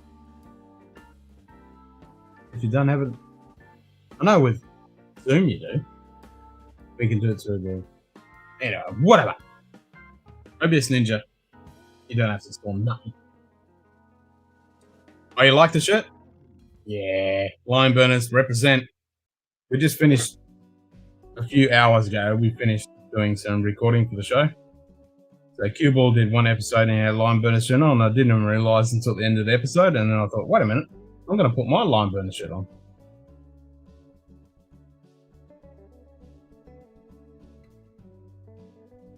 Love all of the lucky bottles. Nice.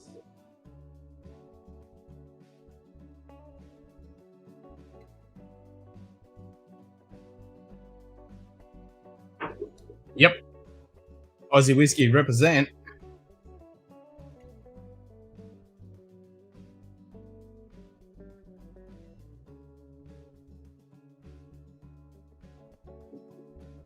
Fucking A.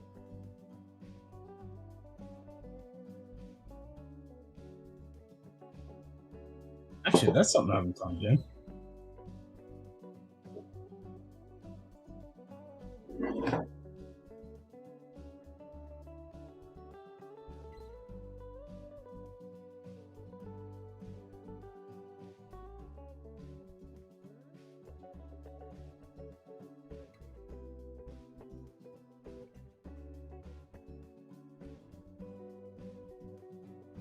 Ken.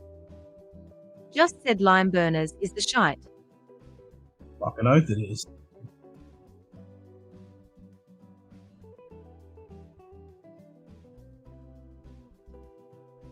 Lime Burners is the shite.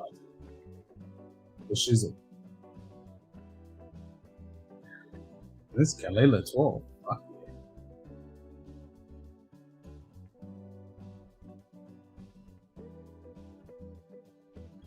Mmm. Mmm. Damn right. Fuck yeah.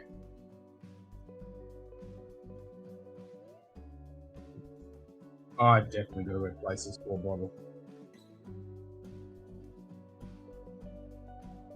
Okay. There's a few bottles on my shelf now that I need to replace. Glenkinchie, Kalila 12. What else is? Oh, the Craigamore's Distillers Edition. That one's gonna fuck. Replace that. That's 3 I can think off the top of my head. A couple others I need to replace.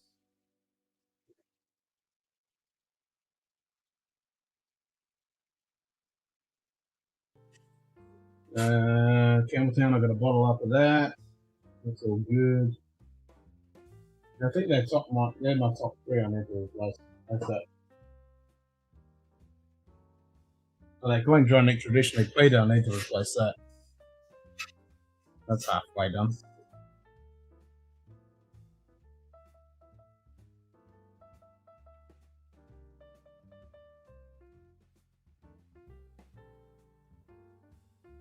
Mostly extra bottles on the shelf.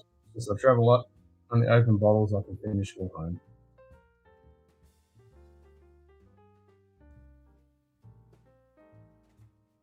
And there's not many unopened bottles on my shelf, that's for sure. And there's fuck all that's unopened. I saw that Roy Acavite was doing a poll on a percentage what your bottles were unopened.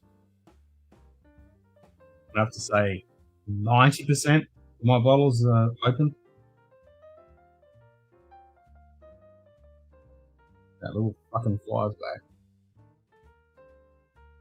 Well, fly, if you're going to hang around for like 5 hours, 6 hours, just fucking jump on the stream, you little shit.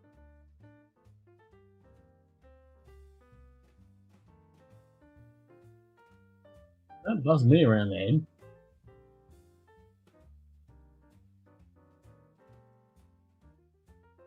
Fucking Bill needs to get on here so I can sort out his fucking lighting. I did notice on one of his, was it the live stream or what it was video? No, I think it was his live stream. He still had the shitty lighting, but on the blue spot, his lighting was better. But he still it was better, but he still had the lights up in the ceiling. He needs to pull them down.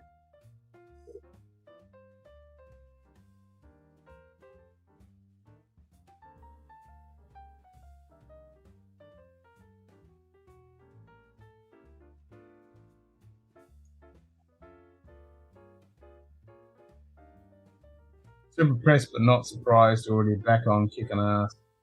So you're moderating host hour. Hell yeah. Always.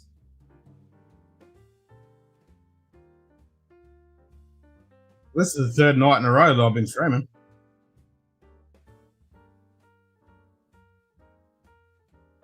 We make them tough down here in Australia. We're fucking crazy.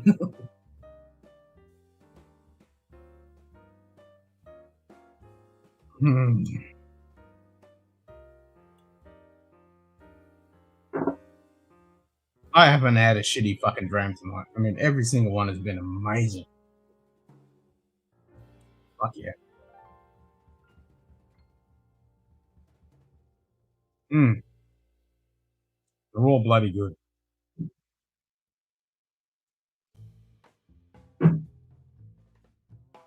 Including the Russells.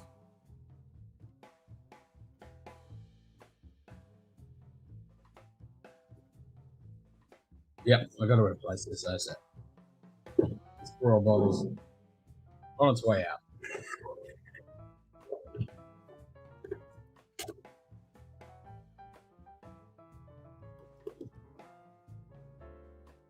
Jokester 12, the hold up. First and holiday toast of Lucky 7. Yeah, I've never even heard of Lucky 7 or the Jokesters. I have no idea. That's what's really going to be interesting when Shane samples finally get to me, and we do that with Chris on Hot Body Rolls when we do that show. I'm not going to know fucking jack shit. I'll be able to pick up some flavors and some tasting notes, and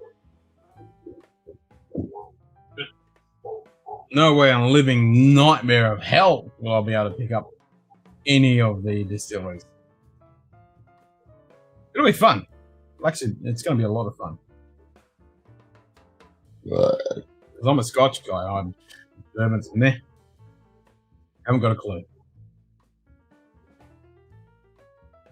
I need very limited, excuse me, very limited experience when it comes to bourbon. Right, Dom's barking to head off, and it is 1:45 in the morning, and the cat's meant to be inside, and he's been a dirty stop out, like he did last night. So I'll be back in a couple of minutes. Just going to see if I can find that cat to get him inside. This is not meant to be outside at night time. He's a little bastard.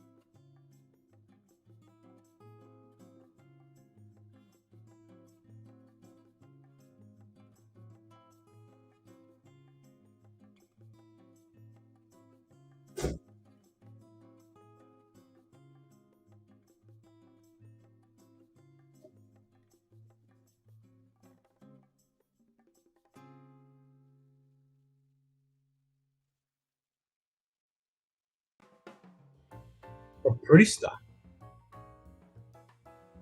$130. Damn, single barrel. Okay.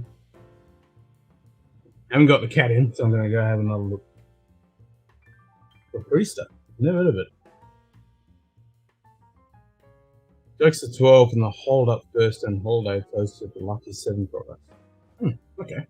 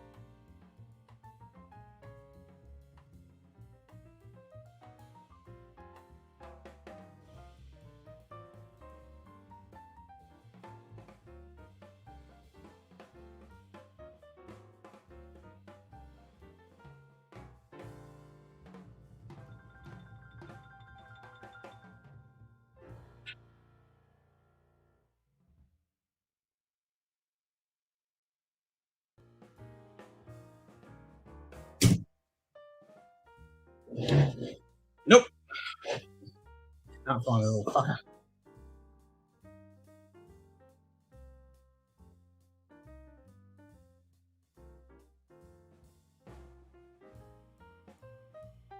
Talking about the lucky 7?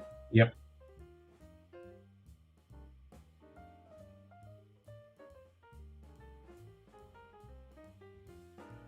Oh, lucky 7 just sources stuff. Oh, okay.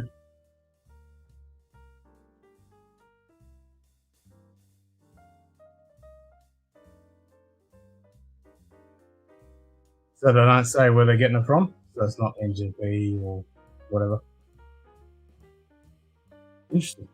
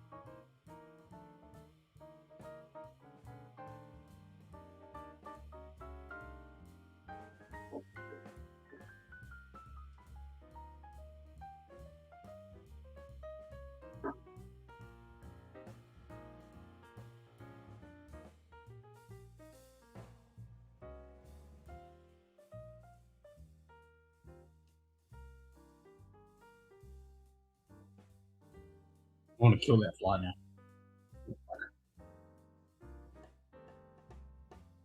A fucking cat.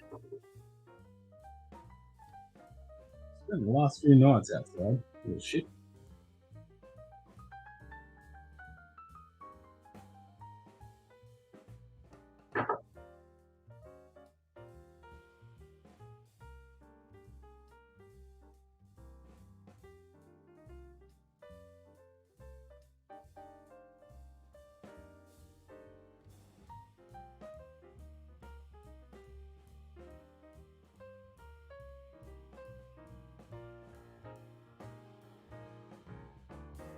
Yep, never seen any of that stuff.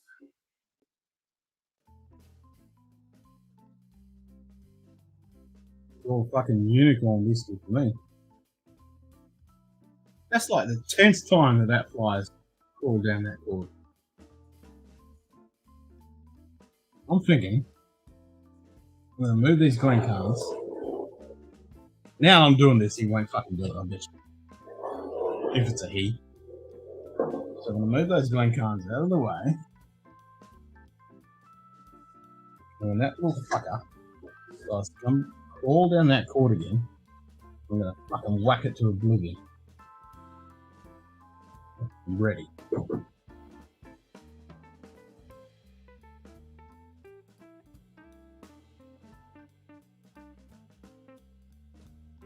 Going around, doing the bog laps.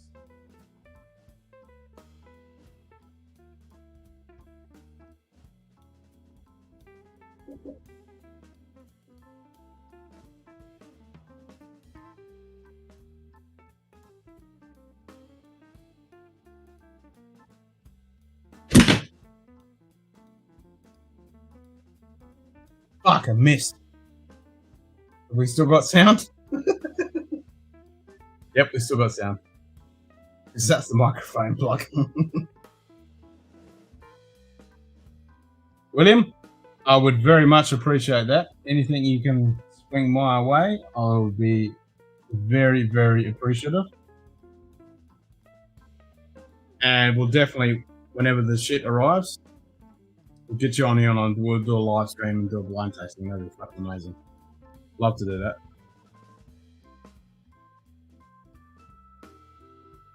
My box is in the description. You need to find it. Yep, that would be fucking awesome. We'll make it a make it an episode for sure. Oh fuck yeah. Yeah. We'll hook it up when it's the time convenient for you and we'll make it happen.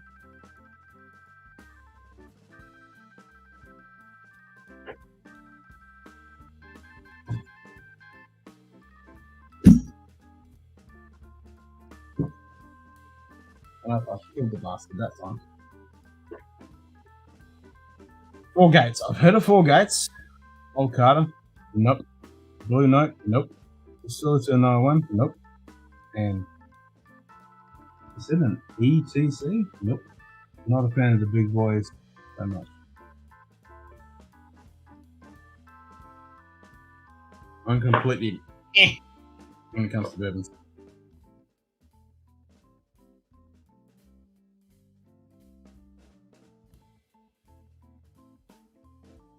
Yeah, it's whiskey. I want to learn about it. That's all I got to say. I want to get over there. I want to get over there, man. Quite a few places I want to visit. I want to do some storm chasing. I want to go visit a few fucking distilleries. Do the bourbon trail. All that kind of jazz. On my bucket list.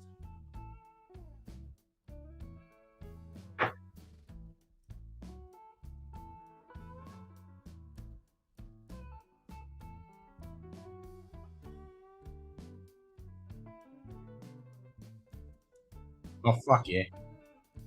Germany's fucking awesome. I want to live there. We talked about that before. I fucking love that place. Hamburg, Berlin. I think I probably want to live in Berlin. Around Berlin. It's just essential. You can just get everywhere.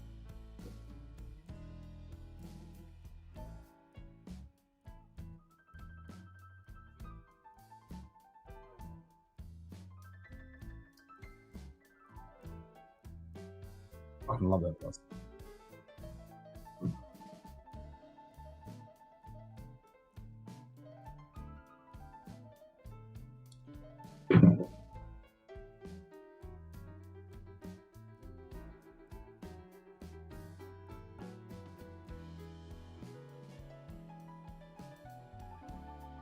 Liebe Deutschland.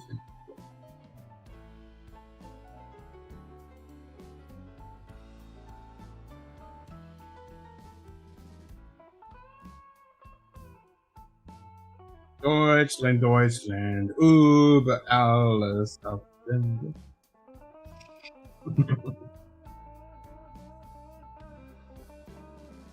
Fucking oath it would be. It'd be awesome. Yep.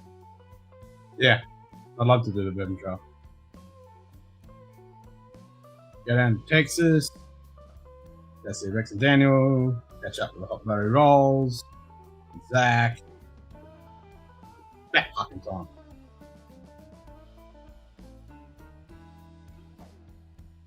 Elijah Craig store pick. Everyone kept saying that, and I'd love to get my hands on them. Never fucking seen them.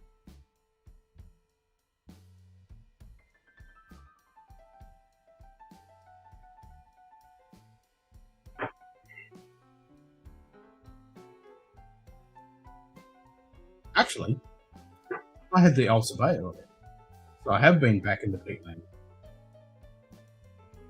Other than the Galila.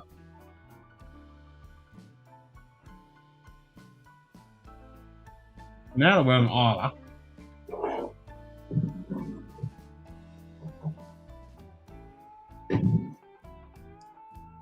where should we go? This is the question. Do I want to go to Holland Peak? Or do I want to go to Stiggen Isla? You guys tell me. I'm currently in Isla because I'm on Kalila. I've already had some Highland. And Ulster Bay. Ulster Bay's not Highland. You get them all day for $29. What score picks? Elijah Craig. Fuck. Fuck, I wish I could get that. Man. Fuck.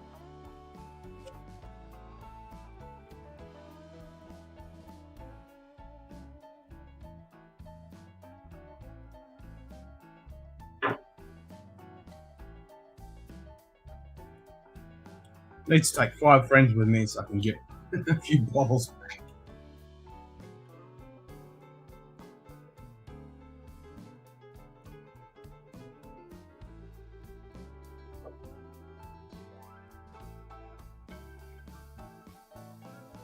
So where should we go in order?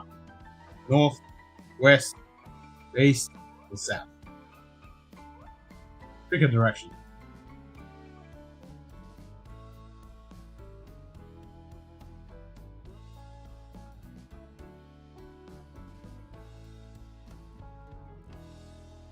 If you're gonna pick south, east, you have to pick which one of the big three.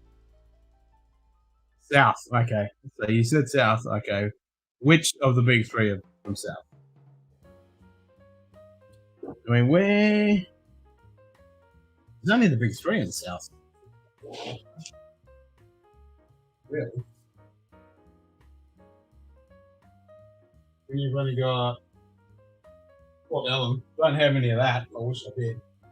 Yeah, it's a big look forward to Low Lawn. That's the south. And Port Ellen hasn't opened up yet. Don't have any of the old buildings. So it's Ardbeg, Lefroy, or Lagavulin. Which one of those? I've already had an Ardbeg. We did the BBC filming. So Lefroy or Lagavulin?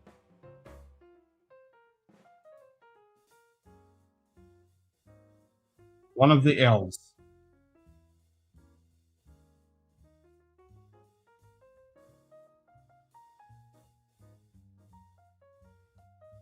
I knew you were going to say Lagavulin.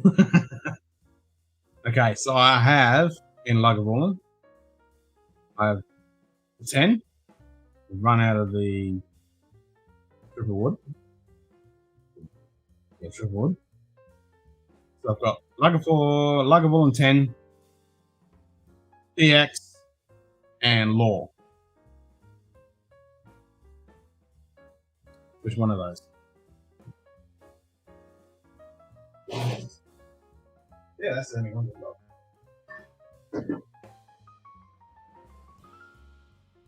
10 PX and Law. That's what I've got.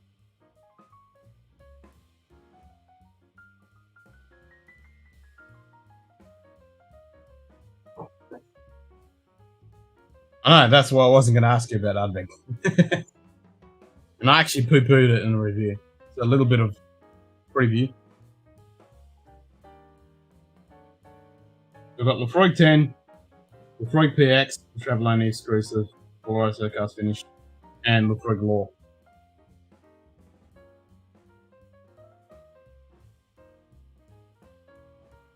Now I have had the Law last couple of streams, and I've had the PX recently.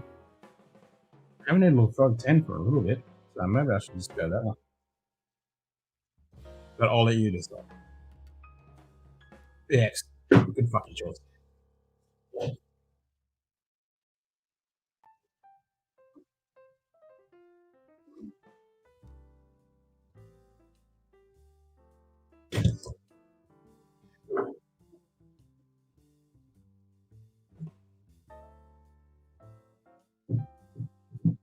Now I'll do PX, then I'll do 10. I've already got the PX. One leave that bottle.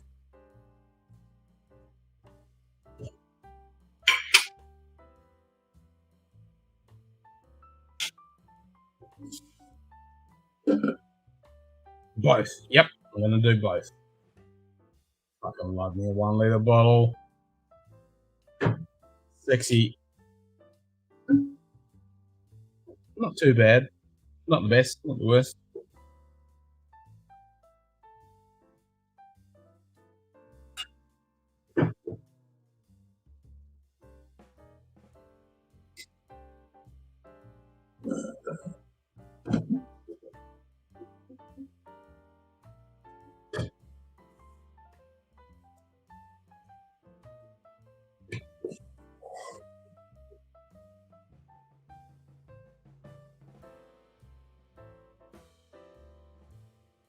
Any finished rum? Yes, I've had a few finished rums. I currently have the Glen Scotia Caribbean rum cast finish. I've had a couple others, but that Glen Scotia Caribbean rum farm, that rum finish. Oh, I was fucking itchy. that Glen Scotia Caribbean rum cask finish is pretty damn good. It's not overpowering. I found a lot of rum cask finishes can be a bit too much. That one's kind of well done.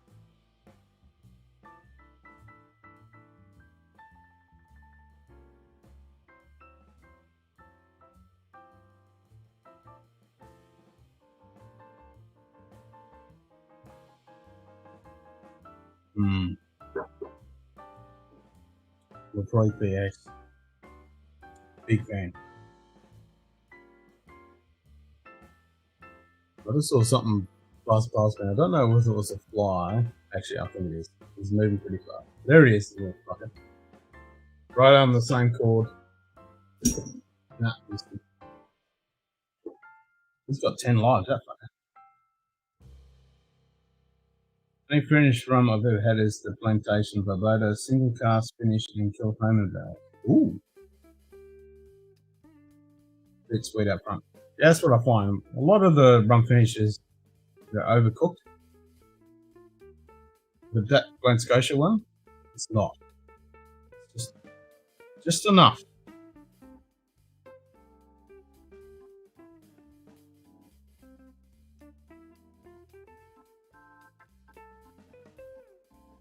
Itchy. It's been from the grass when I was doing the mowing the lawns earlier.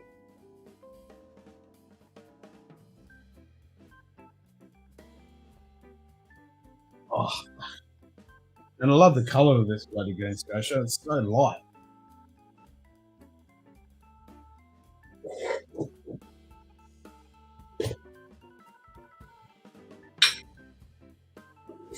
And look at the colour of that.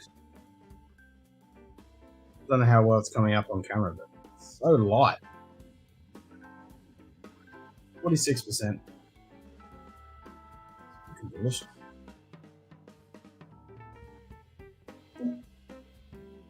Shane Long. Just said guess who is back, bitches. Hey, he's back!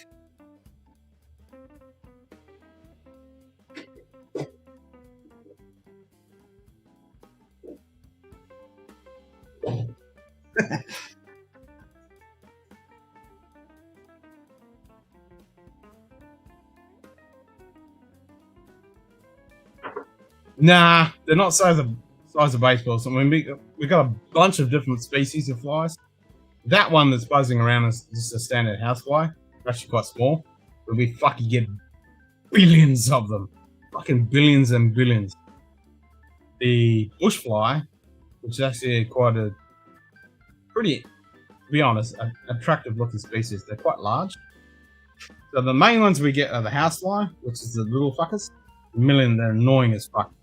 Like, they attracted to your sweat. So when you're walking around, they sit around your eyes or in your mouth, and you find millions of them on the back of your shirt, and they just fucking jump on and hit your ride. They're a fucking nightmare. If you've never experienced it, oh my god, it's so fucked up. And they're always around your mouth and your eyes and shit with the sweat.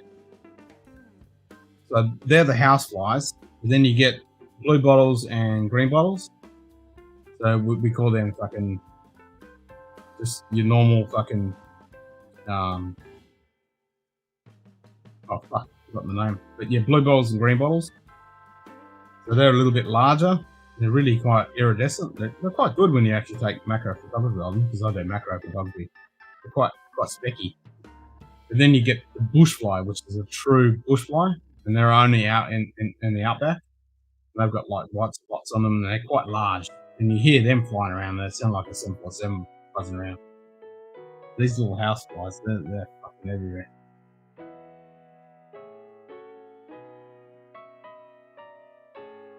I'm no fucking legend. Shane is a fucking legend. Don't get me wrong. Shane's a fucking legend. Really wants to take a trip to Australia one day, but she hesitates because she's extremely afraid of bugs. Nah, don't be, man. I mean, if you go to one of the cities like Sydney, Melbourne, Adelaide, Brizzy, or whatever, it's just like being in the States. Don't fucking stress about it. Everyone has the impression of Australia is just covered in fucking bugs and you just get fucking butt fucked. Nah, it really isn't like that. It really isn't. Yes, we do have some critters, but they're not out to kill you. They're just there. And if you're in a major city, it's just like any other fucking city around the world.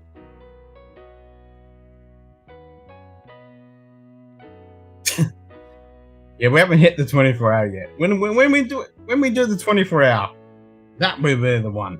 That'll be the one we're like, yep, I'll sit back. Yep, beat that, motherfuckers. It's not about that. It's not about that. No, everyone comes to Sydney and Melbourne and places like that. You won't see a fucking bug anywhere. But if you go out in the bush, then you'll find some fucking flies and mozzies and, maybe a few spiders, a few snakes. That's out in the real bush. And there's not many people that come to Australia that actually go out in the real outback.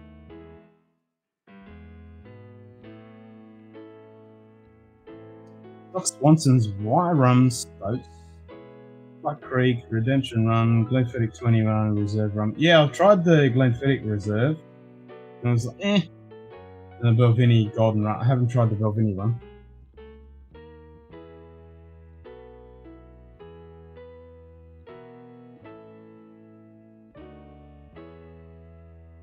Nah, man, you gotta come to Australia, man. We fucking love it. When all this shit's over, come on down. And if you come over to the west, let me know. If I can catch up with you and we'll do some shit. Drink some piss.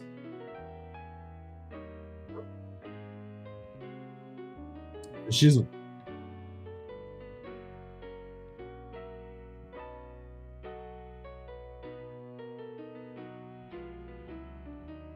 Yeah, exactly. It's just like some horror movie, but it's not like that. It really isn't. We wouldn't be fucking here if it was. Yeah, come on down, go to the zoo, pet some fucking kangaroos, and you want some lime burners? Pop over here and we'll sort you out. Even better, come over distinctively to go to fucking lime burners. If you do, let me know, because I'll meet you down there, man. Fuck yeah. Lime burners is the shit. But saying that, if you go to Tassie, there's so many distilleries over there, and in Melbourne, with Starwood and all those guys. Yeah, fuck yeah.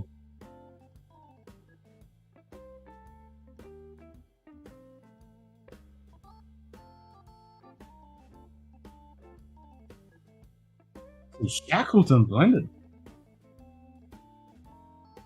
Is that just a cheap blended Scotch using the Shackleton name?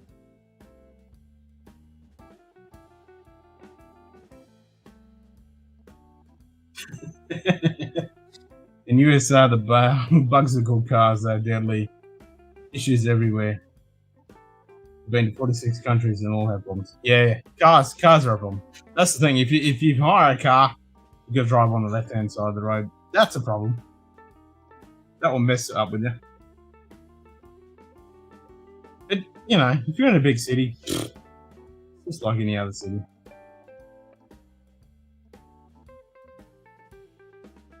No worries, William. You have a bloody good one. Enjoy your lunch. Say hi to the missus. We'll see you next time, mate. Cheers.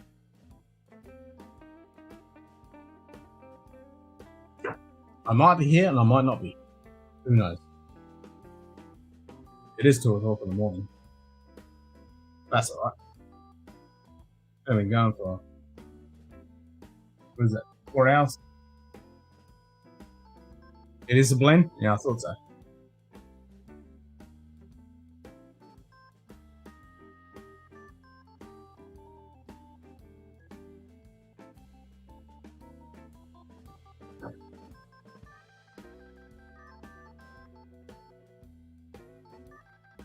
It's a regular retail version of the fancy Shackleton blends that White and McKay released based on those bottles that were hauled up from the ice. Yeah, exactly. That's what I was thinking. It's just inspired by that Shackleton discovery. Yeah.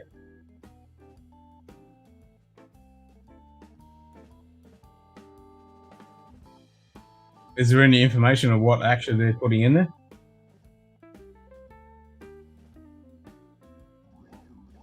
At least it's a blended malt, not just a blend. There's no grain in there. At least that's fucking a win-win. Still pretty good. What's the ABV on it? I mean, fuck, I want to get some of that. I'm in Shackleton, Australia. Damn, that's a big fucking thing. I wouldn't mind getting some of that. I've never even heard of it. I didn't even know there was a fucking Shackleton blend. That's cool.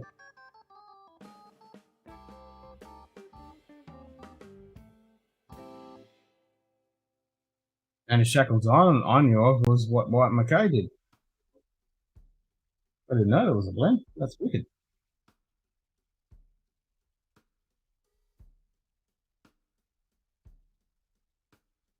%, nothing fancy. But still, if it doesn't break the bank.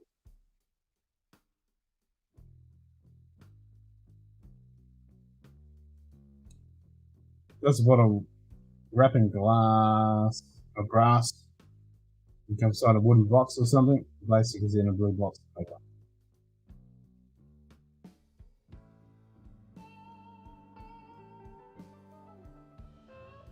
Still, if it's a blended malt, but being White McKay, yeah.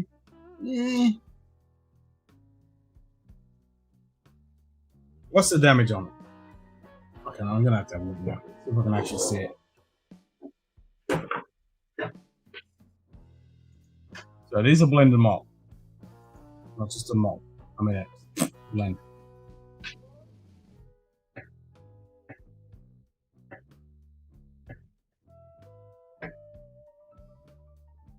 $2. And the blue box, not fancy, limited release in the wooden box. Okay. Shackleton blended malt. We'll find it in the big distiller here, distributor. $60. That's a pretty sexy looking bottle, though. Got some decent reviews. What does it say? Based on the whiskey supplied in 1907, blah blah blah. Yeah, so right. I'd be interested to know what actually fucking malts they put in there. What whiskey we use?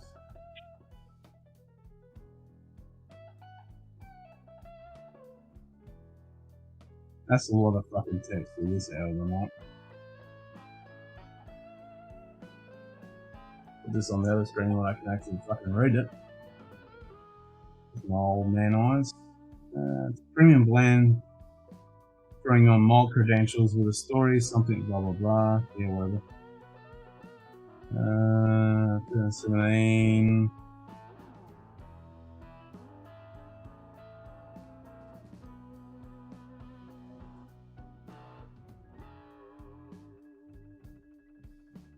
Blah blah blah blah blah blah.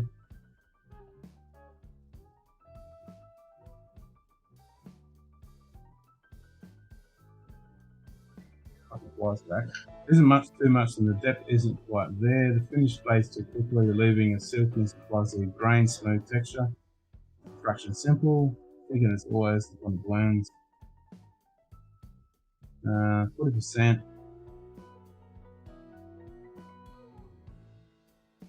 But the Shackleton blend malt is a decent stuff, and you should pick up a bottle. I mean, it's £34.90, and a contribution that goes to the Antarctic Heritage Trust towards the ongoing preservation of Shackleton's 1907 base camp. Okay, well, that's cool.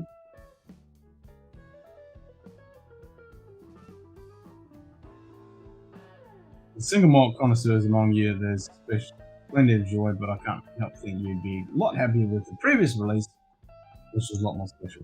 And a bit a lot more fucking expensive too.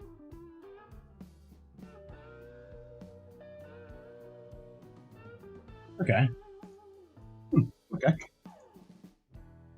Sounds like one I might have to grab.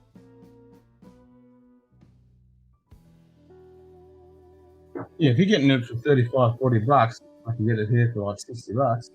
It's special. That fucking grass must have fucking out today. Damn. Any of you guys want to jump on in?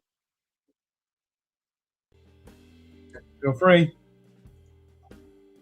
Do it.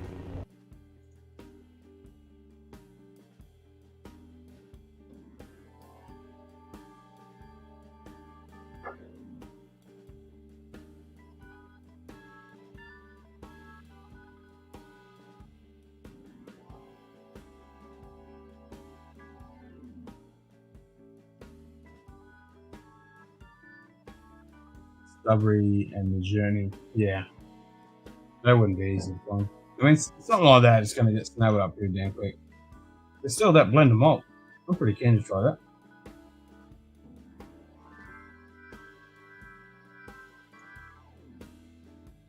that. You still there, Shane?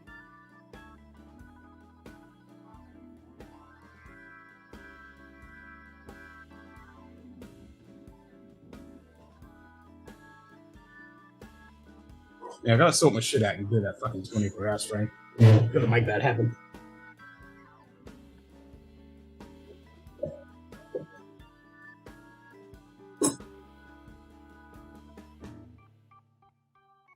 Make sure the missus doesn't want to stab in the neck. Yeah, mate. Working and lurking.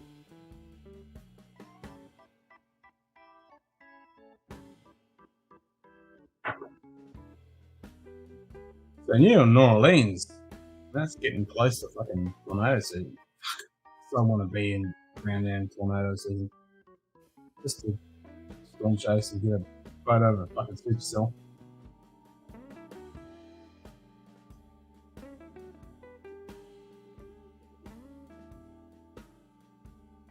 You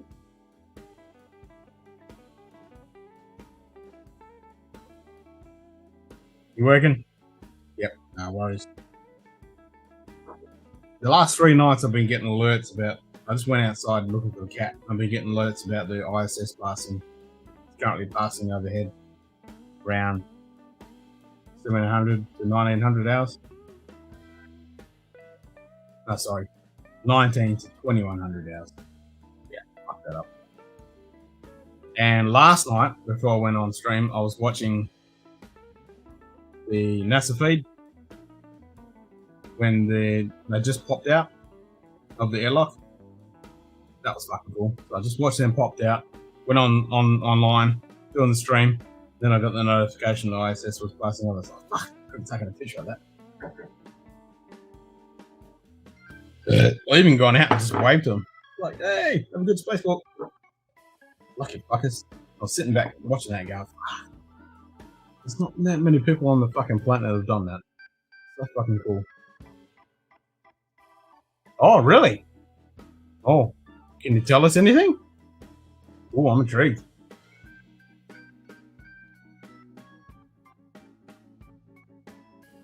You hope you're going to be in fucking Europe, JD. You don't know where you're going to be posted next.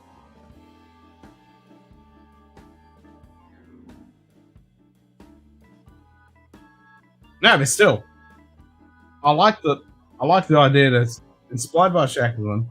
I mean, it is white Mackay, so it's but it is a blended malt. It's not just a fucking malt, a blend.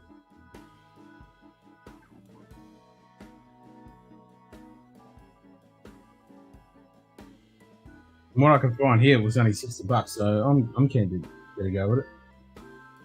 Oh. So you're on the planning stage for that. Oh, wicked. That's fucking awesome. Yeah. Nice. So is that related to the retrieval of the samples? The piece is going to be grabbing? Is that super fucking exciting?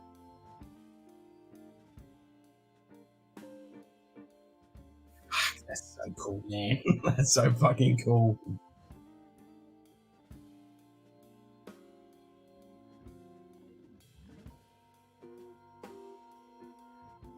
Updating the chassis and the powertrain. Oh, wicked, man. That's fucking sick. Yeah, that would give us so much fucking data in the last couple of weeks. Ah.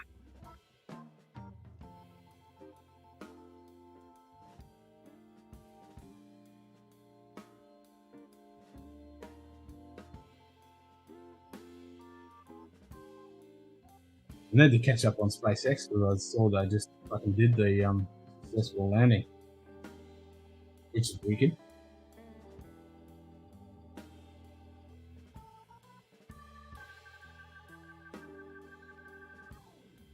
Oh, really? Oh, wow. That's some fucking... That's... Wow. That's an edge. Way fucking out there shit. Damn.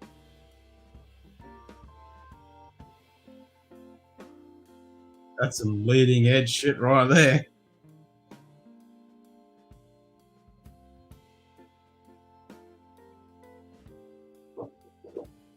Ooh, I'm having a fucking... I'm chubbing up, man.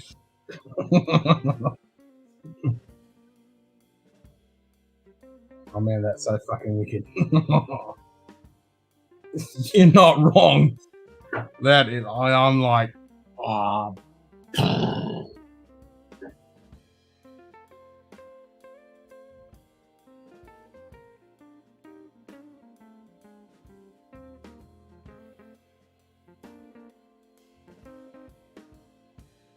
Oh, that is fucking so cool.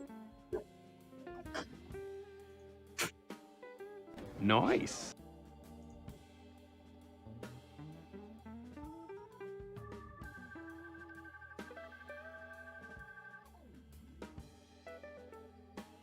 Okay. Yeah, yep. That's the new stage, isn't it? That's the next stage. Shit to make shit. Fuck. So it sounds like this is going to be a combination of the new rover is going to be for the next stage of pulling in the samples and sending them back. But not only that, setting up shit for the manned space launch. The man fucking launched to Mars. I mean, personally, I don't think they should bother about the human fucking thing. I reckon they should just go with the robotics.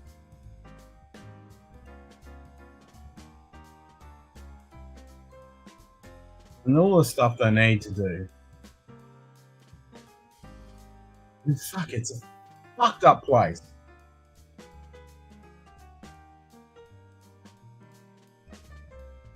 "12 satellites. Holy fuck.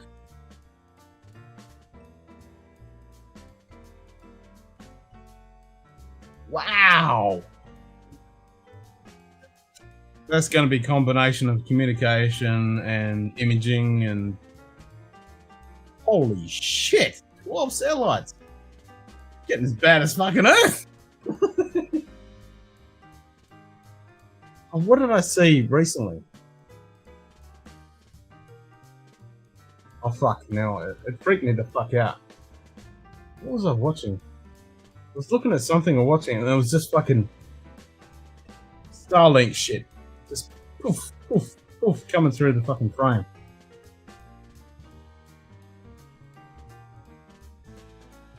Oh, satellite. Fuck, hell.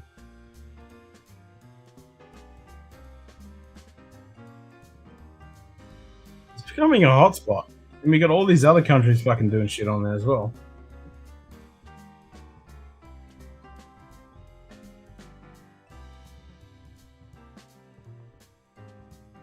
So fucking cool though. I was just out there before and I just saw Mars. You know, she's sitting in the west right now.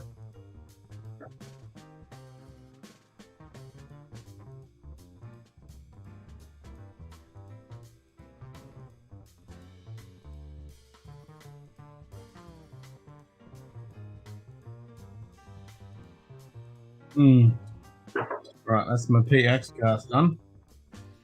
I'm gonna have to grab the little 4010.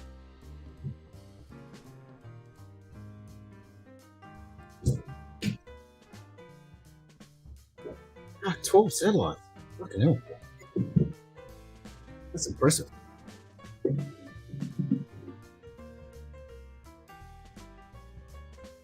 Yeah. Yeah, that's gonna be a big one.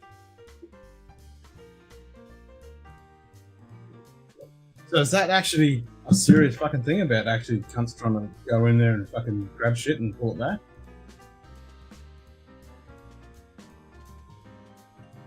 Sounds kind of stupid if you ask me.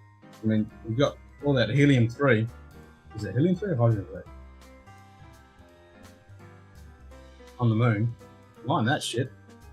And all the resources on the fucking asteroids. Helium-3 or hydrogen-3? Let's mix those two up. I'm a bad habit of that.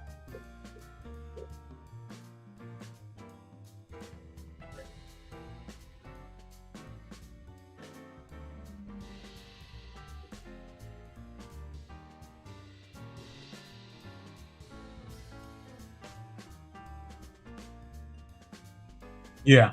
Yep. Like even watching the press releases where the guy's talking about Percy, that's what I was saying. It's like payback and return, payback and return, payback and payload and return. This is the beginning of the next fucking stage to get the shit back. Like, yeah, I don't know about that. Mind the little fuck out of the moon. Fuck that cunt off. Fucking hate the moon. Fuck the moon!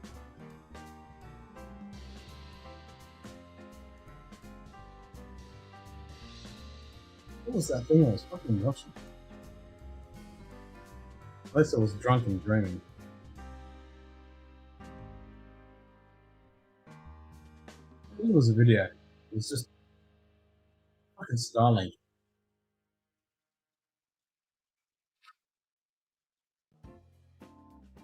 I always book my space hotel.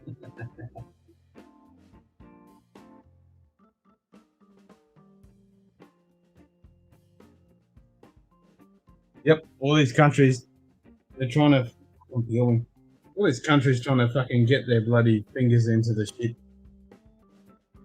What can we do? Can we just land our shit and recover some shit and bring it back and make fucking money? That's all they're fucking looking at. Fuckers.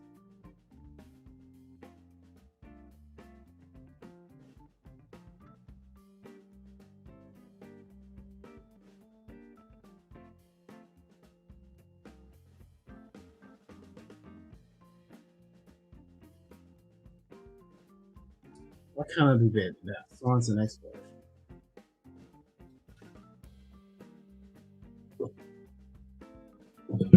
What's your thoughts on it, Shane, when it comes to a manned spaceflight to Mars? Do you reckon it's the way to go, or we just go with the robotics? Personally, I think we should just go with robotics. I don't reckon it's a good thing to fucking spend all this money in research just to land on Mars when we can do it with robotics.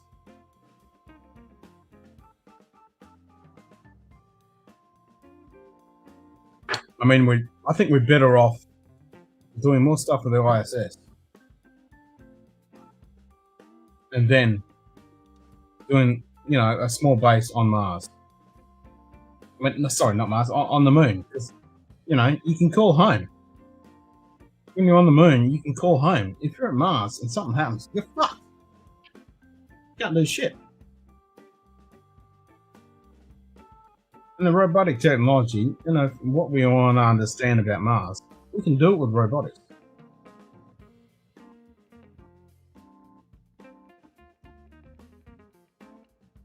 mean, it's cool to land on Mars, there's humans, blah, blah, blah, but I don't know. I think our direction should be focused towards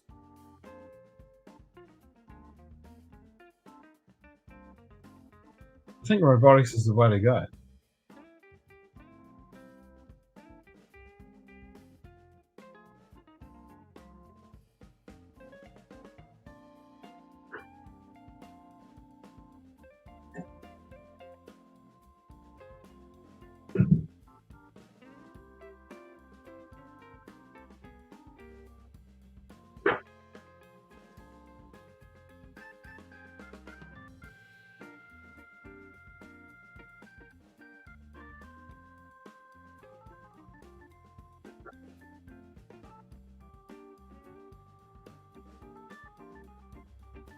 What's up? What's it all gone quiet all of a sudden? Went to 5 to 3. What's going on?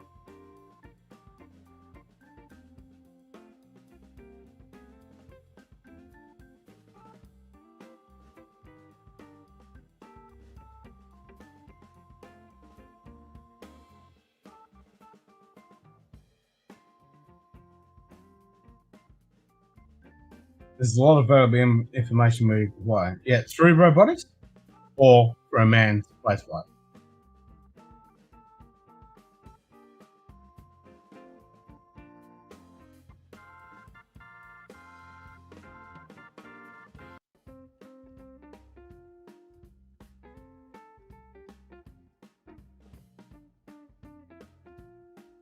There's so much more shit you got to deal with on a man's spaceflight.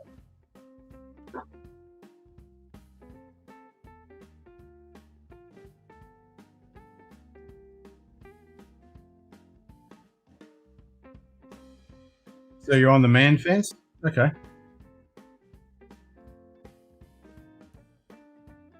That's true. Well, you can understand a lot. Not that we'll be colonized, but at least be able to visit. Yeah, totally. No. Fuck the colonized idea. That's good. But yeah, be able to visit and go there and explore it and understand it and all that jazz. Yeah, I agree. But if it comes back to climate change and all that shit, that's just humans being fucking dumb cunts.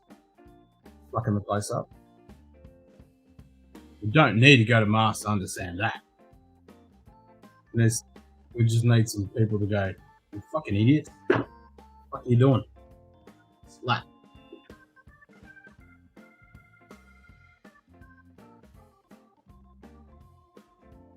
No, we're not. We're too fucking stupid. Not in the current paradigm of the economy. We're not going to fucking do that.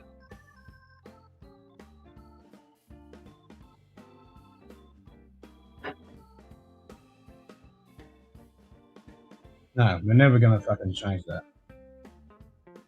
I think it's sad to say it's that tipping point. We're beyond the point of no return. I mean, if the switch flips right now, I don't think it's going to make much of a difference.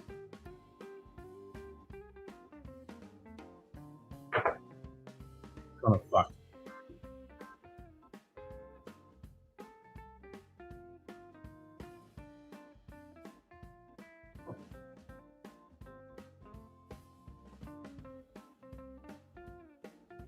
You reckon? Okay. I get that perspective, but I'm kind of on the other side that we've kind of fucked our place up. And even if we haven't, we're still fucking the place up. Like if it comes to, I don't want to get down this rabbit hole because it's a fucking nightmare, but even if we haven't fucked up the CO2 emissions and all that jazz, you have to admit, we have pretty much fucked the place up when it comes to water and food and all that kind of stuff. You know, we're polluting the living fuck out of the place. We have. But in the very small, insignificant amount of time that humans have been around here, yeah, that's right. We're not helping it at all. That's it. That's it. Even if it comes out that we're not doing fuck all, we're not fucking helping it. I mean, all the natural supportive elements on Earth are in decline from our influence.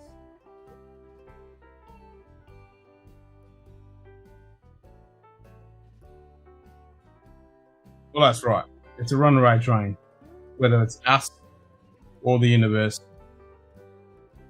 That is true. And there could be a fucking asteroid heading towards us, which is not whether it's if it's going to happen, it's when it's going to fucking happen.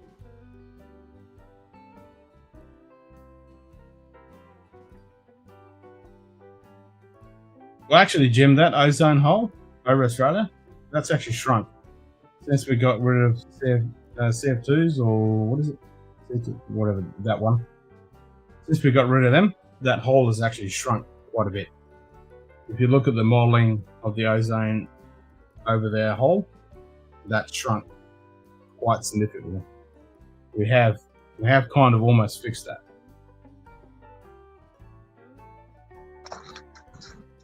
Come back. Swami! Oh, what are you doing? 1 second. 1 second. How you doing? Good, mate. Yourself? 1 second. I need to grab some Lafroig. Back in a sec.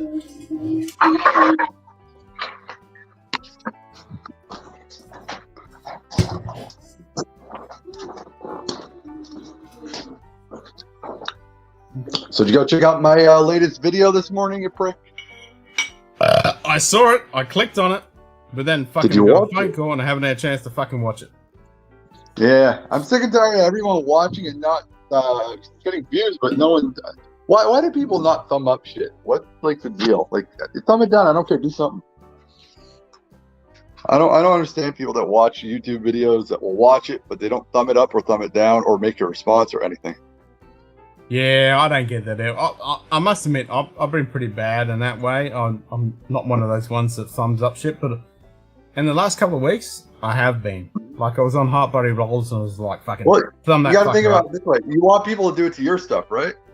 Yeah, exactly. That's what I've been thinking the last couple of weeks. Normally, I don't bother. I like it and I appreciate it and I'll put a comment. Mm-hmm. The whole thumbs up kind of thing, it's never really gelled with my brain, but the last couple of weeks, I'll be like, yeah, I need to thumb that shit up. I need to thumb it. Because just fucking, because YouTube doesn't share shit. And YouTube doesn't share shit anymore unless it knows people are watching it, and they don't even care about views anymore. They want interaction. But yeah, they're weird. Yeah, they don't even care to put the proper search tools in there anymore. They don't even use it anymore. They decide if they're going to share your shit or not, and that's it. JD, I have a bottle of Henderson Midnight. I haven't cracked it. The whole story amuses me. It's important Canadian whiskey from over the border. 8 Sun more and a finished bottle of JD. You better drink hers then. Issue really is heat. We need to cool it down. No, I totally agree, Shane. Totally agree. Look how sunny it is out there. Yep, Shane's in here. Finally nice and fucking starting to get springy. Springtime's starting to come. Nah, I'm sweating, man. It's 2 o'clock in the fucking morning and I'm fucking sweating. Good, you lucky prick. I wanna move to your fucking neck of the woods. Come live here and live in a fucking igloo for fucking I'd rather the igloo. I can do shit. I can whack some sticks together and make a fire and heat myself up. When it's stinking hot, you can't do shit. Yeah, you can. You can go out for a ride. Get yourself a motorcycle. That's what I would do if I were you. Oh yeah, 40 degrees and just burst into flames from the fucking tarmac. The sun cooking your ass.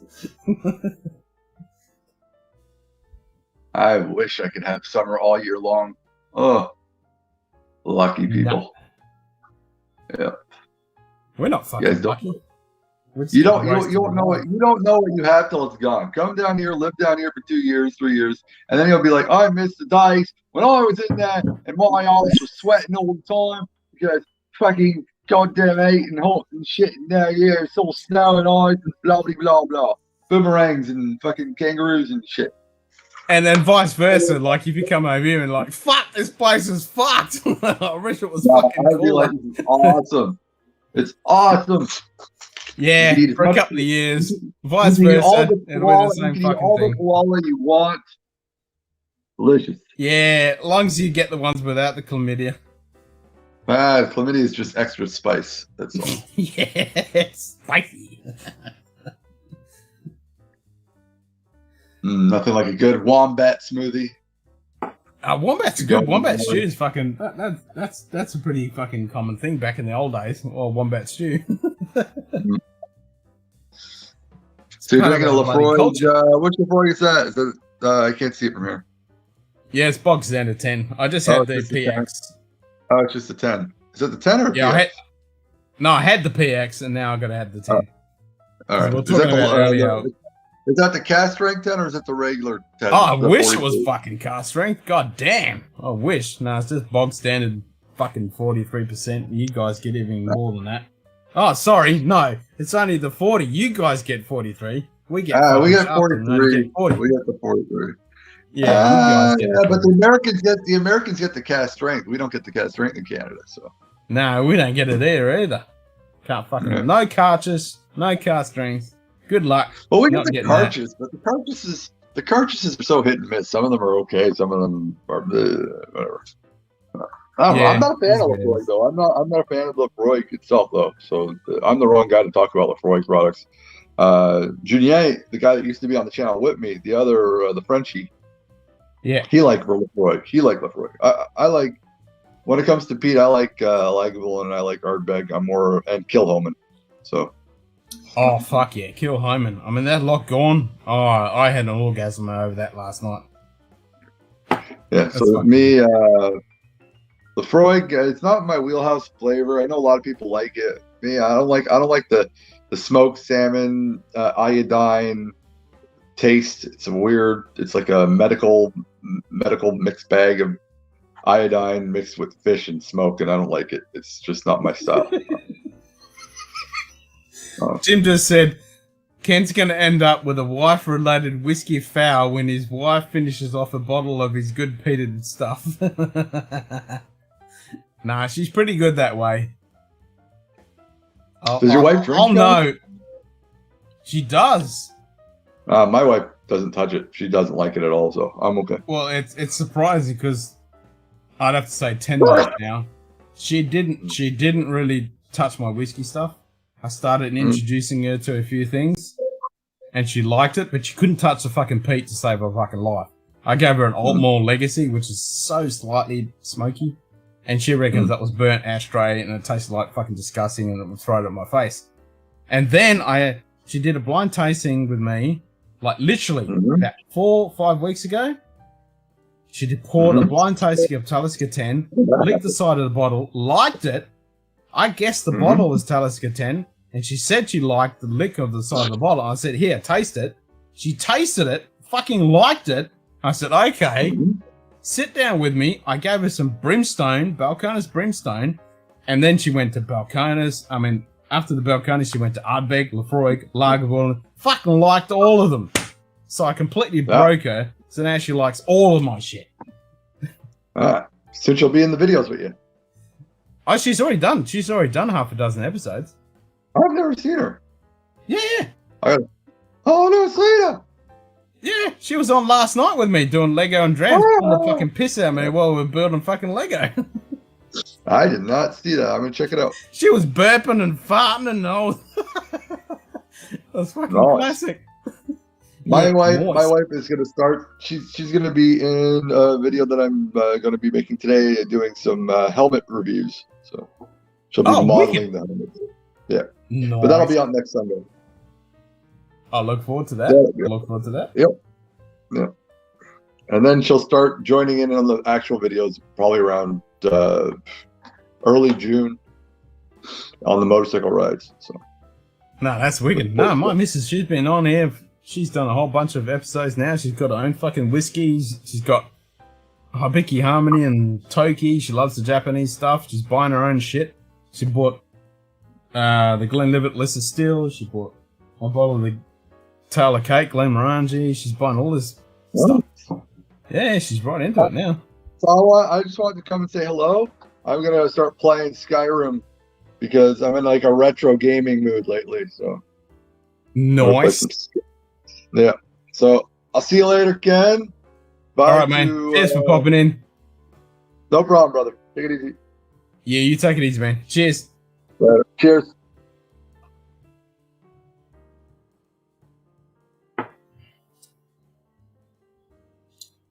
I'm happy she's getting into drinking whiskey and scotch. Now we have a drinking party. Yeah, totally. That's like last night when we were sitting here doing Lego and we were drinking whiskey together. It was fucking great.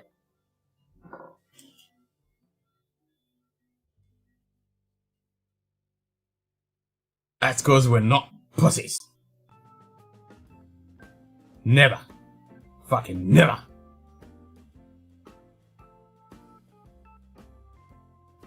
How does YouTube ever define interaction? Yeah, that changes the more I change my fucking underwear. If I drink hers, I'll get stabbed.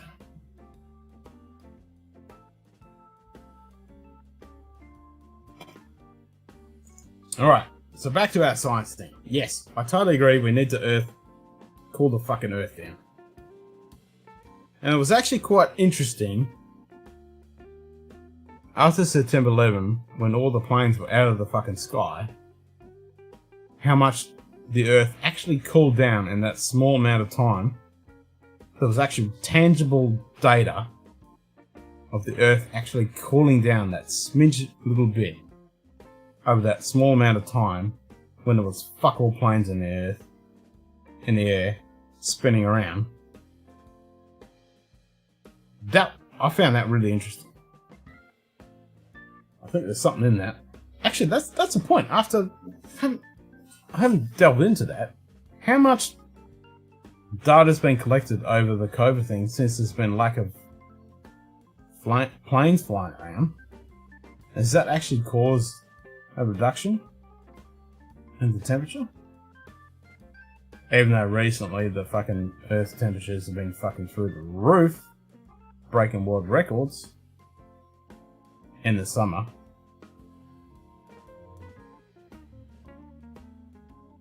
Either way you look at it, it's all fucked up.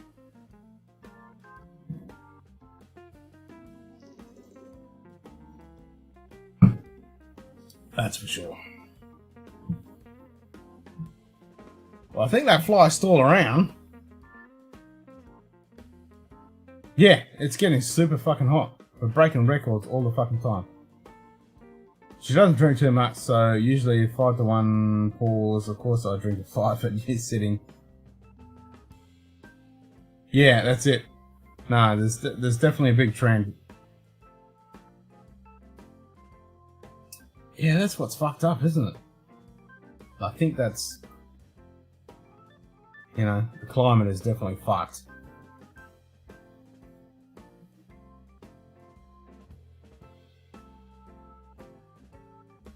Like every single year, the last few years, I'm just saying records breaking constantly. It's not good.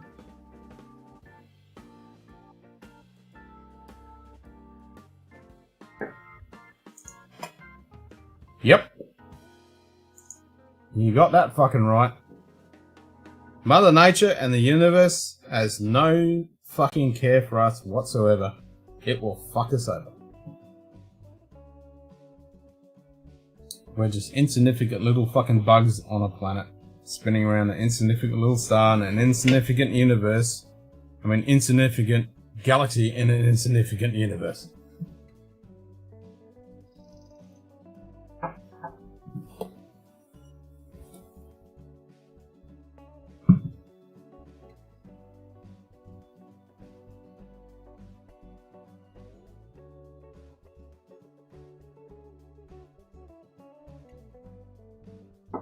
It's pretty sad but so immature and not to fucking realise that.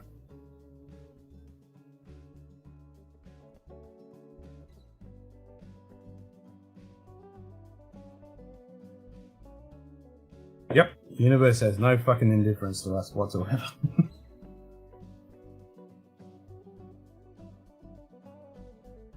God, just imagine if a gamma ray burst fucking headed towards our way. Bah.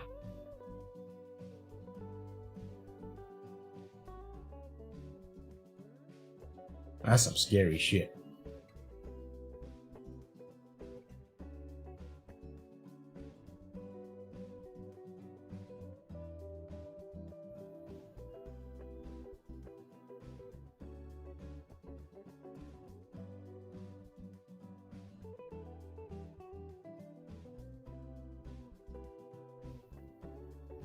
Well, that little fucking fly hasn't come back for a while.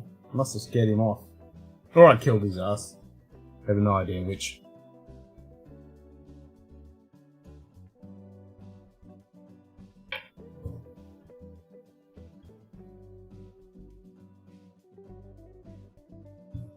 Even if we do survive, in a couple of billion years, the sun's going to expand out and swallow up Earth.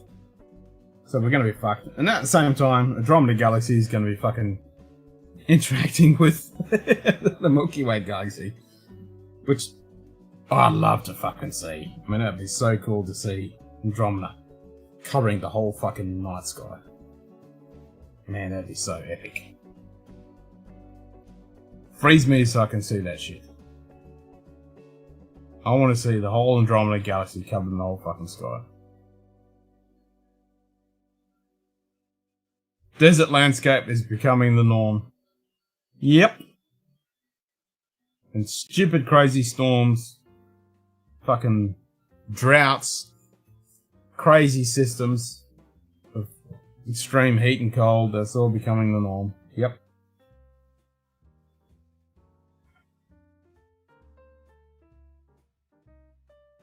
And the thing is, we could adapt.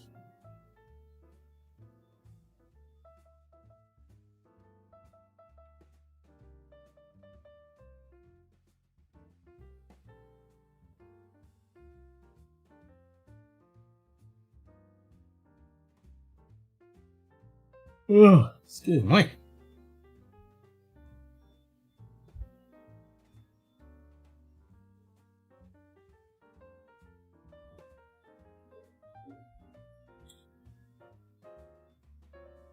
True. And either way, whether it's us or nature, we're fucked. Either way. On a current trajectory. We're not adapting at all. That's the thing. Whether it is a natural phenomenon or a human-induced phenomenon, either way, we're heading down a really dodgy fucking realm, and we're not adapting at all. That's the major issue. We're not adapting.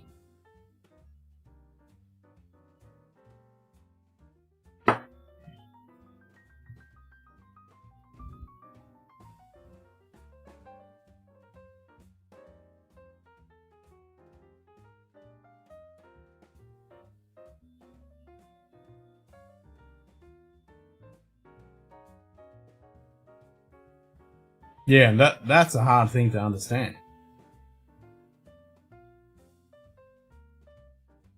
How much is our shit influencing the natural?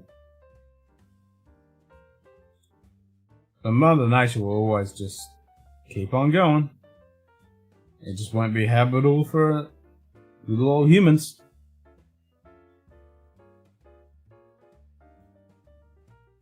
That's the problem. Dollars. That is the problem. Like I ranted and raved about a few streams ago. We need to get out of that dollar world. That whole paradigm we exist on in planet Earth with money. We need to get beyond that. It's the only way we're going to survive. Beside the fact that whether it's human or natural shit that's going on with the planet, the only way that we're going to actually survive is we fuck off the whole paradigm of this stupid monetary system we live under. Nothing is ever going to change until we get rid of that. No matter what anyone says, until you get rid of that, nothing is ever going to change, because everything else is just a fucking band-aid.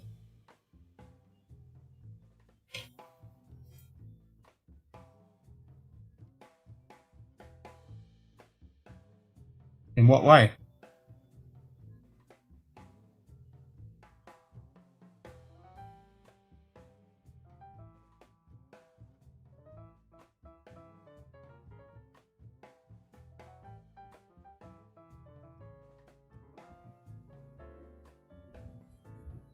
In what way with wind turbines?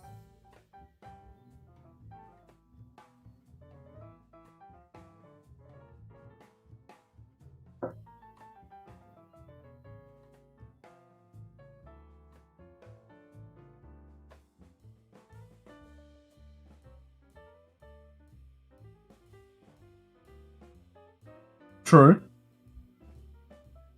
True. Like all the engineering and manufacture that goes into the turbine is definitely cost prohibitive on not only money but natural resources. I totally agree with that. It has to be an all-encompassing approach.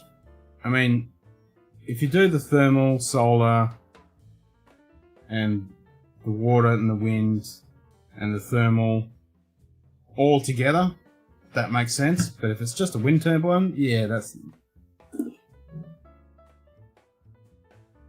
I'd have to disagree. If you're going to do nuclear energy under the current paradigm of the world we live in, which is about money, it's never going to fucking work. Because it's all about profit. If it's done under a system where it's the most economical and most efficient way of producing it, yes, that will work. But it's never going to work under the current paradigm of money.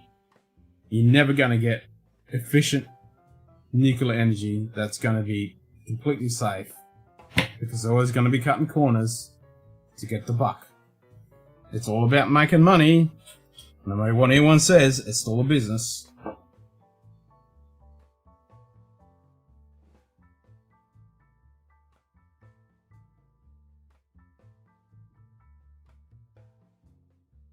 There's no such thing as a president in any fucking country to save the world.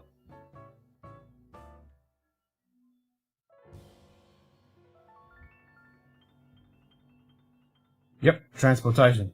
It comes down to the old adage. If you spend 10 calories of energy to get 1 calorie of food, you're gonna fucking die. And that's what we do on planet Earth.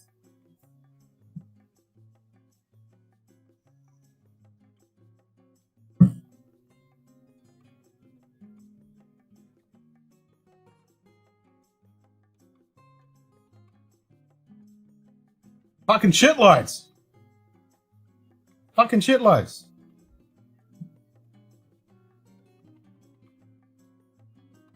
I agree. But the problem is, under the current paradigm, when it comes to money, nuclear is never going to work properly.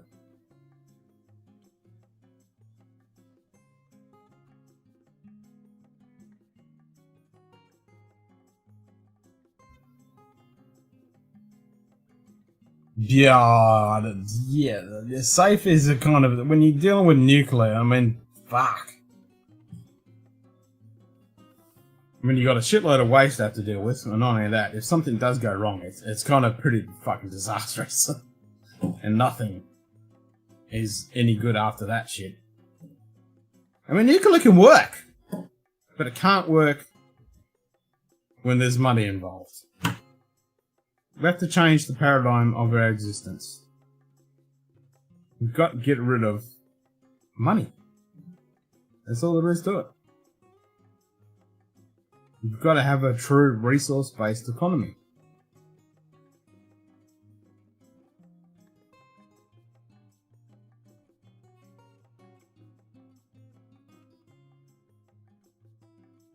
There's no solution under the sun that will ever be invented living under the current paradigm of economy. Like capitalism, economy, whatever you want to fucking call it, it's never ever going to save the human race. Until we get rid of that, nothing is ever going to change.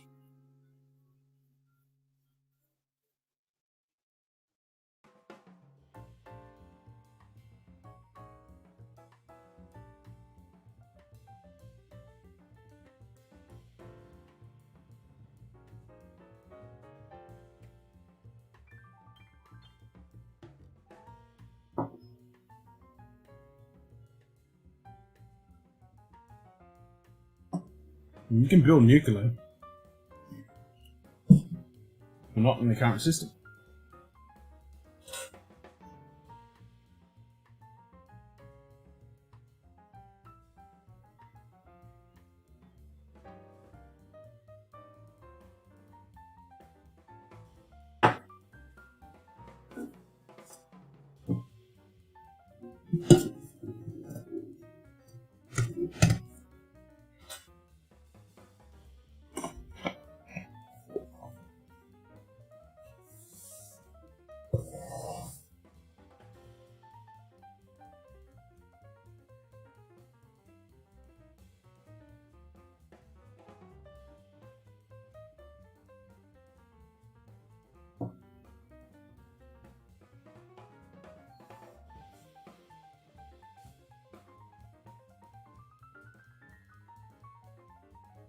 even if you don't consider nuclear, there's still a lot of energy we can harness from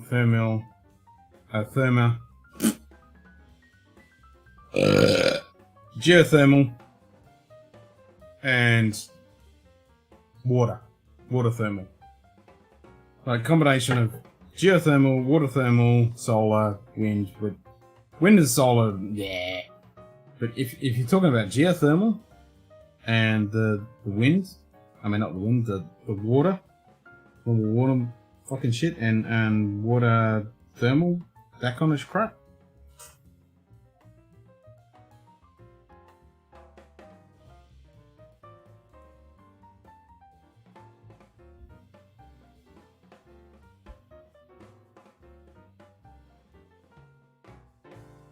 What, geothermal?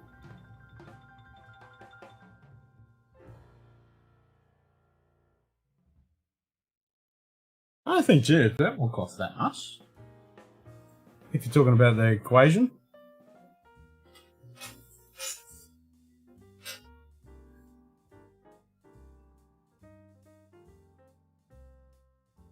That's the problem, and if you're talking about money, that is the problem. We need to get rid of that idea.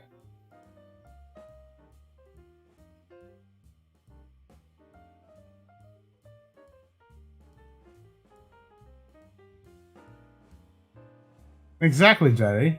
Exactly. When it comes to anything, it's all about profit. So until we actually change the whole system that we live under on planet Earth, it's all fucked. So geothermal is highly efficient as inefficient as highly essential energy created used to eliminate the solids.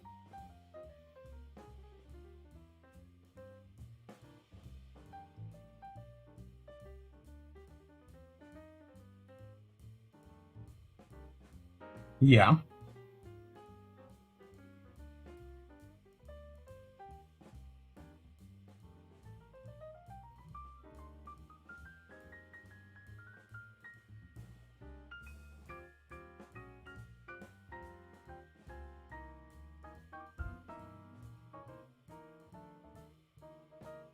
No, it is money. It all comes down to money. That's the problem.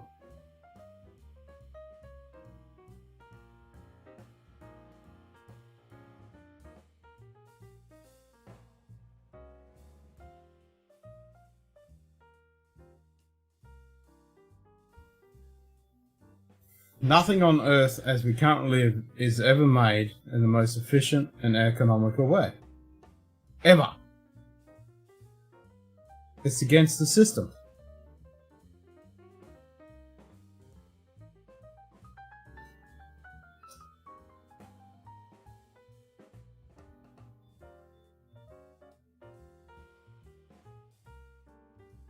When it costs you 400 megawatts to create an energy source that produces 400 megawatts. Yeah, I totally agree. I mean, that's counterintuitive. You're kicking yourself in the ass if you do that.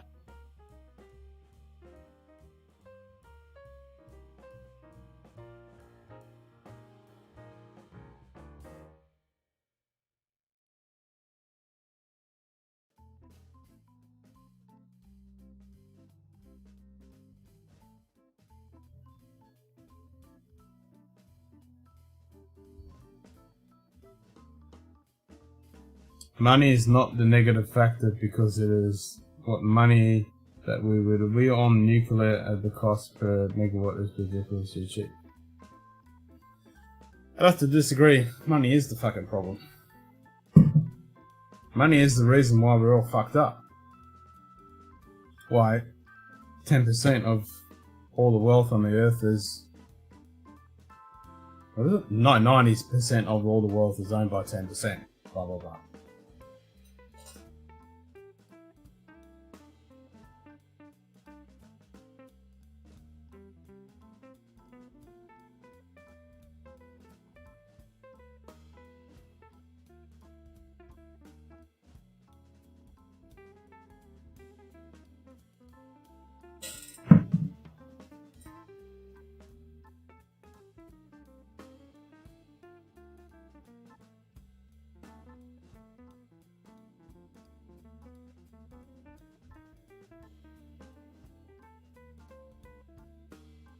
Law of thermodynamics. Law of thermodynamics. I can't even fucking say that word, I'm fucking drunk. It's the law of thermodynamics. Dynamics. Don't know why dynamics is in there twice. That's why I'm saying it's the law of thermodynamics. Dynamics. I get what you mean though.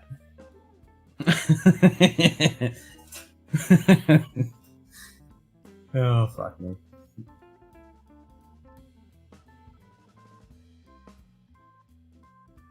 I get what you're saying. Like I just said, you know, if you spend 10 calories on energy to get 1 calorie of energy back, you know, you're going backwards, but.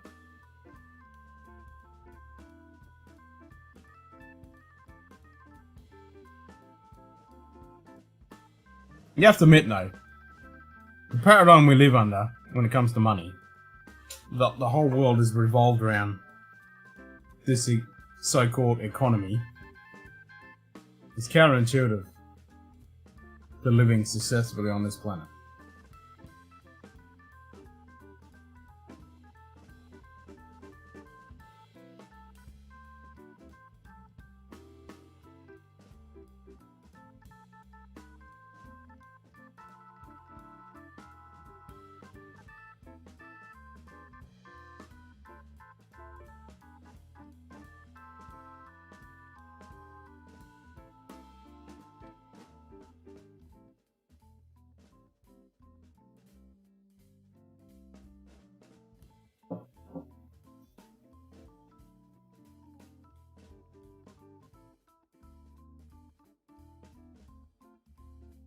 That's what I'm talking about. It's money. We got to get rid of it.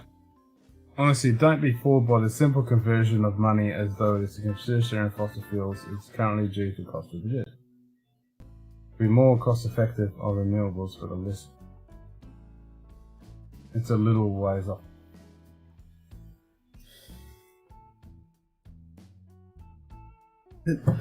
It's the way I get all that.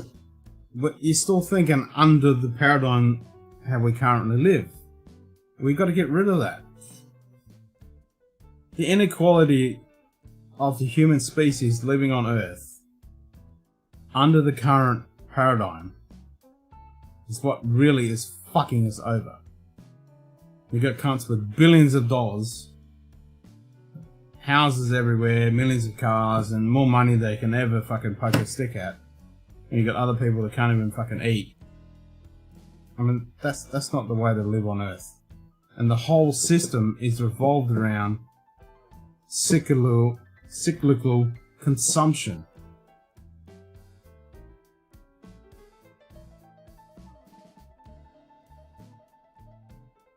Now you're saying money.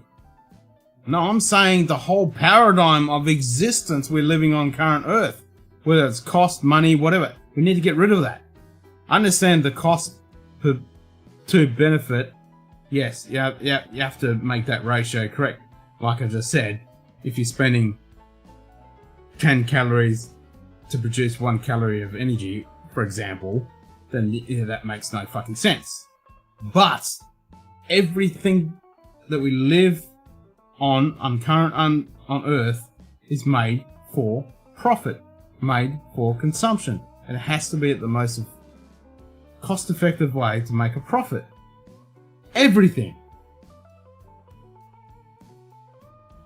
Even the government. We need to change that. Get rid of that. If we were living on a planet where we used all the science technology that we had to make the most efficient, cost-effective things for everything, which is counterintuitive to what we live under currently now. Like, everything is made to be the most cheapest and fucking drunk. Everything has to be made to be the most cost-effective and the cheapest ever. I think they're both the same fucking thing. And nothing is made to be replaced, recycled, any of that kind of stuff.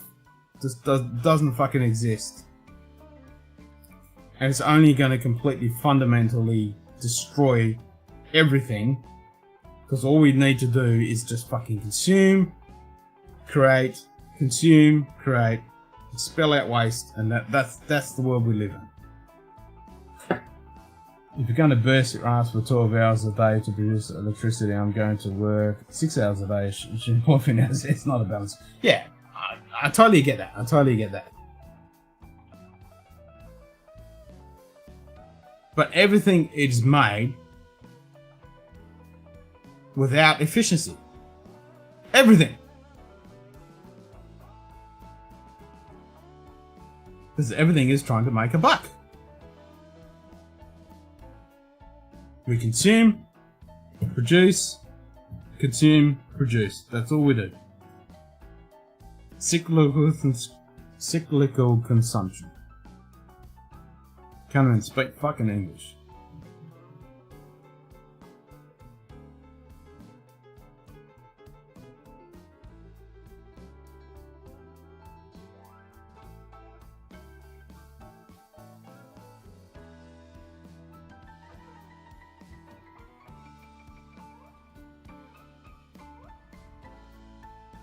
So how do you value people's effort?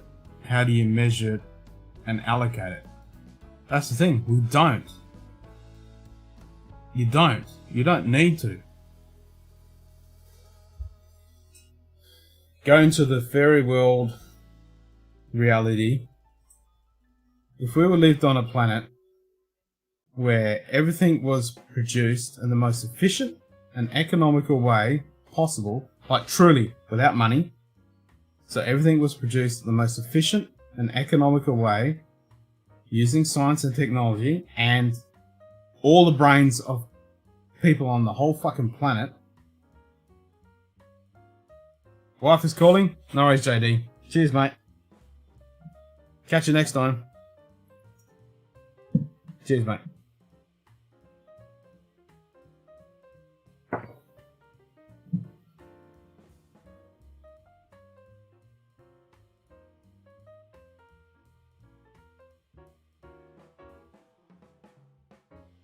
And the people on the planet, their whole goal wasn't just to make fucking money and to beat everyone else, because that's the world we live under currently. We would actually have, well, everything would be better. Fucking hell, I need to be straight to fucking talk about this, but do you understand what I'm talking about?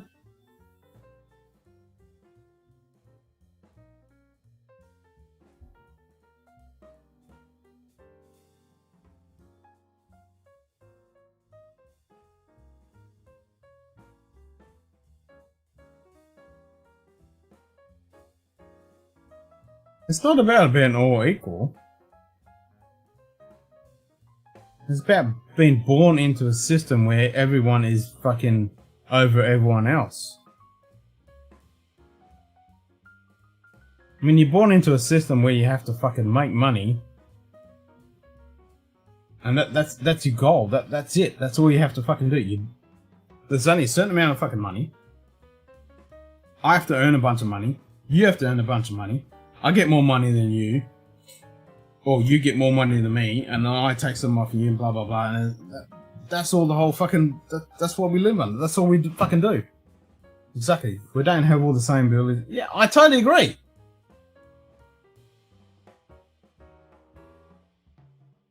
My monster penis expression. Yes, but have you seen Zeitgeist? You need to watch Peter Joseph stuff.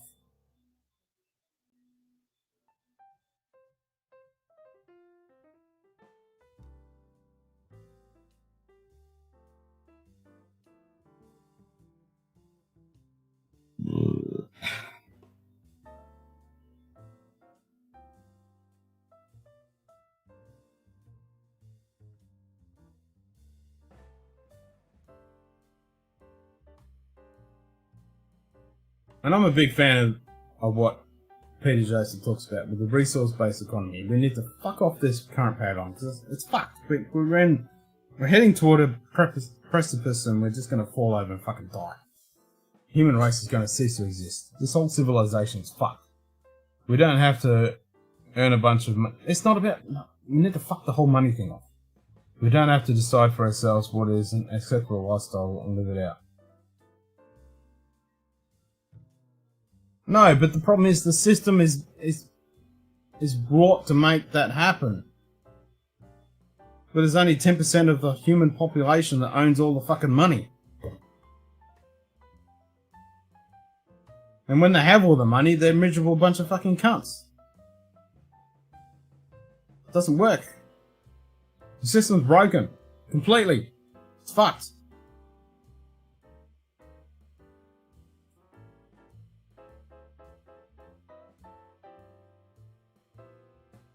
Nothing is ever made the most efficient and economical way. Ever. Because it's against the system.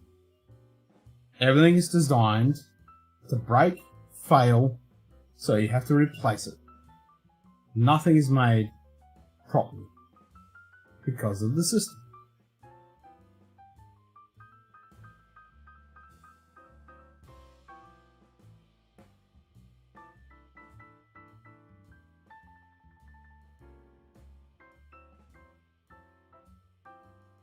Resource-based economy. So if you get rid of the whole paradigm we live under, which is hard to imagine because we're so indoctrinated, this is what we're born into. Resource-based economy. So we use science and technology that we know. Okay, this is a finite planet. We only have a certain amount of resources. This is what we have. We use science and technology to decide, okay, this is what we got, and this is what we need. We make everything, no matter what it is, the most efficient and economical way. Using technology and science and the power of our fucking brain without being locked into constricted companies that say, this is what we do and you never know about it because we want to make profit. It will never be continuous improvement in reality that is never satisfied. There will always be a better way. In the current paradigm, yes. But if we get rid of the idea of competitiveness and money and the economy and all that bullshit that we live under currently, if everything was made the proper way and we used everything efficiently, like, there is no system on Earth that is done efficiently. Nothing. It's all fucking bullshit. We import fucking strawberries from the other side of the fucking planet, which makes no fucking sense. When you could grow the same thing in your own fucking backyard. Everything's made to be fucking redundant. Because, you know, it has to be cyclical consumption. Otherwise the system breaks. So if stuff was made the proper fucking way to actually last and be the most efficient, that's one side of it. And simple things like, okay, you need to mow your fucking lawn. Like I mowed my lawn today. Bourbon something or other needs to mow his lawn tomorrow, and someone else needs to mow their lawn. Why the fuck does everyone have a lawnmower? Why does everyone have a fucking screwdriver? Why does everyone have such and such? You don't fucking need all that constantly the whole fucking time.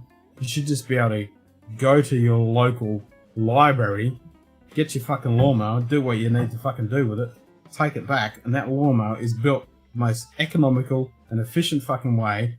And it's constantly updated, and, you know, it's the best it can fucking be. Ever. Period. Non-stop. There's no fucking profit margins, there's no fucking, I need to make money on this, and I need to cut this corner or whatever. It is made the best fucking way that every component is recyclable, every component is upgradable, every component is fucking the best it can ever fucking be. For everything under the fucking universe. So some douchebag won't bring it back or it'll break down. But even if it does, then that component gets replaced. Like fucking Lego. That component gets put in. And it's the best component it can fucking be. That's not the world we currently live under.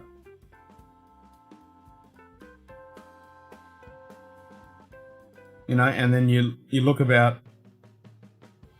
all the systems on planet Earth. None of them are efficient. You should have localized systems that support the central fucking system in a population, and then you use science and technology for distribution and management of all those resources that everyone has an equal amount, blah blah blah. And if not everyone is trying to fucking just rape the system to get money and profit and be the next person better than the Joneses, that kind of ideal, people will actually want to contribute it to the system.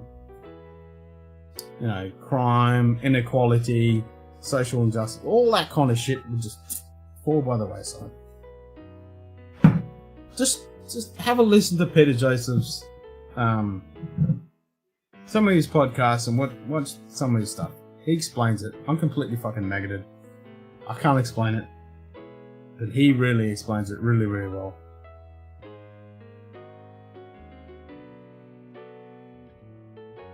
We have to do something, because we're fucked. This civilization is going to cease to exist. I fucking fear for my son. Because what he's going to have to fucking live through. Fuck. I mean, you have to admit, the current system we live under, where it's all money, money, money, money, money, money, money, and nothing else, is completely fucked.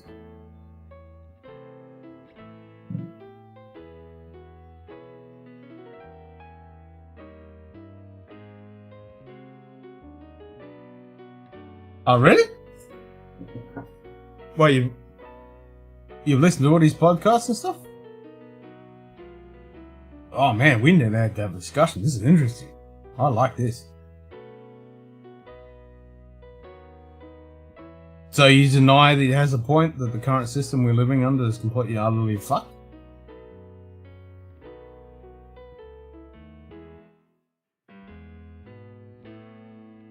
I mean, it doesn't have all the answers. I mean, no one does. But the current paradigm is pretty fucked up. You have to admit.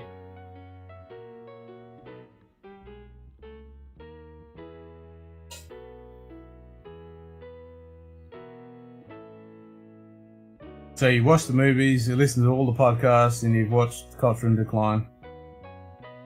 Season 1, because he's bringing out Season 2 soon. Listen to his book.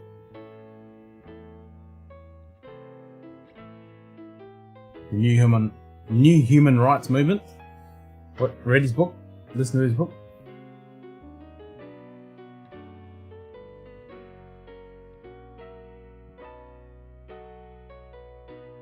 No, I disagree. No,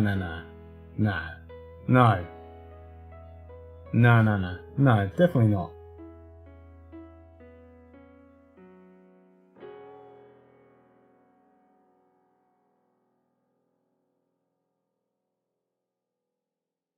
I mean, that's coming from the ideal that we're currently living under. If you imagine, like, a paradise, you wouldn't think like that.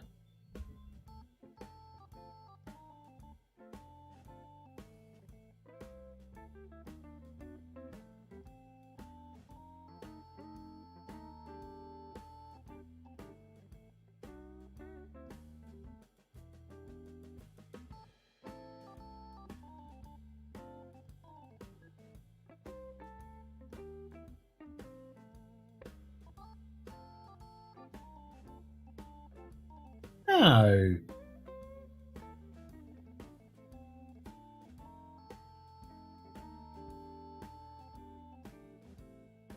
I mean, that is true.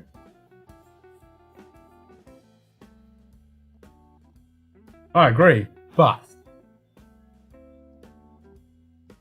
the way that we live now is pretty fucked up.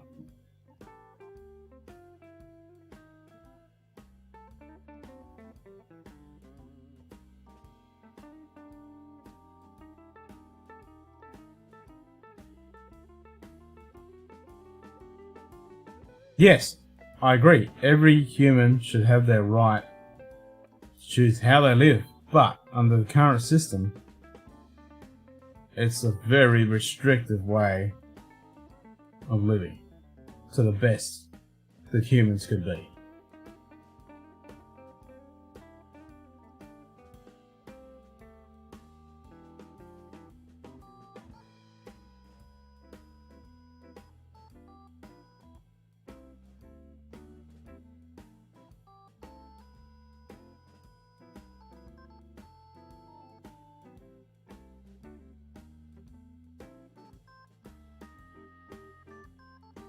No, I disagree.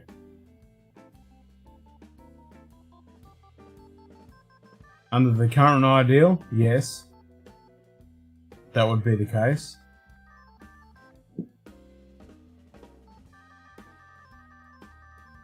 That's because we're thinking from the system we're born into. We don't know anything else. We don't understand anything else. This is all we know.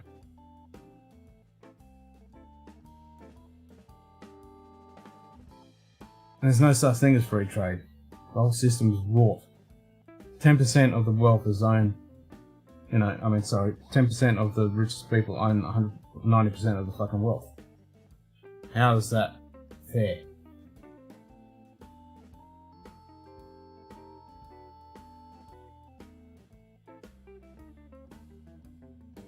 No, you don't have to work. Who's doing the work? And how we're compensating for those who want to work and not those who don't.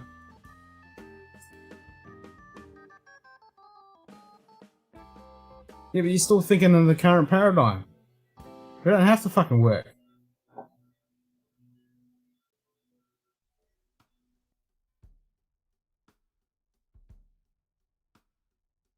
We don't need to work. We'd all contribute to make things better.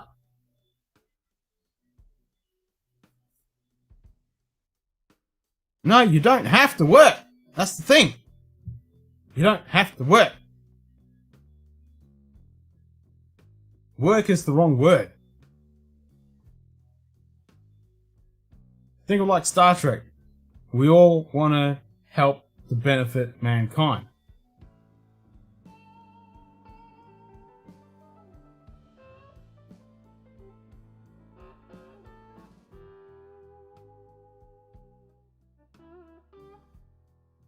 Someone does. Nope.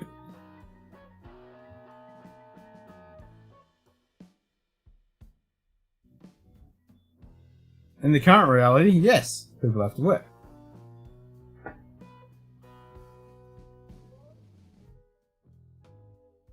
No one is in charge.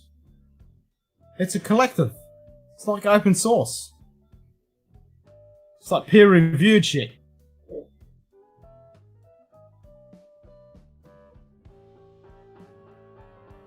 We use the intelligence of mass people to work out what's the best. We use science and technology to work out what's the most best, efficient way to do stuff.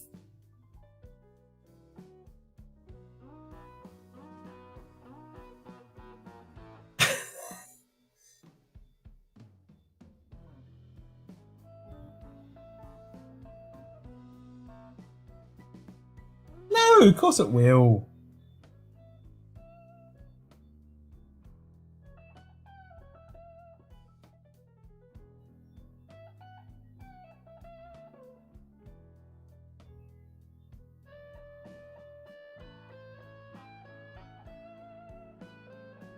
I have not.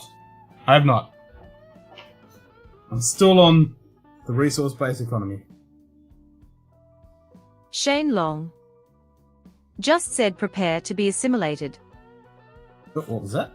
Someone you?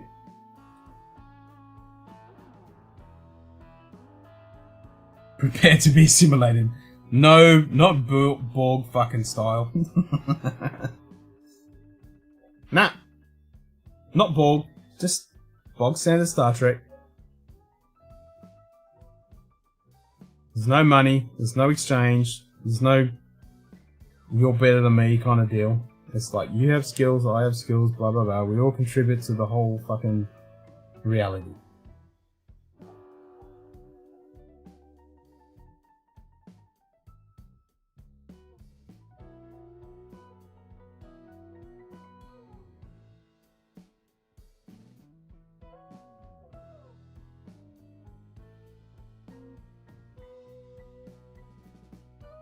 your technological distinctiveness will be adapted to our own. I agree that if we could eradicate the human condition, the idea would work. Well, that's the thing. Under the current system, the human condition is completely fucked. Because it's indoctrinated into the system and its human race is broken. Yeah, we are human and we are stupid. I'm a misanthropist, don't get me wrong. But the current system makes us the worst that we can be, not the best. It's all about every man for themselves. It's a finite resource-based economy where you have to fucking make your own shit and get your own way in the world, and that's not the way you should be living. It sounds all fucking pansy, we should be living in an egalitarian kind of fucking reality, but it's gonna take time, but it will change. I agree, the human race is a bunch of fucking losers. I'm a total misanthropist. Don't get me wrong on that. But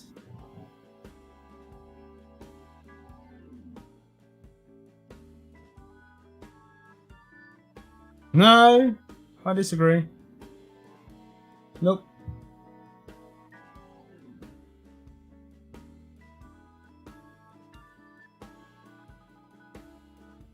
I don't know what the answer is for the system. I do like the idea of the resource-based economy. It's similar to the Star Trek way, but the current system is completely fucked. We need to fix it. And we can't just band-aid it. We can't just do this and that. It needs to be completely fucked off and something else put in place. And it's not going to happen overnight. It's something that needs to be fucking done. Because we're on the road to nowhere. Yes! Everybody does. It's like open source, man. Think of open source. The good ideas rise to the top. They get kind of voted up. That's a bad analogy, but you know what I mean. They get voted up. The good stuff gets put forward and it's made happen the most efficient, economical way. That gets done. No, we're not. Our world revolves around money. Made up thing. What? Yeah, human slave labour.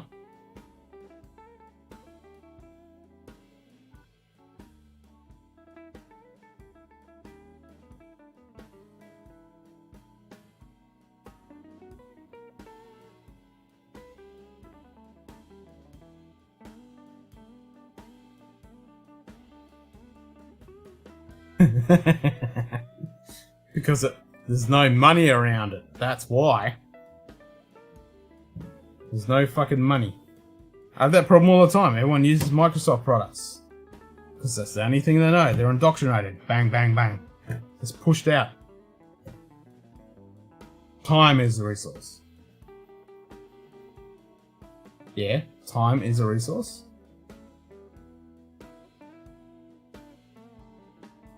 I mean, yeah, we're only here for a finite amount of time, yes. I won't disagree with that. That is true. Yeah, of course Linux sucks balls in its current world, because it's all mixed-matched botch of shit, and there's no fucking thing about it, but if you imagine if there was no money, and the goal was to make it the best thing it could be.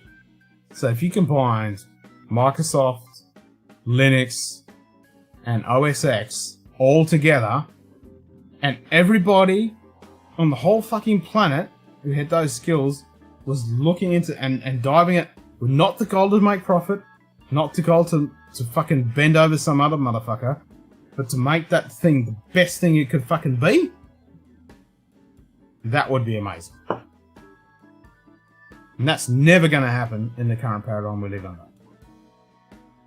That's why open source stuff is never going to compete.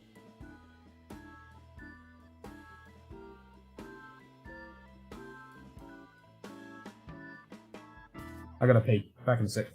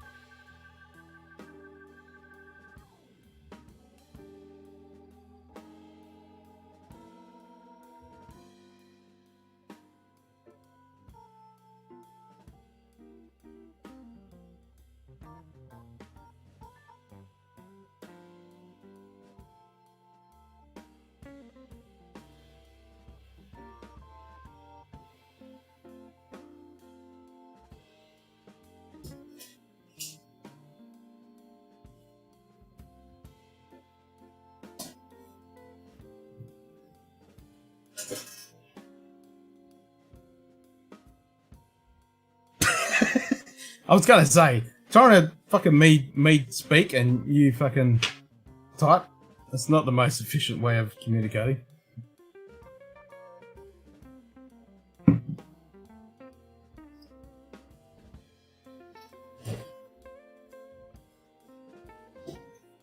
Especially when you get the old lost in translation.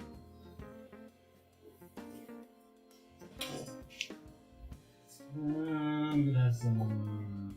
Actually, I have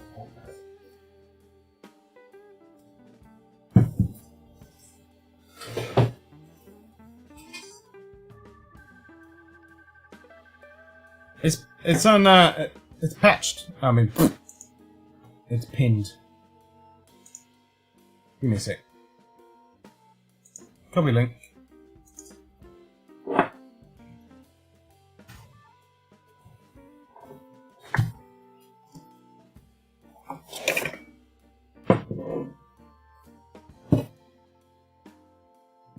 Oh, excuse you. Let's put this on. These back over here. Now that fly's fucked off. I haven't seen it for a fucking hour.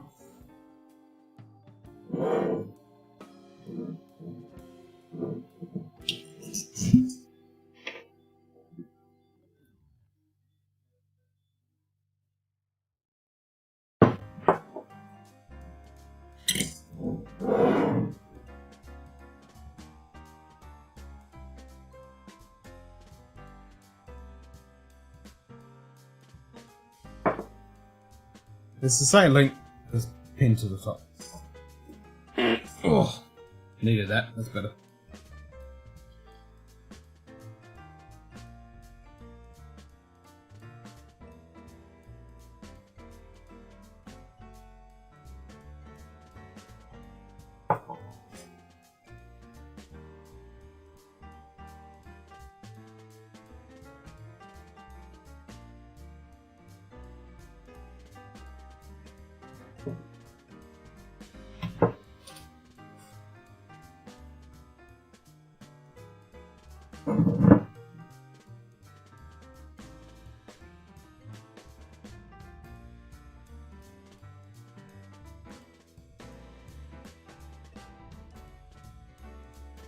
How is that fan fucking drying my eyeballs out? Probably is, eh?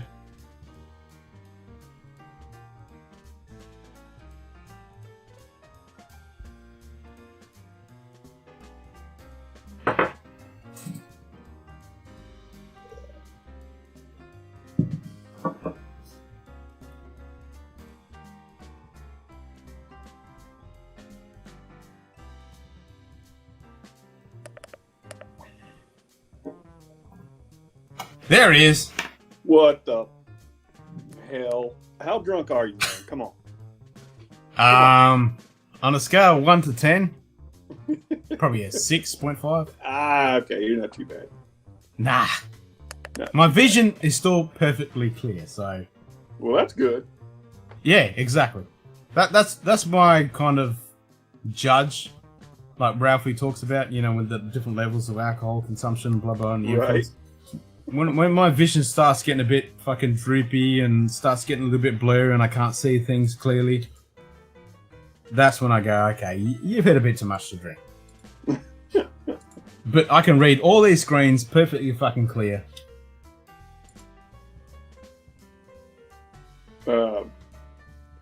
Yeah, for some reason I can't, on my work computer, all of a sudden I can't watch your live stream anymore. Like, it's blocking all the live streams. Oh, so that's weird. Odd. Yeah, so when I go to your channel, like, it shows that you're streaming, but I can't, like, actually access it. It's fucking weird. And when I go to your channel, I look at your videos. You must be getting flagged for, like, adult content or something. Oh, sure? I do have it. When you upload a video, I do have it as for it's only adult, non-children kind of thing. Because the newest one is 3 weeks ago. What? On your channel for me. When I go to your page. Like, from your work machine. One is, yeah. You must have a serious fucking firewall. Oh, yeah, dude. Yeah. The fact that I can even get on YouTube is quite surprising. I was gonna say you need to be fucking VPNing that shit. Yeah, I probably should. I wonder if I could do it in incognito. Yeah, try that. No, probably not. It's still going through your firewall. Yeah, but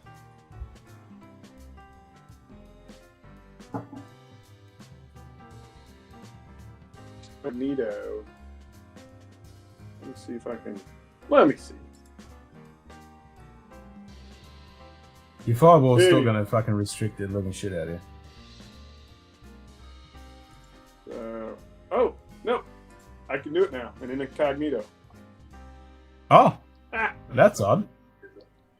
That's hilarious. So now I can chat. Oh, actually I can't chat because I have to sign in. If I sign in, no one doing incognito anymore. True. So well, there's nobody else chatting by the looks of it. It's only been you and me ranting right now. Yeah. I'm gonna go back and look at this dribble you were typing. Let's see. Yeah. Man, I have a lot of. You're insane. Oh, I guess I was just responding to all your talking. Yeah, that's right. Yeah. So the problem is there's always just as you started talking, you're breaking up. Your connection must be pretty fucked. I didn't get a word of that. That was all garbled gobbledygook.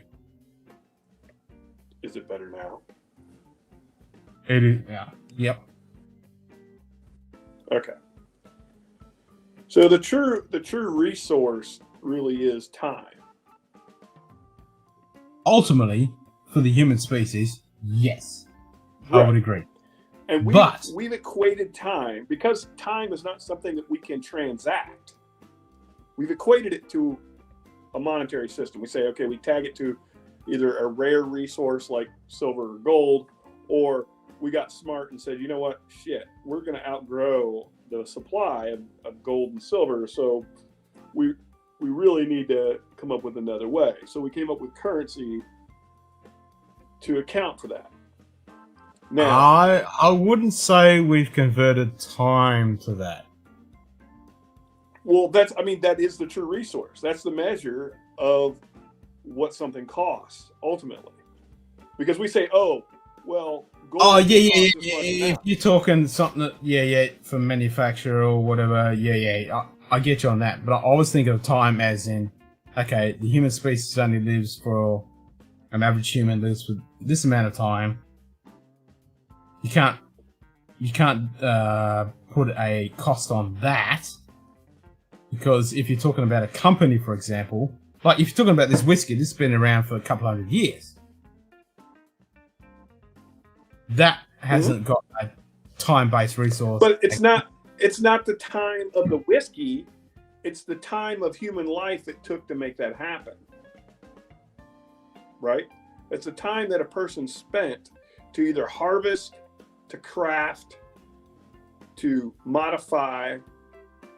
It's ultimately it's time. And some people are going to spend their time creating things for others, and some people are going to spend their time consuming things that others create. True. A lot of people would much rather spend their time consuming than they would be creating. True. So then how do you create a balanced system where I've got 90% consumers and 10% creators? It doesn't work. So the 10% get incentivized in the current to keep system. creating.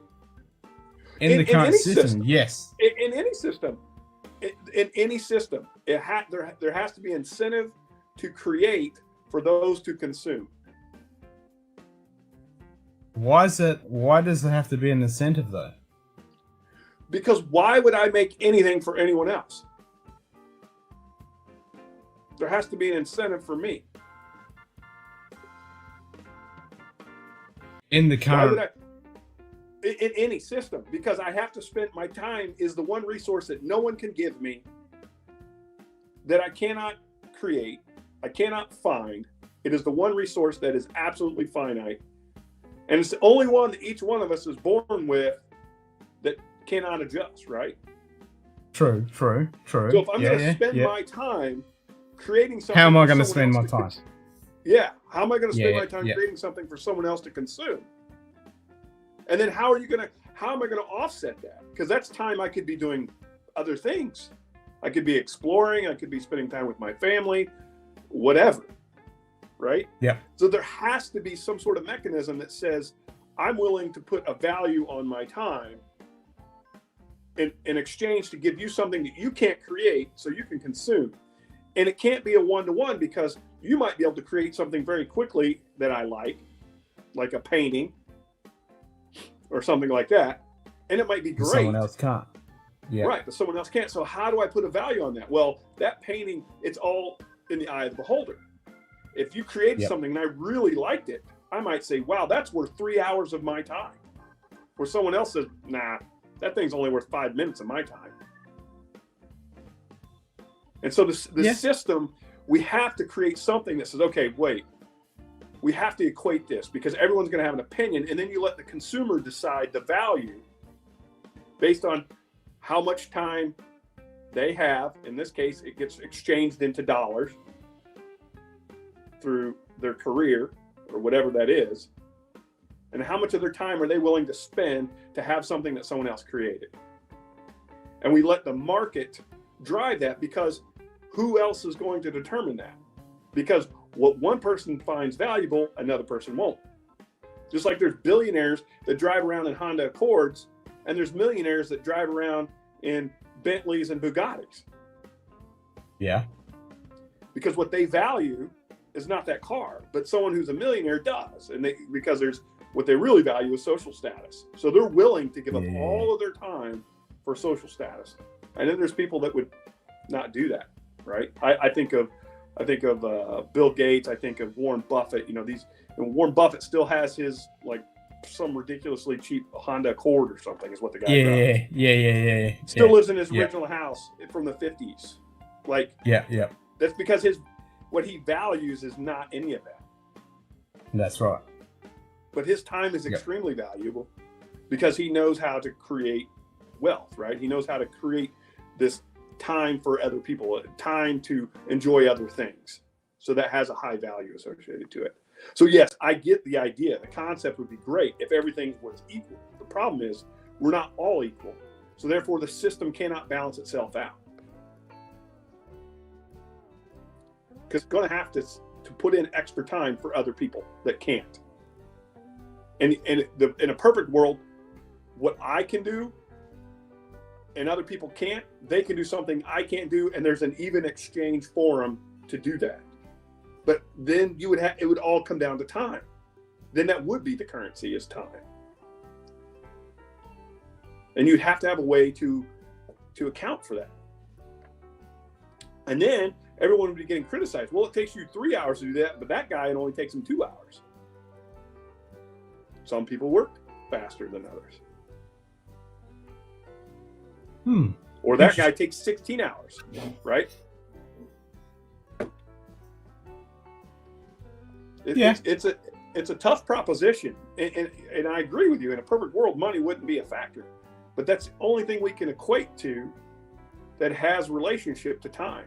Because when you look at how a business works, ultimately, not the distribution companies and shit like that. No, I'm with you. It's time. It comes down to time. Yeah, it's time. It really is time. It's just like me working on this shit for NASA.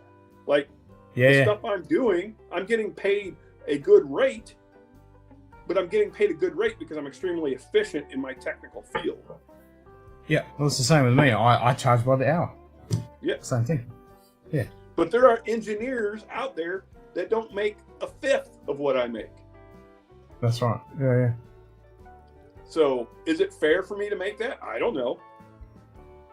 But somebody found my time to be more valuable than other people's. Yep. No, I see what you mean. That is a valid fucking point. So with when it comes to Peter Joseph, you said you'd seen heaps of his shit. So you've seen all his movies. Yep. You've seen Culture and Decline. Yep. You read his book. You've seen all the podcasts that he's done recently. Yeah, I mean, I haven't watched all his podcasts. I've seen a couple, but it tends to be the same thing over and over at some point. And again, in theory, it would be great, but there are some major holes in the concepts, and it's because we can't eliminate the human condition. We cannot, and we are all individuals, and we are all very different. So I totally agree with that. But you'd have to admit that the current system. How do you make us all equal? You can't. I don't think it's about making us all equal. Well, it is ultimately because because time is the money in this case, or it is the one true resource. We're not all the same. We all can't do the same in the same amount of time. Nor will we. And some will choose just not to. And that's the freedom of choice. So you put a system in that says, okay, well, since if you don't want to work, you don't have to. You can be homeless. That's totally okay. But why would you be homeless though? Some people like that. Some people literally do. Yeah, as we live now, some people that's their way of life. They would choose to do that. I think it's foolish. I think we have several 100,000 homes across millions of homes all across the globe that are sitting empty. To me, it doesn't make sense. But at the same time, a lot of those people are homeless for specific reasons of their own choosing. True. So if we were to go and give them houses, what are we doing? They're just going to not take care of it or not want to be there. Not all of them. By far, not all of them. But predominantly, that's going to be the case. So what's the real value here is you say, okay, what skills do you have that are valuable to society? And let's start capitalizing on that to a point that you're happy to whatever level that is. Yeah. If some people just don't give a shit. And I admire those people that have like no ambitions financially. They just like being in the world. That'd be fantastic to live like that. You know, ignorance is bliss. Oh, absolutely. So I had a friend growing up in high school whose dad was a very, very, very successful lawyer, multi-millionaire. And his dad gave him a big chunk of money when he graduated from high school. He went up to Canada, like way up in northern Canada where like people don't live. Bought some land, built a cabin all by hand with no nails, lived in it for 7 years, and then decided he was ready to come back to society and being a contributor and be a part of society. Yeah. But he was extremely happy and content. Yeah. Because he at that point in his life, he didn't want to be social. he was like working on him and trying to figure himself out. Here he grew up in the lap of luxury, and he decided, no, I really want to go figure this whole thing out. And he did. 7 years, man. And that cabin was 13 feet by 13 feet. Yep. Just a Lived spot. all by himself. Yep. So I admired that to him. But now he's a full contributor to society, right? I think he got into law as well. So, you know, I admire that for sure. I could never do that. No, I admire the people who do that. Yeah, well, that's it. If you don't have a family and kids, it's a lot easier to kind of do that stuff. Shit.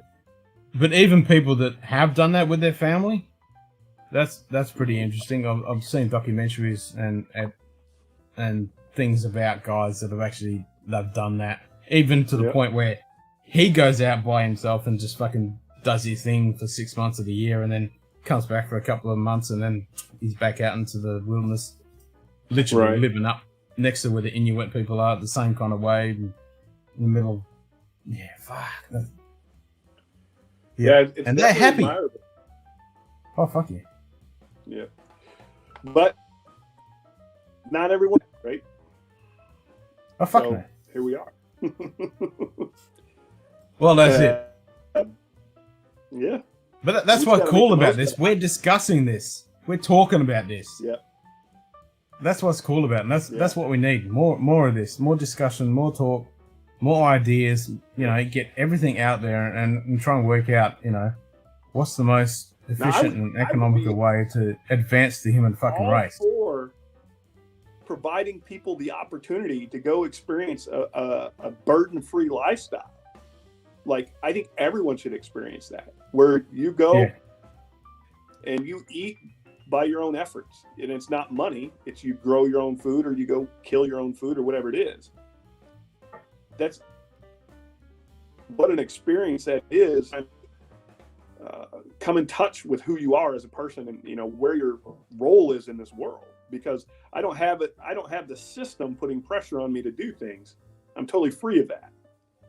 But then you find out, wait, there's this social structure that I'm missing. And that's ultimately what he came to the conclusion. He's like, you know, after 7 years, it was great, but I realized that I needed that social interaction. I needed society.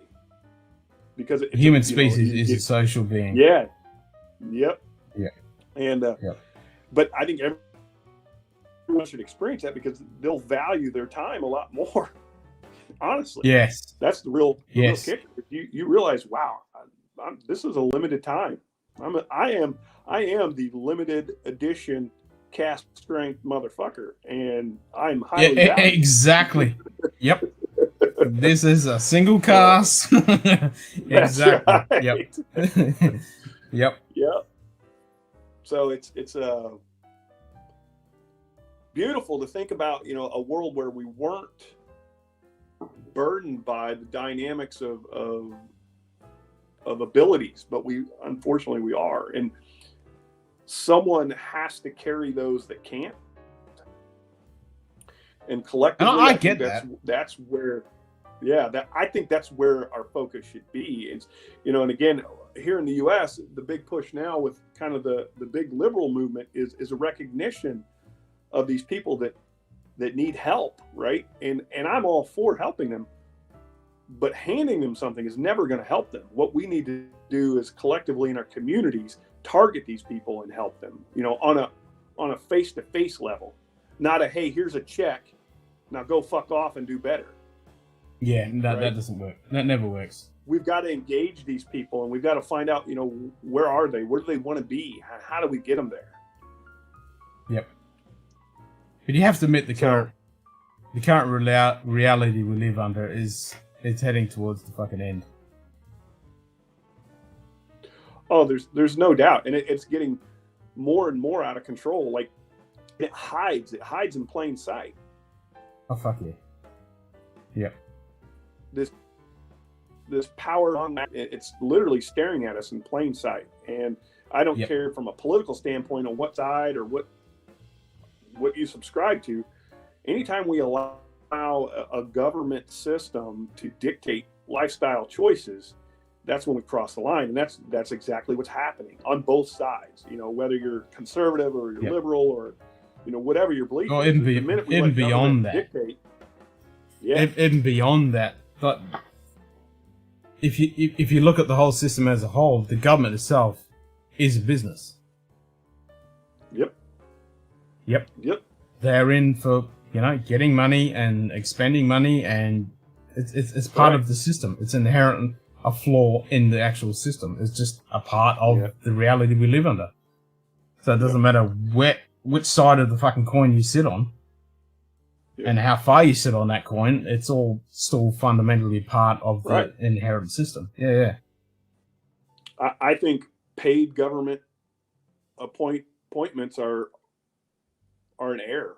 I think, you know, the one thing that was really beautiful about our country's original founding system was these people came from the communities. They went and served 1 or 2 or 3 terms, and then they went back home. And they lived their life. They weren't, their job was not to be a politician. No. The minute it became a job, that ruined it. Ruined it. And that's what I'm saying. An example we see over and over. Yeah, and every country and every economy and every fucking whether you're a paradigm king of or queen, dictatorship or whether whatever. you're Yep. emperor. All the same thing. Yep. Doesn't matter. All the same thing. Yep. Exactly. It has to be a government for the people, by the people. It really does. And you limit their impact. Like, people have great ideas, but every idea they have is not great. So you can't be in fucking public office for 50 years and expect me to believe that every idea you have is amazing. You're out of touch, right? Well, it can't. It can't be one person. No, but even as a representative, like, even if I send a representative to my government's headquarters and say, okay, I want you to represent me as a person, you can only do that so long before you're out of touch. Yeah, that's right. But if you look at, like, open source, like, even like, you know, if you go back to Linux, compared to everything else, it's shit. But the community, like, if you think of the community as a whole in the Linux community, the good stuff comes to the fore. Oh, absolutely. And ends up finding its way into OS X and Windows. Yeah, exactly. It ends up in the system, but it's not one person that's fucking the head of that. It's a bunch. No, it's not. It's the community itself. It's a sandbox community, right? The problem is they come up with a great idea, and then the OS X's and the Microsofts call them up and say, "Hey, guy that came up with this great idea, here's a couple $1,000,000. How much you want for that?" Yeah. And guess what? Linux gets left in the dust. Because now his time is more valuable to someone else. Yeah, and that's the problem with the system that we live under. Yep. So I'd love to have a bunch of guys like you and me to sit down and talk about this. And imagine if you had someone like Peters Joseph on here to fucking talk about this. It'd be fucking amazing. Yeah. I really wish there was a way to encourage and empower people to really understand the value of work, what we call work, like understanding that your efforts to improve others' lives improve everyone's lives. That's how you equate it. But some people just, especially now, I mean, don't understand that. A socially media driven society where, you know, all the people that are raised up and held in high regard are just the most flamboyant pieces of shit in most of the cases, like, you know, athletes and they're just horrible. Actors and athletes and just one kid Instagram streams on YouTube playing Minecraft, and all of a sudden, and they're the best people you want to appear to be. Yeah, no. Like, this guy does nothing for society. No, they're just leeches on society, and they're just falling on everybody else's. Yeah, it's pathetic. It's actually sad when, you know, you've got fucking ambulance staff and fireys and coppers out there doing a fucking amazing job for fucking shit teachers. pay and Teachers, educators, and and social workers, and all those kind of people that never get a fucking look in, and they are the ones that holding society to fucking together. Exactly. Yep. We put our values in the wrong things as a society. Fucking oath. Yeah. Totally. So. Now that I will always agree with you, and that is largely commercially driven by the big companies. They want that. They want you to pay $200 for a pair of fucking tennis shoes that don't do consumption. $20 pair of tennis shoes will do as well. Yep. Consumption.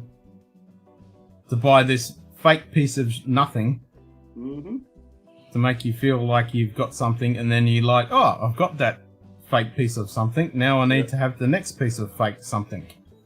Exactly. Right. Yep. But unfortunately, we can never get away from money because, again, the only real resource is time. So how do you got to associate something to it, because I can't give you time. I need to think about that one. In an effort, right? I need to think about that one. Because I can understand what you're saying. Like, if someone is a super fucking genius and they're doing so much stuff. Yeah. How do you, and the people and someone's just sitting on their ass and just living the life and not doing fucking nothing. How does that equate to equality of the human species? I get that. I never actually considered it. That's kind of interesting. Like, even in the Allegorian society where, you live under a resource-based economy where, you've got a bunch of people that are, their idea is to make the best Glencairn the most efficient way and using science and technology and blah, blah, blah. And then you've got someone else who's like, oh, great, thanks. I'll have that. Yeah, exactly. Yeah. Right. So that's fucking interesting. Yeah. Yeah. That's very interesting. And yes, I understand in the current paradigm there is a lot of those kind of people, and if you have that egalitarian type society, there's going to be less of those people because they want to contribute in whatever way they can. They'll contribute in their own way, and you're going to have that. But the human condition says, you're going to have, I shouldn't say this, but someone like my missus who's kind of in a little square little box and doesn't do anything. She's just a consumer. Right. That's her reality. That's all she knows and understands. Whereas me, I'm like, I want to help the universe to be a better place. Right. Yeah. And I totally get that. So how do you... That's very fucking interesting. We should ask Peter Joseph about that.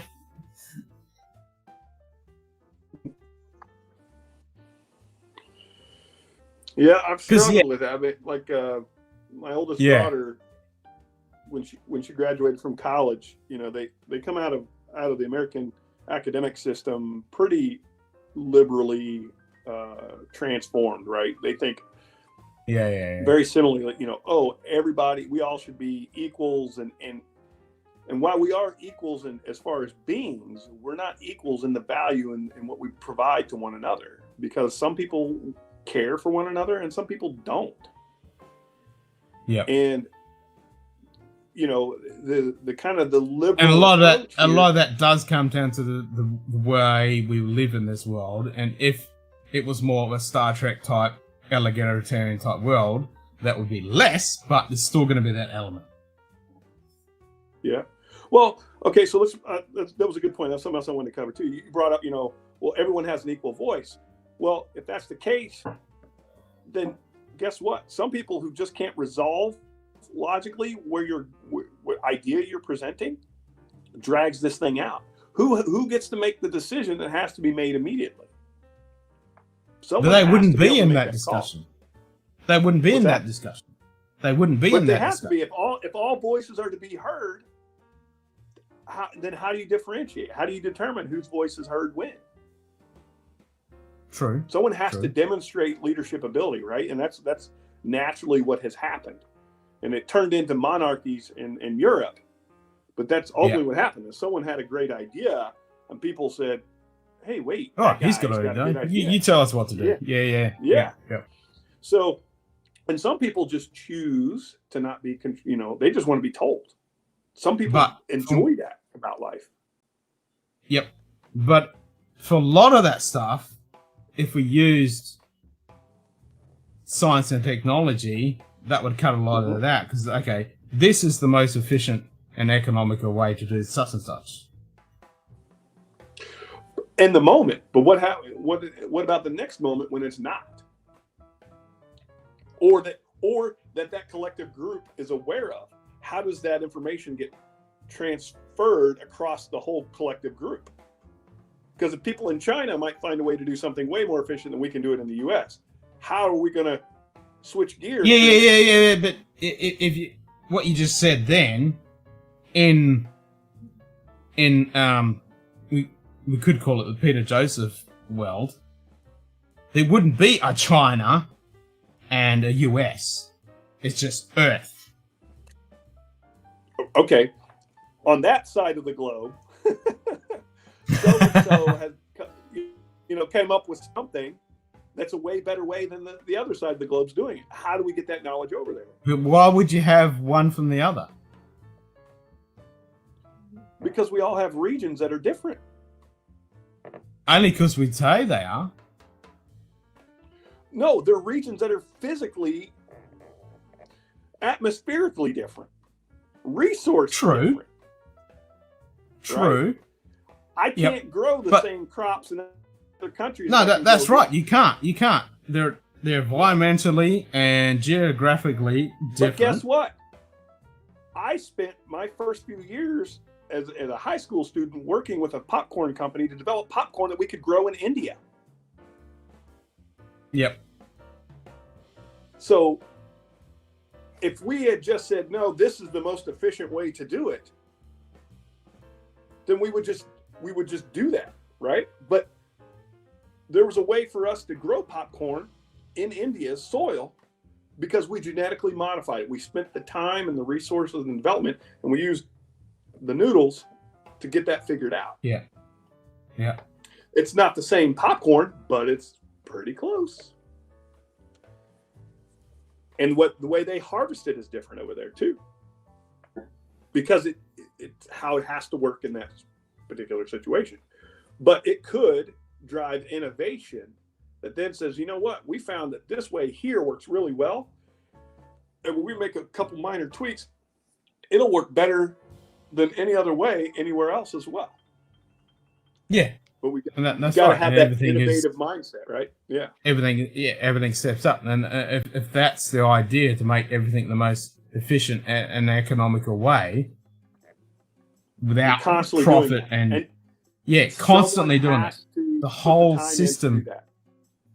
Yeah, but if the whole system is evolved to do that, I mean, that would be, when it's not.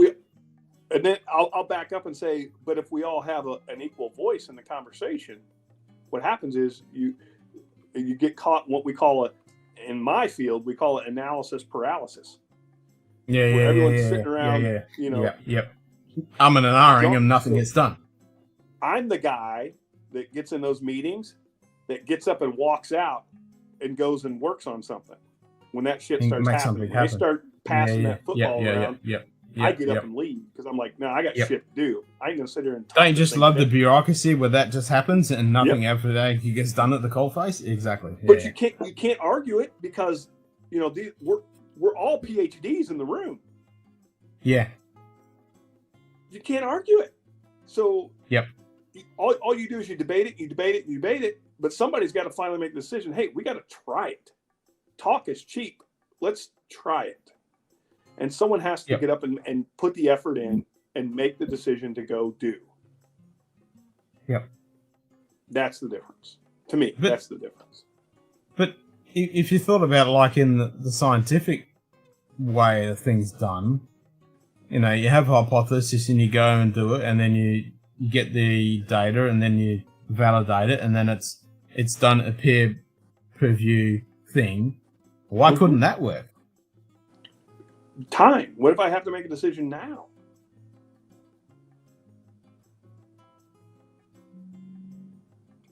Yeah, okay. So someone has to make decisions, and I can't sit there and vet every decision through a panel of peers every time. And then again, who determines who's a peer and who isn't? That's another challenge. Someone has to rise up. Someone has to lead the way through execution. Always. And it always comes down to that. Someone has to sit there and get brave enough to say, you know, I'm going to go fucking try this shit. Yep. Damn the torpedoes. I have an idea. I think I know the conclusion. I'm going to go do it. Yep. So you kind of have to have, and we still need those debates. We still need those peer reviews, and those things need to occur. But sometimes you've just got to risk it for the biscuit. Yeah. Yeah.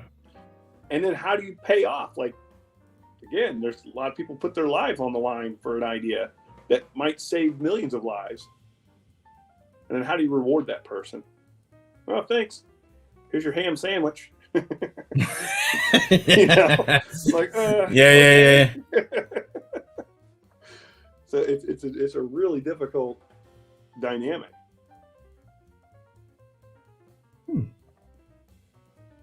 Food for thought. I like that. That's fucking cool. And Jim Morris, yeah, you are correct, Jim. It is a gridlock. It's into a gridlock Congress. Everyone has to be the loudest voice in the room. Yep, So that's right. You sit around and do nothing. Our particular government spends more trying to figure out how to stop the other side from doing something than they actually do about actually doing something. Like, there's so much time. Name any other country that isn't doing that other than the dictatorship? Yeah. Right. Now, I'm not for dictatorships either. I think they're terribly flawed. Yeah, but they get shit done. They're completely wrong in the way they get shit done, but they get shit done. Absolutely. One of the biggest ones, I mean, and absolutely the worst one, Hitler. That guy did amazing things for the country of Germany. Fuck yeah. Before he decided to take over the fucking world, what he did was amazing. Yeah. Yeah. You have to. You have to look at that and go, holy shit, that guy got stuff done. Like, fuck yeah. Stuff done. Fuck But yeah. And still to this day, that stuff is still being felt. Exactly. And it sucks that he was a fucking absolute psychotic lunatic who, you know, got Had lost. a lot of other psychotic lunatics underneath him, but yeah. Right. Yeah. Yeah. Probably even more so. Oh yeah. I mean, Hermann Goering. Oh yeah, He was a Goebbels fucking was nut the worst, job. man. Hey? Goebbels? No, Himmler. Himmler was a fucking nut job. Himmler was bad too. But Goebbels was fucking just chicken fucker. sadistic, man. He just wanted to he was watch messed people up. suffer. Yeah. Yep.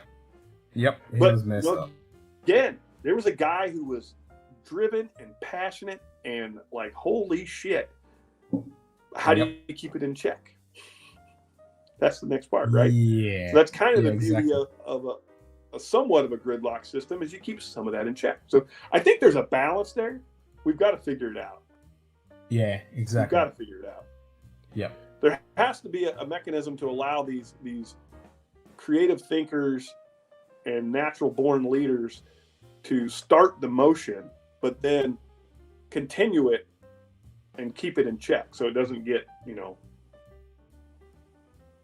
Let's just agree that Nazis are bad. Yes. Yes. Nazis They are are fucking bad.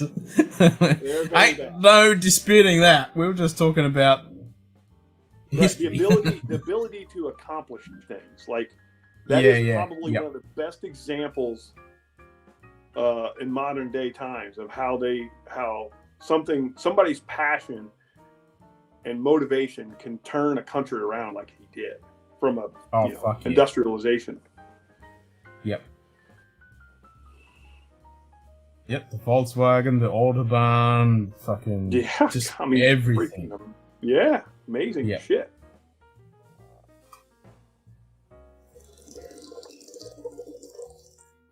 And, you know, we could say a lot of shit about it, but I'll tell you what, Germany's a lot better because of it.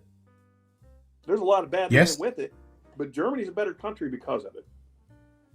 It really is.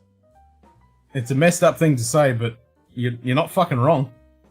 it costs a lot of people a lot of lives, and it sucks, and I never would wish that again on anyone ever. But there are definitely positive sides to that whole story as well. Yeah. Yep. And it just sucks that it adds such a high price. Down. Yeah. Yep. No.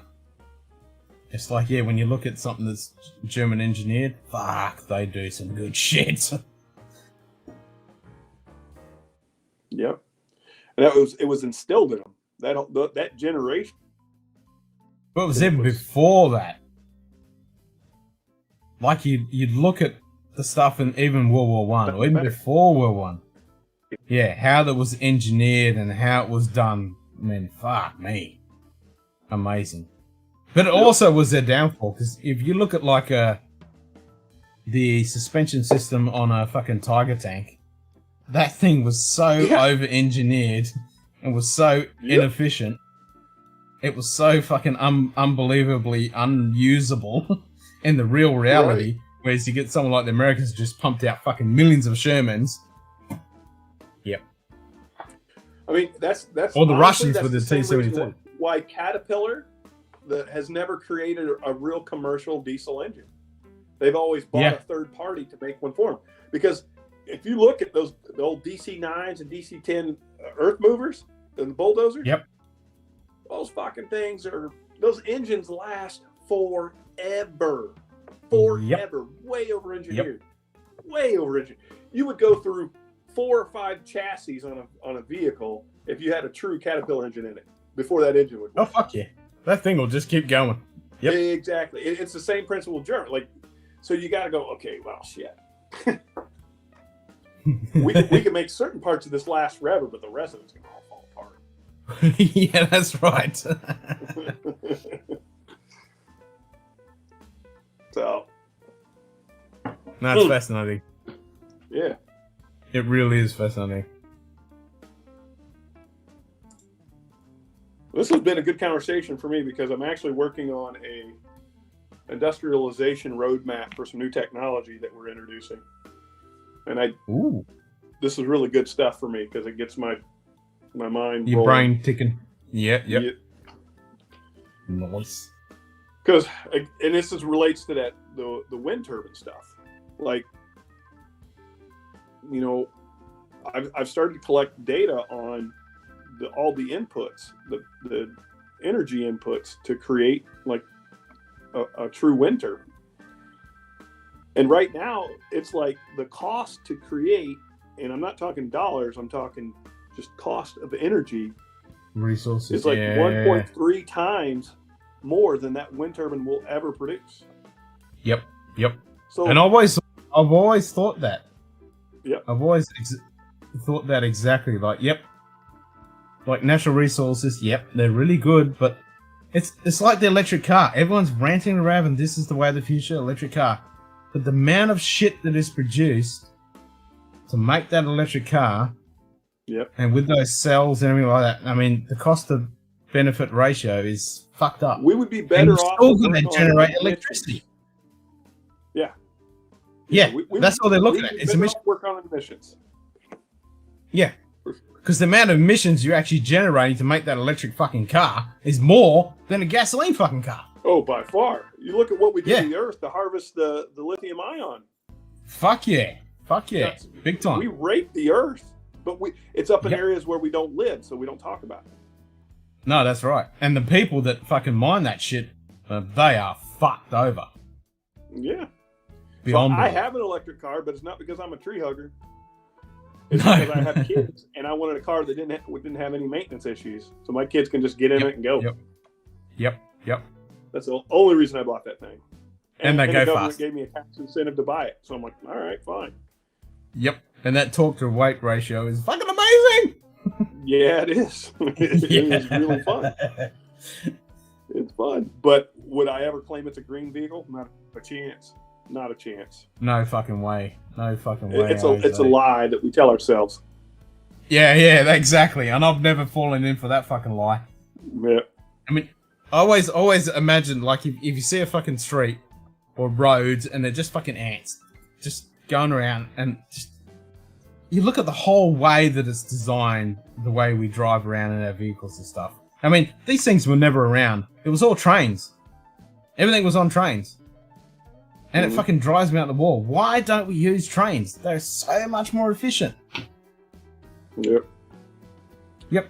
Because I want to be able to go when I want to go. Exactly. I want to go when I want to go, and there's no money in making trains that work really well and transport all that stuff and go and... yeah, exactly. But, you know, if you go to, like, here in Australia, there's no fucking trains. It's fucking horseshit, so you have to drive everywhere. You go somewhere like Europe, they're on time. Like, if you go to Germany with the train system, they're on fucking time within minutes, seconds. Yeah, yep. And it's so efficient, and you can go anywhere, and they're fucking fast, and it's amazing. Fucking amazing. Yep. You're not wrong But there. yeah, you look at these cars, and there's one person in it.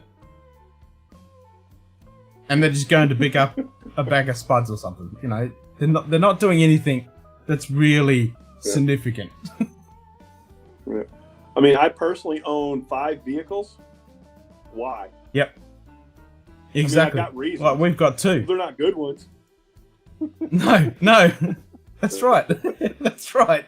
Exactly. If you look at the grand scheme of things, that is not a valid reason. Right. Yeah. Yeah. Because I can is not a valid reason. But that's the reason we all want, because I fucking can. Like, if we could all have 20 fucking big gaddies sitting in a garage, we fucking would. Yep, for sure. Yep. For sure.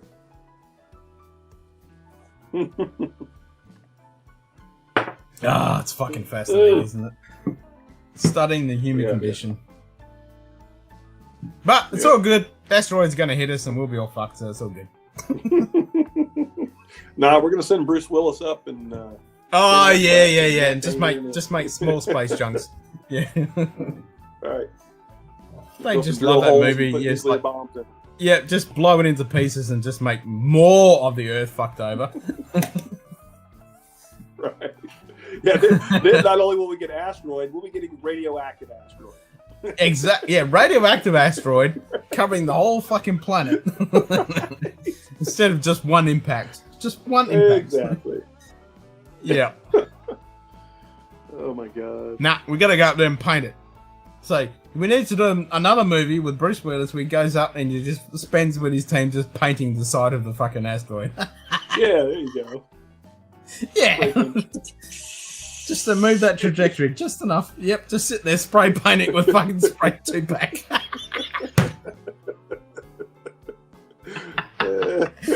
Oh, fuck, that'd be funny. Yeah, it would. Even here in the US, it's pretty fragmented. Many of the major metropolitan areas in the US don't have a public transport system, and some of the areas that do, Boston, are not well careful. Yeah, exactly.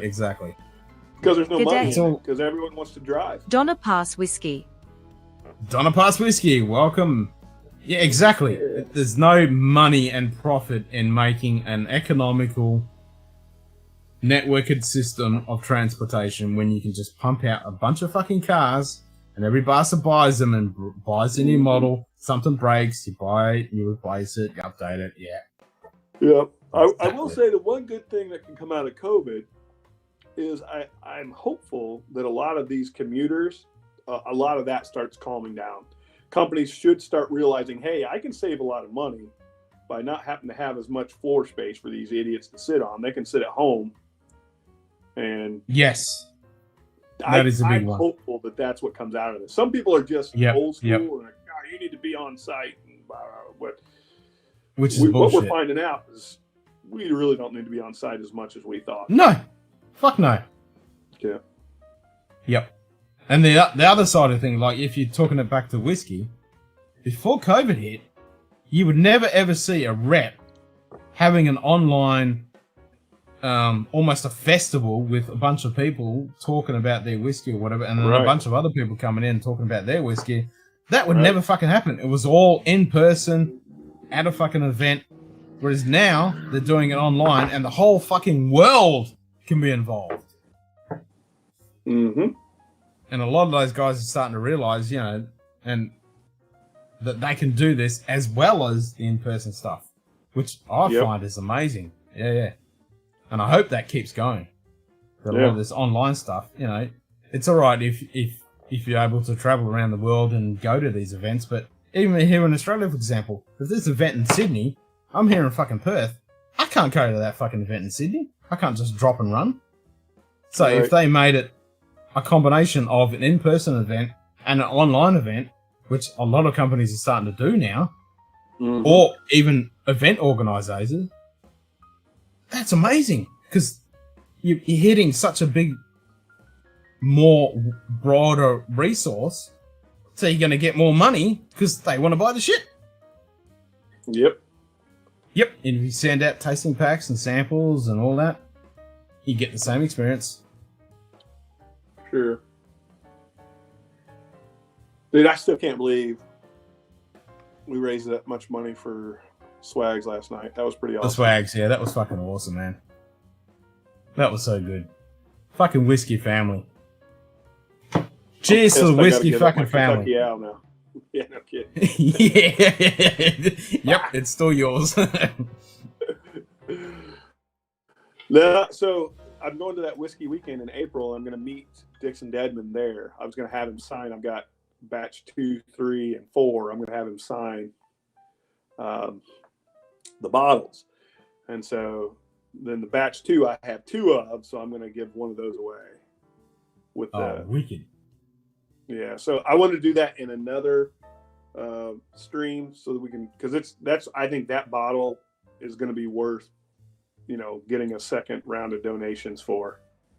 Yep. For a good call. Yeah, that's going to be a highly valued bottle of whiskey with it, having Dixon's signature on it. They're only doing 4 batches of the rye, so they're done. They're not going to make that ever again. Yeah, someone puts that on a shelf, it's going to be really valuable. My bottles, I'm going to empty them. I'll have the bottles signed, but they'll be empty. Yep, so you have that little curio, and you're like, this was a fucking amazing, and I got to experience it with such and such a person. Yeah, that's what it's fucking oath. No Unless I can find, duplicates, then I'll drink the duplicates and save those, but the intention is to drink. So Donna Pass, actually, you popped in on the stream when I ended it last night, and I apologise for that, but it's good to see you. All dates back to 1849 gold rush in the US railroads were promised to be the gift of the land tracks are on if they built the transcontinental railway. Yes. Agreed.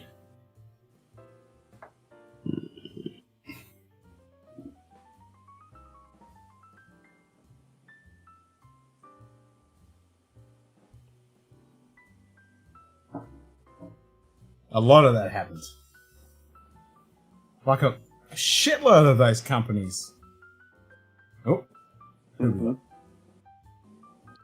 we got? Oh, there he is. Hey, guys. Yes. 1, 2. Oh. Motorbike? Yeah, I heard that. Yeah, I heard that.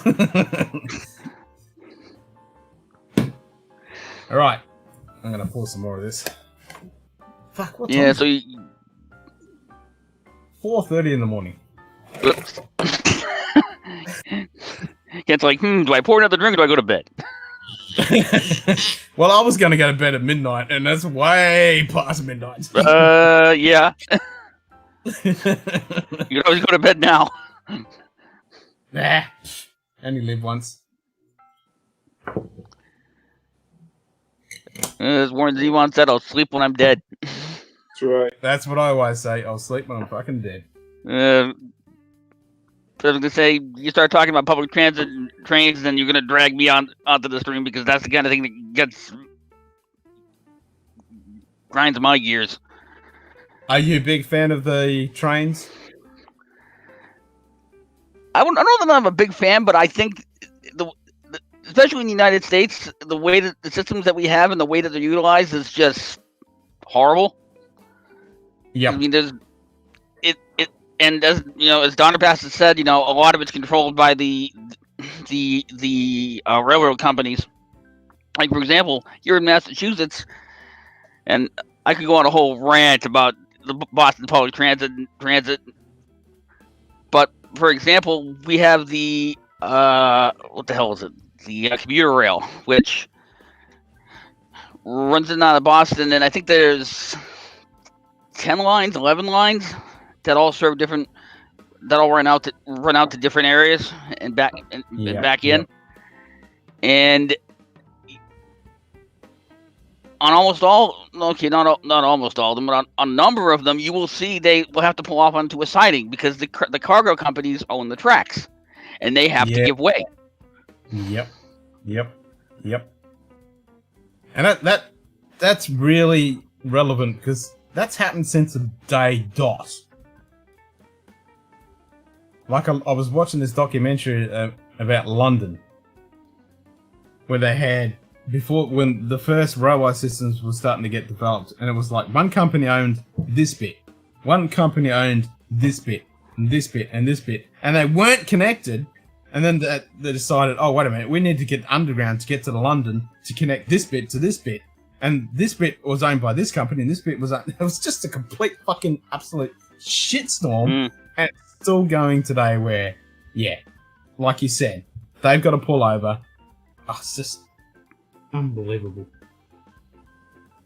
And it all comes down to this. Yeah. Well, hey, I need to jump off here, but you'll probably, I don't know, how much longer you're going to be on, do you think, Ken? When's the asteroid going to hit? That's a good question. All right. Well, I will be back in a little bit. You're still on. All right, man. Yep. Nice. See ya. All right, mate. Cheers. See you, mate. Yep. All right, what did Donna say today? Jazz will be leaving in 20 minutes to get my first COVID vaccine. The light at the end of the tunnel I thought I would never see before I was run over by the train. Nice.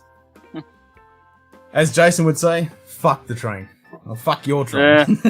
Yeah. Oh, that's good you're getting it. So you got to get the first one, and then you got the second one, and what everyone says, the second one's the worst one. That's what I've been hearing. Yep, that's what I keep hearing. Fucking interesting times we fucking live in, isn't it? Fuck. It makes it for an interesting time. It's not boring. It was pretty boring before this happened. As I've often joked, whoever said "May you live in interesting times" didn't mean this. Yeah, true. Jesus. Then looking back at like 1918, I think, wow, they had some fucking interesting times. We've got it pretty fucking easy compared to them. I ever see that in the fortune cookie again, I'm gonna stomp on it. Jeez. It's like, yeah, no thanks. I've already seen my interesting times. Can we just get back to status quo? Back to normality. Yeah. Yep.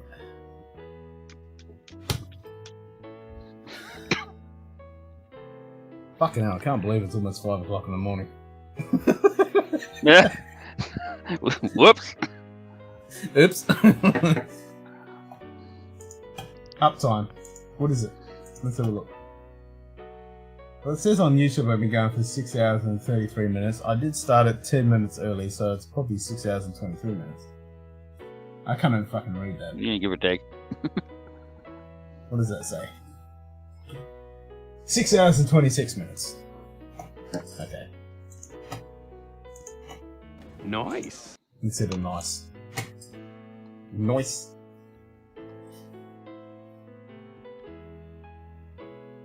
So I can't say what's in your glass because it's probably some fucking stupid time in the bloody day. So that's not fun. Yeah. It's 3:45 in the afternoon, and actually I was about to get up and get something. Because I don't have anything at the moment. I finished my shackles and then I put everything away. Oh, okay. Well, you need to get the drink. I need to get some water. I'm gonna finish this Glen Murray. And then I'm going to grab something else. I will be right. So I'm about to Portman. What am I going to have next? Decisions. Oh, that Klein leash is looking at me. Maybe I should have some of that.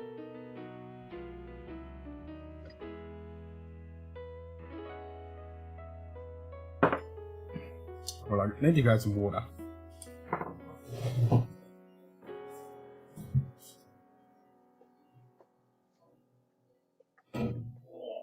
Oh, my back. Old man bones.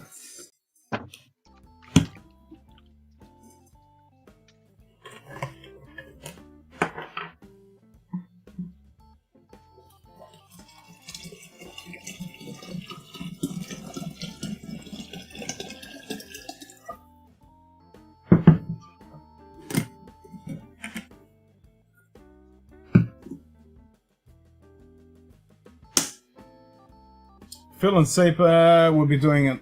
Phil and Deeper, yeah. Phil and Deeper will another blind tasting and reveal on whiskey mystery challenge in 40 minutes. Holy shit! It's that time already. Fuck. Actually, I did see that they broadcast. Scheduled that stream, which is always crazy because it's like 5 o'clock in the morning for me, so I never get to watch the actual stream. Cool. Maybe we should jump on there and give them shit. I did that a few weeks back. What stream was it? I'm trying to remember now. I've done a few streams actually. I've still been streaming. We've jumped over on their stream while I'm still streaming and chatting with them.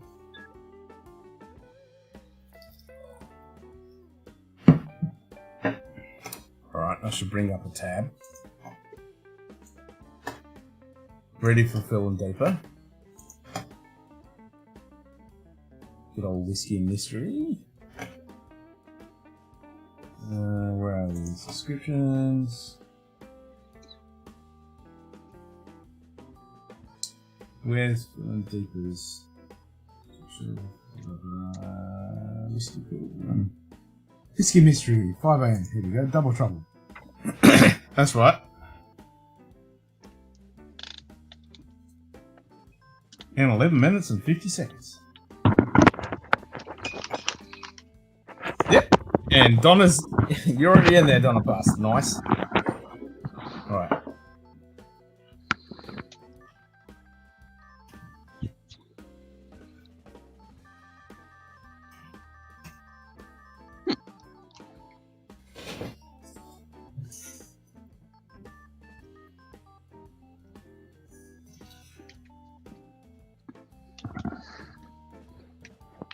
So first off, this is the Shackleton that I had out earlier.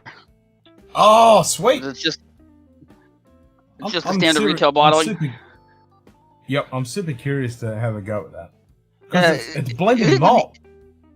Yeah, and it is a kind of neat bottle. I don't know if you can see this, but the glass at the bottom of the bottle is tinted blue. Oh, that is... Yeah, I can see that. That looks cool. And it's got Richard Patterson's signature down there, which whatever.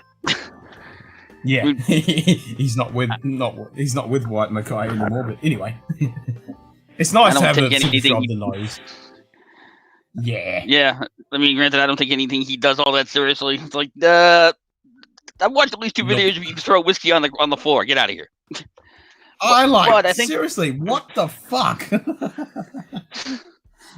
And really expensive whiskeys I've seen him do it with too. I'm like, really? Yeah, like, drink that shit. Put some water in your fucking glass and throw that on the floor. Exactly. Yeah. No. But I'm gonna pour it's this. Just his gimmick. Yeah. Oh, what is that? I can't see that. That's centered. That's fucking... That's a bit... I'm seeing it on a tiny fucking screen. It's hard to fucking see. Bath Mill? Bat Mill? Can't fucking read that. Battle Hill. Battle Hill. It's an independent bottling. I don't know if you I can get that. Oh, square. Glen Touches. Oh, 7-year-old Bayside. Oh, nice. Okay, now I Yeah. can see that. I just made it bigger. Now I can It's got see a cool box with them like that. It's a little magnet up there. That is a sexy looking box. Yeah, I got that at Total Wine. It wasn't that Nice. expensive either. I think it was like $65, $66. Nice, nice. Yeah, and I figured for the price, it's worth trying because this is one of those distilleries you don't see. Because I don't think they have any official bottlings of their own. I think it's all independent. I think you're very correct on that. Let's have a look. Glentockers. I don't think they've got fuck all. Yeah, I believe they're used in blends, so I couldn't tell you off the top of my head whose blends. The 15-year-old. That's the only one. Oh, is that in the 2021 guide? Yep. Huh. Didn't know they had any official bottles. Glentox's role has always been to produce malt whiskey for blends, Buchanan's black and white, Teachers, and today it's Ballantine's. Official bottlings have been scarce, but in 2017, 15-year-old was launched as part of the Ballantine Single Malt series. There's also the 3 cask-strength bottlings in the Distillery Reserve collection, available all the Shivers Visitor Centres, 12, 13, and 20. So yeah, the 15-year-old is the only official bottling from Ballantine's, initially released in 2017. That's it.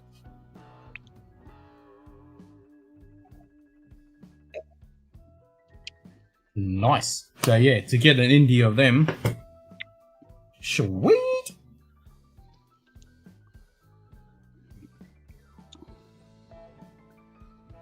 Yeah. So Phil and Deeper are going to go live in 7 minutes. Yeah, I'm not overly familiar with their channel. Whiskey Mystery. Yeah, I mean, I'm aware of it. Yeah. No, go ahead. I never get to see him live because it's 5 o'clock in the morning, which is about to hit me. But I always have a look at his stuff afterwards. But yeah, I never get to see it fucking live. So this is pretty rare. So I might sit there and, like I've done a couple times in the past, I've been streaming for 10-something hours, and next minute someone else is live streaming, and I'm like, hey, everyone in my stream will just continue on our stream, and we'll just jump on their stream and watch it at the same fucking time, which is fun.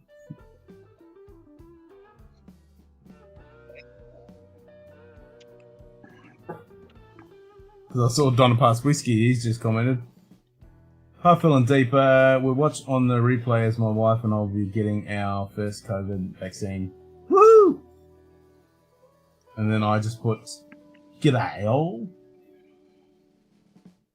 There's only 12 people waiting at the moment. He's got 6 minutes and 20 seconds before he kicks off. No, Phil and Deeper, they're awesome. And their whole premise of their whiskey journey has been doing blind stuff. Like, they just bought a whole shitload of bottles, poured it into smaller ones, and then stuck it on their shelf, and then they just go through all those blind stuff. They have no idea what they're drinking. Which is a really unique, real unique thing that they've done.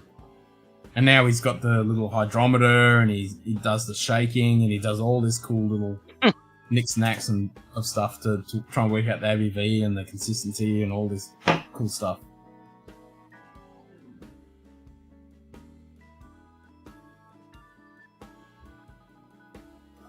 So how was that bloody Singleton release? I bet it's amazing.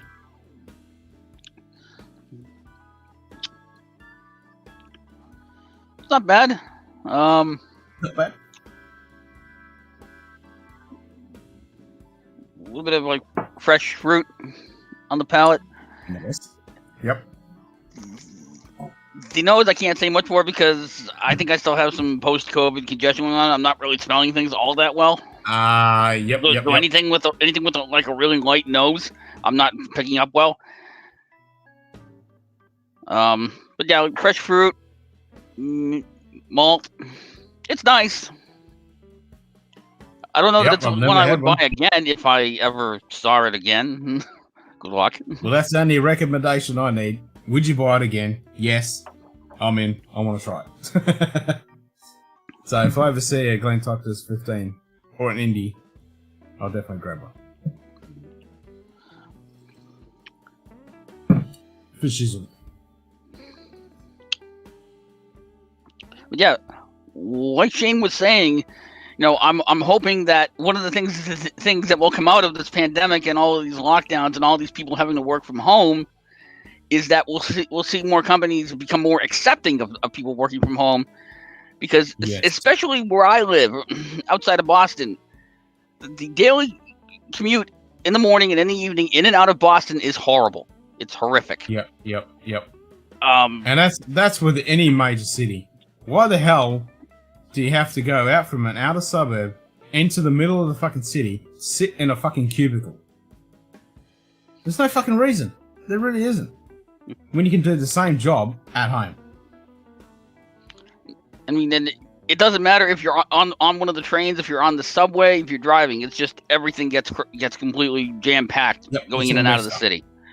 So hopefully, if more people start working from home, that'll ease the burden on the highways, on public transit, and everything will flow better. Yep. And I'm speaking as someone who, before I took my last job, almost a year and a half ago, I spent 5.5 years commuting in and out of Boston on a daily basis. Fuck that. And I had a whole bunch of different experiences because my shift changed a bunch of times as my role changed. And easily, even if by the end I didn't really care for working 2 p.m. to 10 p.m. because basically it fucked my social life completely, it was the best commute to have because you were leaving after all the traffic had run through in the morning and going home by the time all the traffic was gone at night. Yep. I hear ya. But yeah, whenever I go to, like, I live in a regional town, but even during peak hour, it still drives me up the wall. And when I go to Perth, and I'm trying to drive out of the city when people are going into work and vice versa, it's just a fucking nightmare. And I'm just looking at those people and like, I couldn't do it. I seriously could not fucking do it. Stuck in fucking gridlock. Oh, I couldn't do it. My brain would just explode. No way I could do it. Yeah, it's not fun. Nah, fuck no.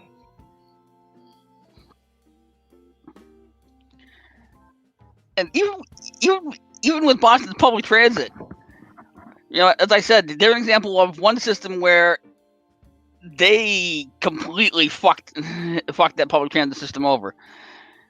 Without getting into all of the gore details, basically, we used to have in Boston something called the Central Artery. And what that was it was a partially raised, partially in tunnels highway that ran through the city of Boston.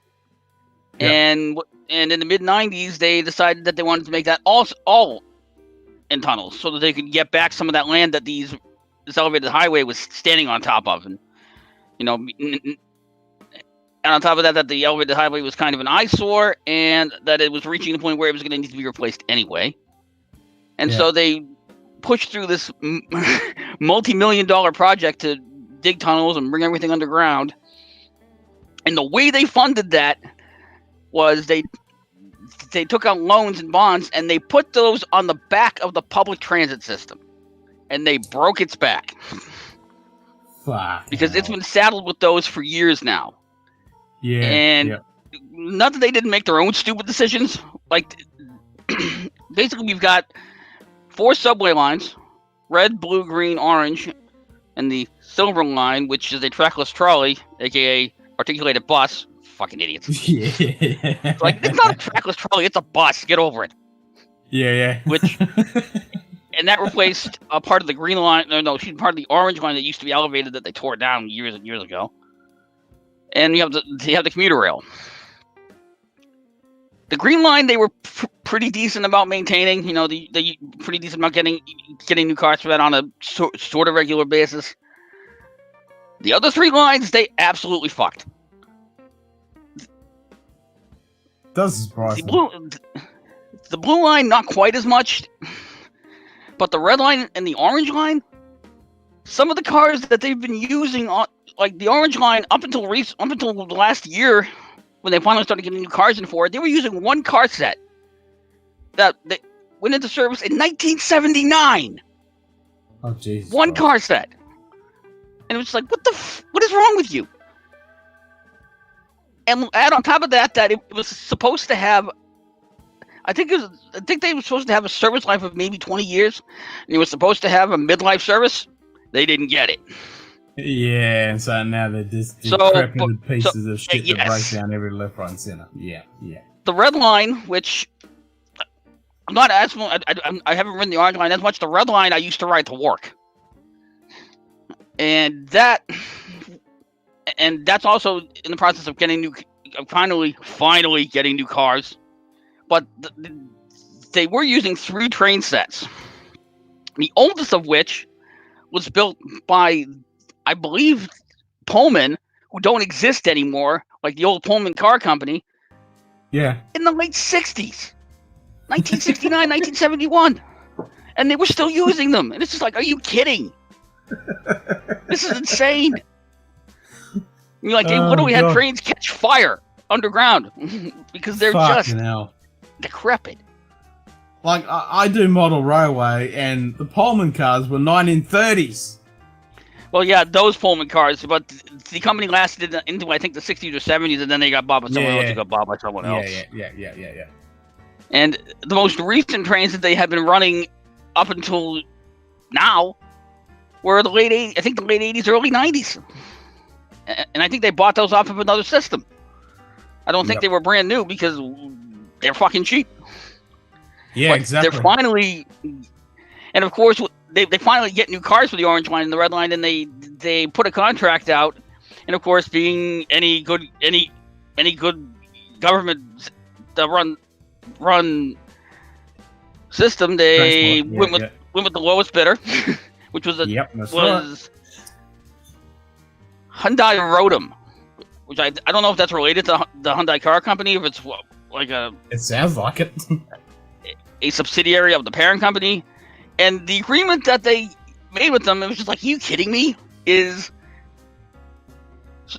not only are you going to get our contract, but we want you to use local labor, so you have to build factories in our state first to build the cars. It's like, okay, let's just add another delay. Yeah. And then they're going to put that cost onto the actual system, so it's going to be fucking cost prohibitive to even run the fucking thing. Yep. Yeah. But my favorite story about the Boston Public Transit, and this was before this was when I was still in grade school, so I wasn't really riding it. But I think it was mid-90s. They needed new cars for the Green Line. Now the Green Line is light rail transit. It runs through the heart of Boston. It's once you get into Boston proper, it's underground. After you leave Boston, it splits into 3 lines. You used to be 3 lines. It was 4, but they got rid of one of them back in the 60s, and it's above ground. And of those 3 lines, 2 of them are run down the center of the street, and until they have road crossings and everything. The 4th one is completely off street from end to end. And they needed new cars for it. And so what they did was they worked with the federal government, who awarded the contract to Boeing. Okay. And Boeing worked with another company named Vertol, so it was the Boeing Vertol, and they built what was supposed to be sort of a universal car for us to use and for the San Francisco Muni to use. And it was a disaster. When we got our cars, they had to promptly take them out of service to change out the doors, because they had these plug style doors that would close with suction, which worked for the Muni. It doesn't work for us because we don't have raised rails on the whole system. So without the raised platforms, so when you close the doors, they wouldn't suction close. So we have to replace all of our doors. And then add on top of that the fact that the cars kept breaking down. I remember reading a newspaper story from I forget if it was Wikipedia or a news article, about how at one point they had a side tunnel stuffed full of these cars because they were breaking down faster than they could fix them. So it was just a disaster. Oh, actually, fucking amazing, isn't it? I forgot the most interesting quirk of Boston's public transit system, which is the MBTA, which stands for the Metro Boston Transit Authority, I think, or Metropolitan something Transit Authority, I forget. Yeah. Now, as I said, I mentioned the Red Line earlier. The Red Line, if you take it all the way to one end, to the south of Boston, it ends in one of the neighborhoods of Dorchester, which is a suburb of Boston, a direct suburb. And when you get there to this last station, there's a little spur off of that is literally a trolley line using presidential committee cars, PCC cars, which are from the 1930s. No joke. Oh, fuck. And I've never ridden on them. I've never had a reason to ride out on that spur. Supposedly, they do a decent job taking care of them, but the only reason they haven't replaced them is because literally there's grade crossings along that spur that you cannot put a modern light rail train on because it will not support it. And they haven't been willing to commit the funds to totally redevelop that. So they're still running cars from the 30s. I can't even make that up. That's Seriously, insane. pull up Google and Google PCC train car, so you'll see what it looks like.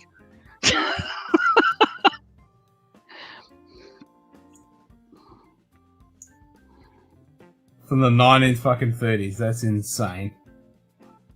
That fucking flies back. Like I said earlier, we either just walk off and come back on screen with one of those aerosol sprays. Fuck you.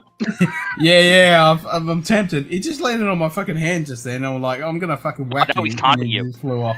Yeah, he's fucking taunting me, alright. He fucking knows what's going on. That little fucking shit.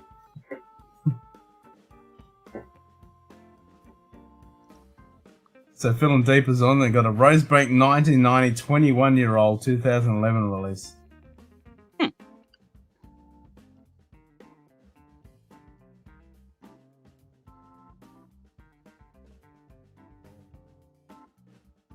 Once the time to get to the US, $1,500.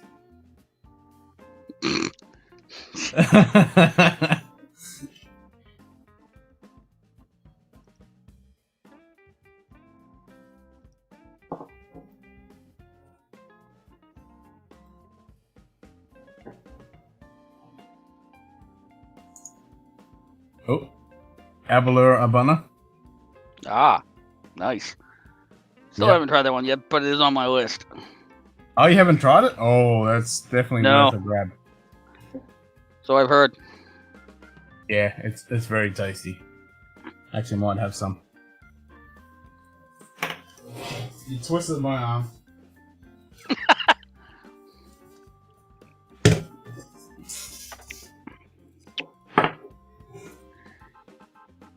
Yeah, if I'm being honest, a part of the reason that I changed jobs, not all of it, some of it was that I was just tired of the job I was working at and wasn't enjoying managing people. It's just not my thing. Especially when you're managing people who don't fucking listen. But my commute. Because it had gotten to a point where it didn't matter what I did, I was screwed. Because I could get into work in Boston one of three ways. I either drive all the way in and pay to park in there, which I wasn't doing, but maybe a couple of times a month when I missed the train. Because parking in Boston is exorbitantly expensive. Like the cheapest space I could find consistently was $30 a day. Fuck, that's gonna add up. Yep, that's why I didn't do it. That. Yeah. And when it came down to taking the train in, the commuter rail, which is our passenger train, for me to get a monthly pass to take the train from where I lived in, I think it was pushing $300 a month. Which, no way. So I was left with the subway, the red line and the green line. And the problem there was that the red line, I could take every day, but the parking was a little more expensive than the Green Line. The problem with the Green Line, and this is what finally broke me and sent me running for the hills, was they were doing work on the line on the line of the Green Line that I took consistently, and it got to a point where getting home, even if I left work on time at 10 o'clock, they would start running a shuttle bus for that line. So they would replace that line of the Green Line with buses that would run down the surface streets and make every stop at the stops. And it would take my commute home from an hour and a quarter to 2 hours. Easy. I was getting home after midnight. I'm like, nah, I'm done with this shit. Nah. Fuck that. Yep. And so you went through every fucking option, and it was all fuck. Okay. I would. And frankly, it worked out better for me because now I'm working somewhere where I've got a half-hour drive max each way. Nice. And that's if I hit traffic. It's usually closer to 25 or 20. So. Yeah. Which is totally fucking acceptable. Yep. Yeah. Fuck.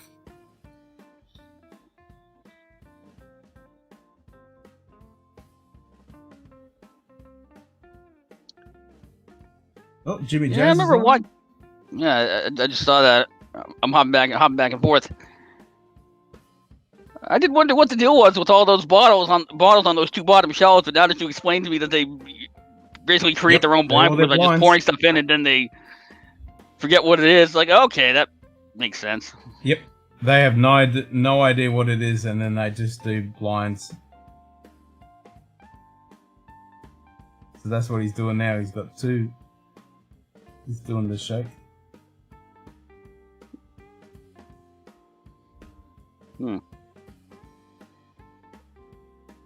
I've never done that. I've never done the old bubble thing. I don't even know what it is. Oh, you shake it up, and the more bubbles it's got, the more ABV it's got. It's a new one on me. Volatile alcohol compounds are in solution.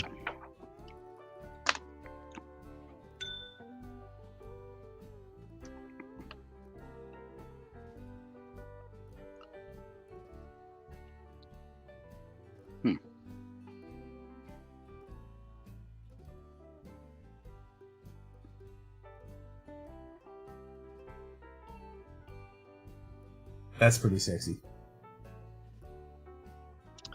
Yeah, that's got a nice color to it. Yeah.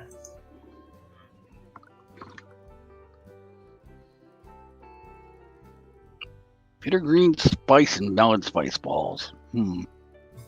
Yeah.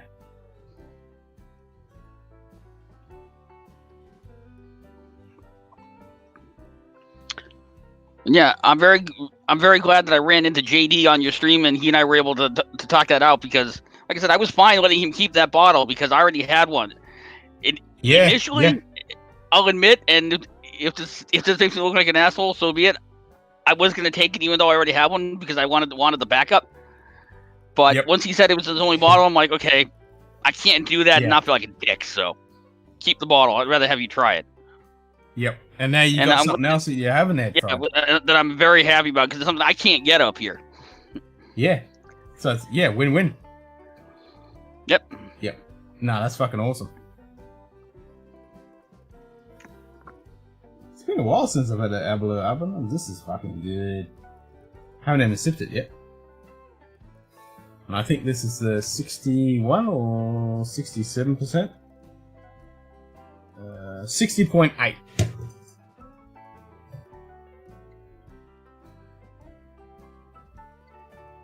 Oh.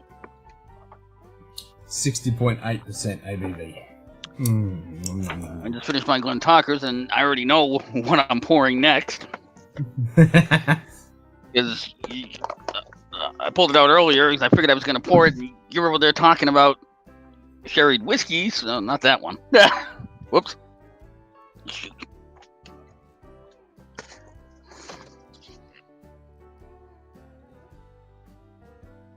Tomatin 12. Nice. Yep.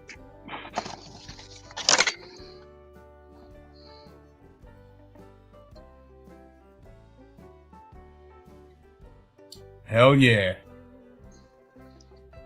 I've only had a sample out. I haven't had a bottle yet. The only tomato I've got this is 14 wood.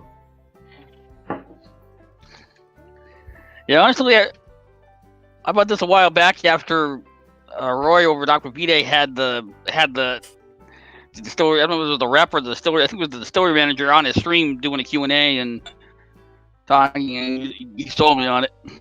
And it is good stuff. Yep. Oh yeah, no, tomato does good stuff.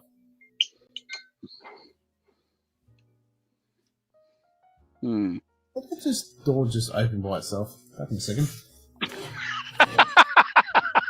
Whoops.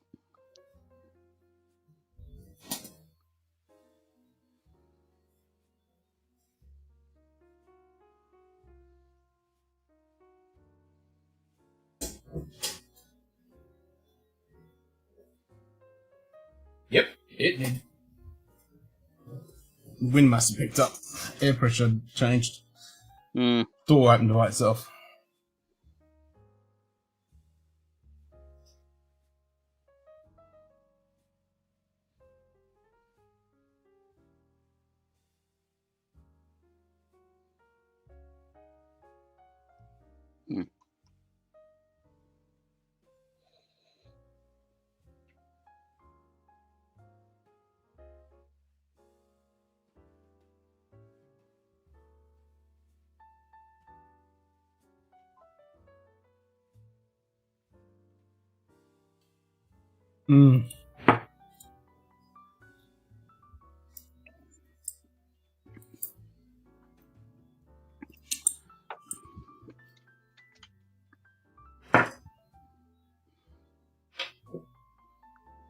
So Donna Pass Whiskey must be getting his going off to get his jab. Yeah, good for him. Yeah.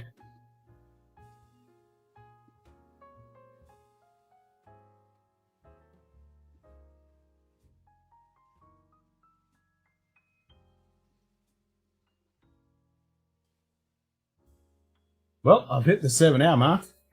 Nice. Yeah, right now I think it's just you, me, and Nightbot. Yeah, I think we're it.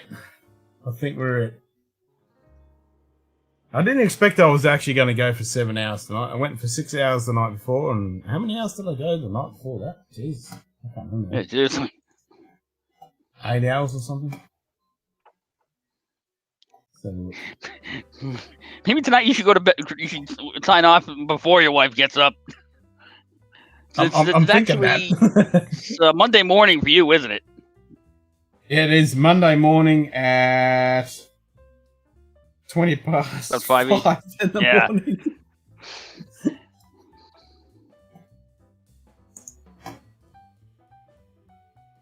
Yeah, before she gets up and stabs me. So I did... Wait for it to load. I didn't exactly catch that Lego live stream the other night, but I kind of hopped that.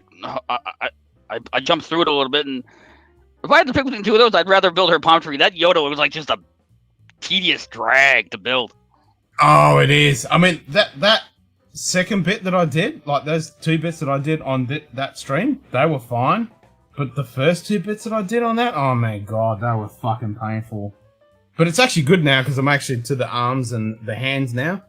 And then I'll do the head, so that'll actually be fun. But yeah, those first bits, so boring. So tedious. No impression. And It so looked like easy just to... going around and around, building out the body. Yeah, and so easy to fuck it up. You know, you get one square out of place and it's same just... color. Yeah, exactly. All homogeneous fucking same color. Yeah. Not the most fantastic build I've ever done, I must admit, but the end product should be good. So last night was 6 hours, and then 8 hours, 8 hours, 10 hours, 7 hours, 6 hours, 6, 5, 6. So yeah, I'm past my average consistency of 6 hours. I guess that's something. Yeah, it's something to look forward to. Alright, I'll call it at exactly 5:30. Fucking hell, my arm is peeling like a motherfucker. Jesus Christ. I'm allergic to sunlight. That's unfortunate living in maybe Australia. My body's freaking out because it's about the sun's coming up. So. Yeah, the vampire and you're like, Yep, the vampire's in me like, I need to get in my yep, I need to hide.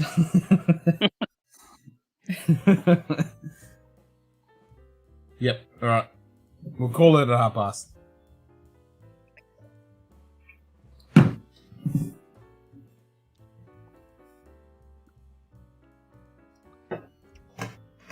Bobby J's in. Whisky 101. Who else have we got in here? Just scrolling through the chat, see if I recognise any names. Yeah. Because I don't see too many channels at 5 o'clock in the morning. I always find it interesting to hop to the channels that I don't visit often, if only to scroll through the chat and go, I don't recognize most of these people. It's interesting to see this whole other dichotomy of people who don't show up in the other channels. Which, exactly, hey, that's what I'm doing exactly that right now. He's got 77 people watching, and I don't know. Fuck all of Graham these Fraser. names. Yeah. Graham Fraser. Yeah. I am seeing a lot of names that I only see in Roy's V-pubs and nowhere else. Mostly. Yeah. Well, it's definitely the time zone, because, Roy's on about this time, so. Yep. The fucking fan is driving my eyeballs out, I'll tell you that much. Yeah, but the only one I see is Bobby J. Nurses Dave's Shaving World. Never heard of that name before. The hell? I don't even want to know. Nurse Dave's Shaving World. Yeah, I see it. You know what? Never mind. I don't want to know. Nope. There's some corners of the internet you just don't need to visit. Nope. So I've had a bit of water to the Abana.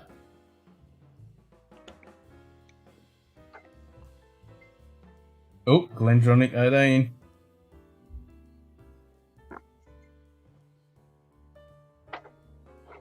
Oh.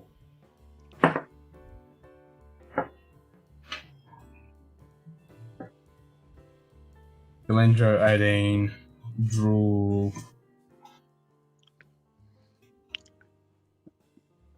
I haven't had much Glendronach. I think the only Glendronach I've had is, I think I had a sample of the 15, not the 15, the 12 in my advent calendar. I still have half of that sample. The half that I had during when I was doing the calendar, didn't really do anything for me. Oh, okay. My first bottle of the 12 I smashed so quickly, and I've got my second bottle, and now I've got the tradition peated. The 15 I'm a big fan of. I really enjoy that. And I want to get the Glendronach just peated. And I'd love to get a 18 or any of those ones. Yeah. They make good stuff. That is what I've heard. And like I said, I still have half of that sample, so I'm going to go back to it and give it another pass. Yeah, give it another go. Yep. Bobby J just said, "Hey, Scotch Down Under. Tried to say hi earlier." I'm sorry, no one in the chat's gone, "What the hell are you doing up?" Yeah. Maybe they're all just too polite to do that. He just said lime burners. Really? Yeah, it could be lime burners. Oh, wow. Yeah. Look at that. Lime burner Infinity, Dan Murphy's Australia. Huh. Lime burners.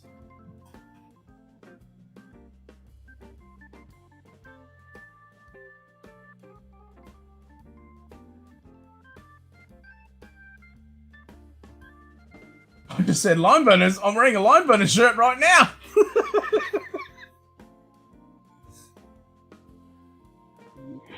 say that in the chat. Yeah.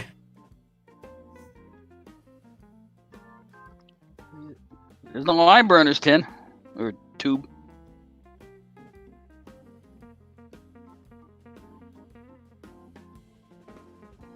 Glentar or Glenkeith?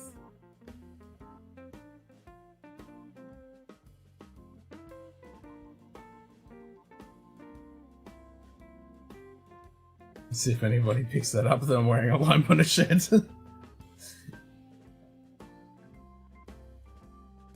Been wearing this shirt for 9 hours!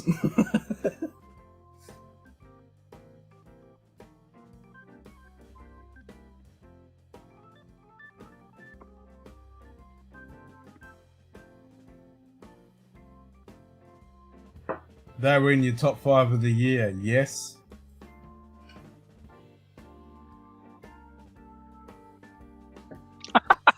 Bobby J. Yeah. Bang! Scotchdownunder. It was on with the dummies earlier with the Secret Santa swap. Wife is not going to let me spend all day on Scotch streams.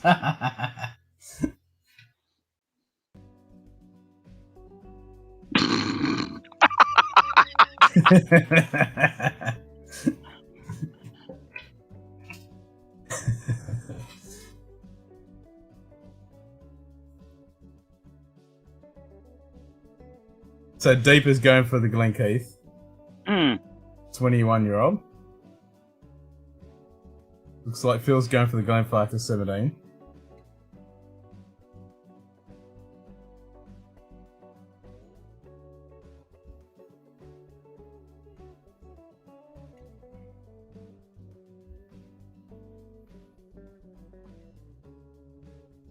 Yeah, go to the chat.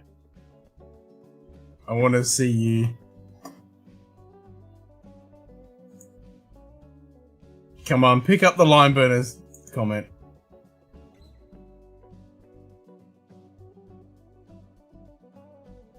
Come on, Phil. Find it.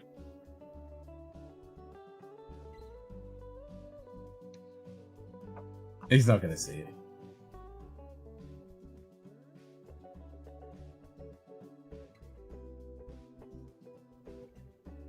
Oh!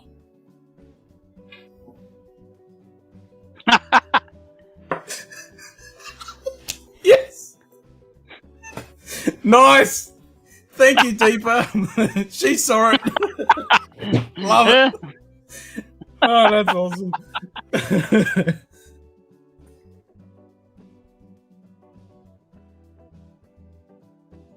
Yeah, I was so surprised when a while back when he bought out a bunch of bottles that he got and he bought out a lime burners. I was astonished. Huh.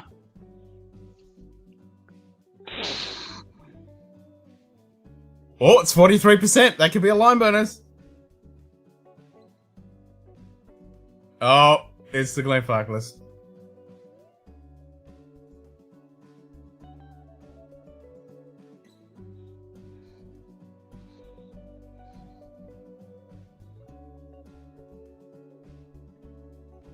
Phil picked it.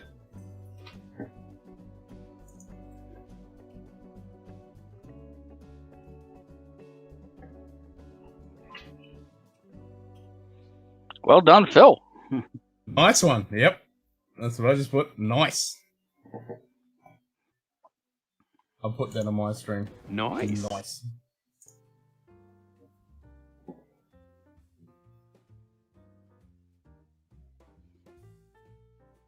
I do like Glenfarclas. Actually, I'm gonna grab.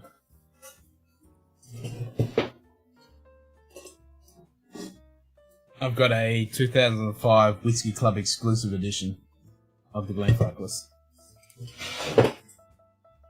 But I also have the 25 and Glenfarclas 105.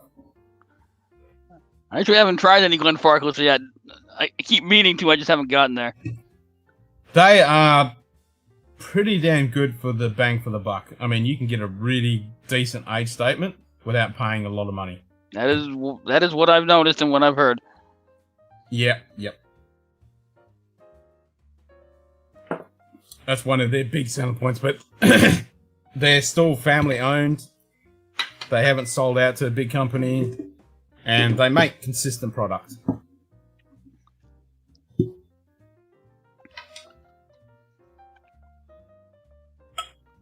I thought it might have been a bloody line bonus when you said 43%, because that's what their standard releases are. I'm like, oh, it could be a line bonus. Yeah, it could have been. Almost. Almost. I would have been so fucking happy. I'm like, fuck yeah, line bonus!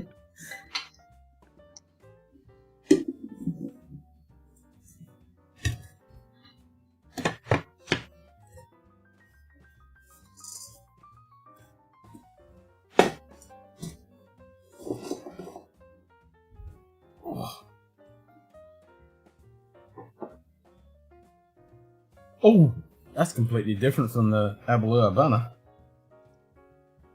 It's light, big burst of malt.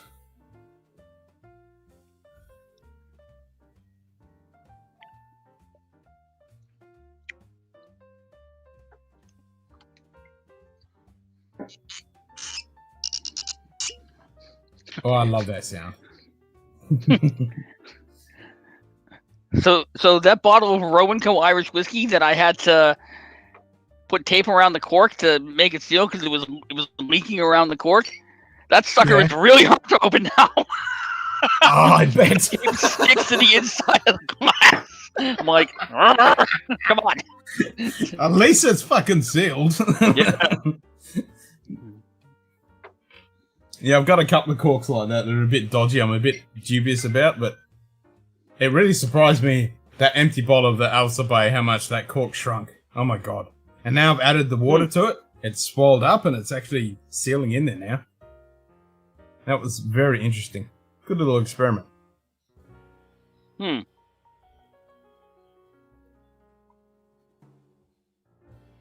Oh! Nurse Dave just won something. Yay! What was it? Nurse Dave something or other? Nurse Dave's shaving something? That's it, Nurse Dave's Shaving Solutions or some fucking shit. There we go, Nurse Dave's Shaving World. What a kind of name is that? I just looked up his channel. Apparently, he does videos about wet shaving and shaving products. Oh, okay, old school. I must admit, I do like a good wet cut. I don't do it because I'm too lazy, but back in the days when I did do it, I did appreciate a good shaving brush and, you know, good shaving cream and a good cut shave. It does feel good for a few hours until it starts growing back. I've been trying to get into it. Oh, it does feel good, but yeah, it's just a lot of work. Yeah. Lazy. I just grabbed the razor and just bzzz. After I let it grow out for a couple of weeks.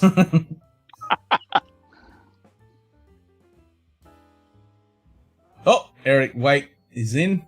Hey.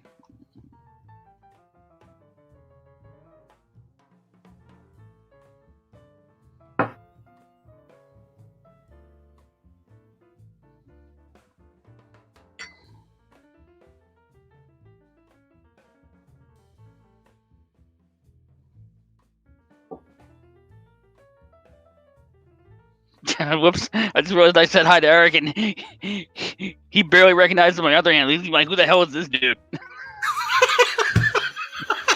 It's because you've been sneaking using different channel name.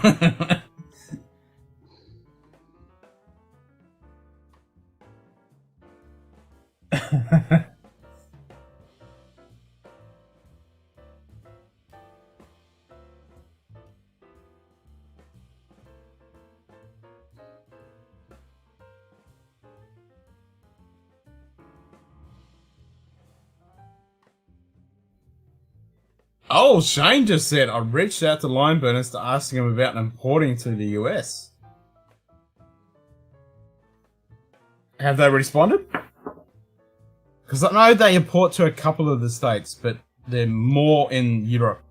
Because in France, Germany, and now I just recently learned Mauritius, which is fucking awesome. Yeah, because as far as I know, I don't think they have any presence here. I've certainly never seen them. No, I think they're only in a couple of states. It's a very limited, but Phil was able to get some.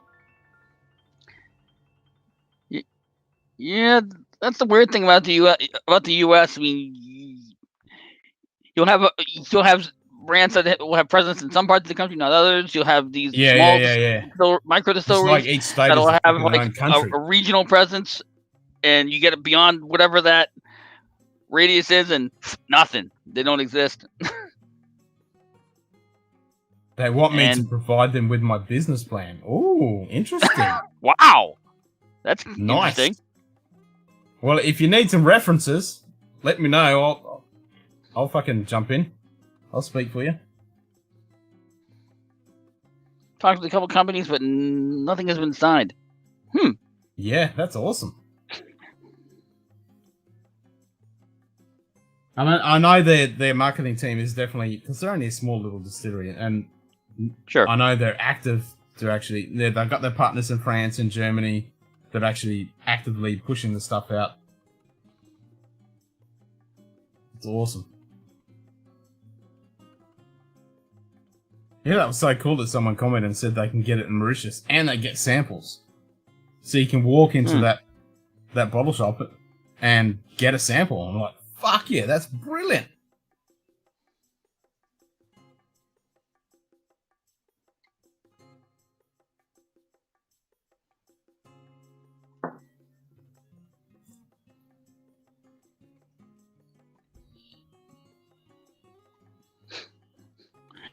Yeah, man. Welcome back, Shane.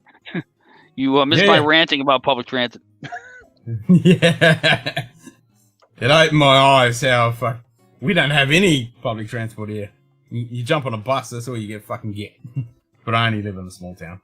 But back in the days, before the 60s, we used to have trains going down to Perth and out into the Midwest and all the areas through here, and yep, none of that exists anymore.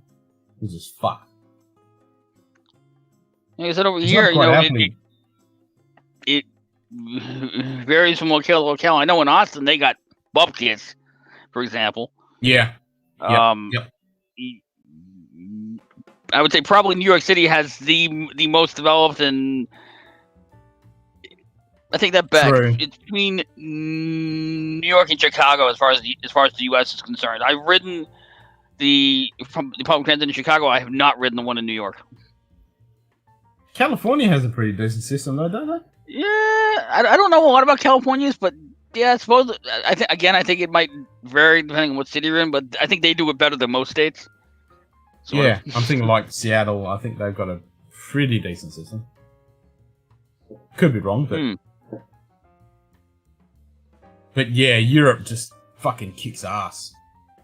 Other than England, England's system's pretty fucked. I was chuckling earlier when you guys were talking about Hitler and all the good things he did. It's like, well, the saying among the old Italians is that Mussolini made the train run on time, but they still strung him up with piano wire from a balcony. Yes. So I was thinking Mussolini as well. It was like Hitler and what he did, and Mussolini, and then Stalin, and yeah. Stalin do anything good? Well, okay, that's not being fair to Stalin. No, he didn't. He pretty much didn't. He makes Hitler look like a fucking pussycat. Yeah, I don't know about that. Debatable. Oh, I don't know.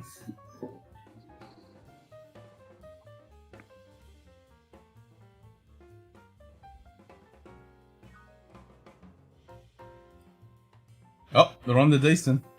Which decent? Decent 12. Decent 12. I've got that in my fucking shopping cart right there.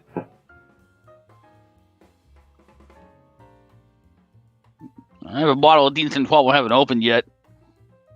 Yeah, I need to get some because I've only got the 15. That's the only thing I haven't had anything to compare on. But as Roy said on his stream, it's fucking delicious, and you get that real iconic, decent spirit. But it's not something you would recommend to someone who's new. because it's quite spirit forward, but I fucking love it, man. That honeyed oat flavour is just, ooh.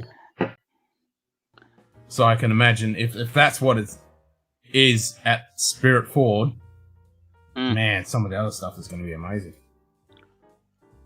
I mean, Roy is pretty much the entire reason I bought my bottle, because generally I trusted his recommendations.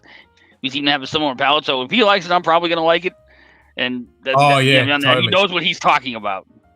Yeah. He said the Glencadam 10, you know, you get it for £40, and I'm like, fuck, I can't gotta get some find of it that. here. I was able to find it. It cost me $100 Australian to get it, but I'm so glad I did. I'm in love with it. I'm so in love with it.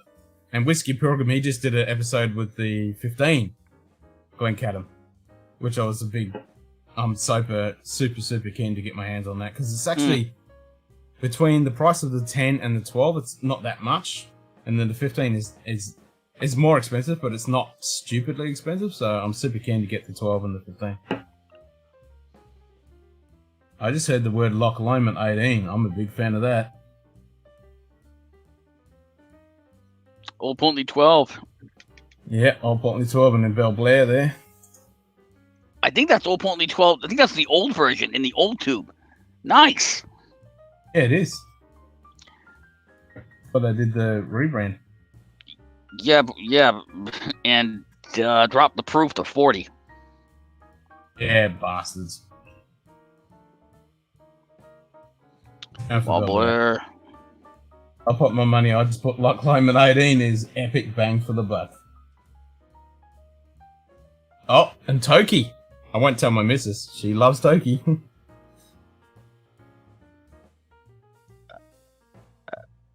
I have a sample of that for my advent calendar. I don't know, maybe Japanese whiskey is just not my thing, because basically every sample I've had of Japanese whiskey, I go, okay, this is nice, but whatever. Yeah, I mean, Toki's not amazing. It's just a good little sipper. Hapiki Harmony is good. No, that does remind me. It's I'll be bloody right back. expensive. All right, man.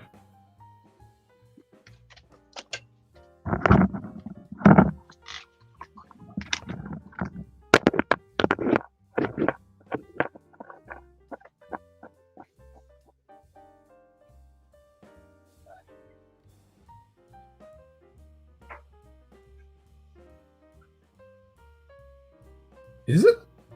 How many seconds? 43%. It might be.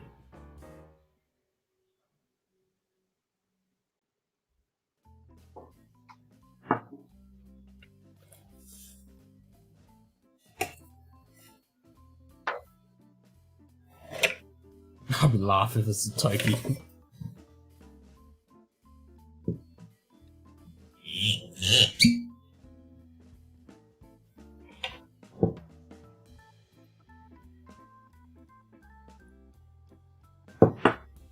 You off? You have to get this into the alternate roadmap. No worries, man. Take it easy, and we'll catch you next time. Cheers, mate. Sláinte.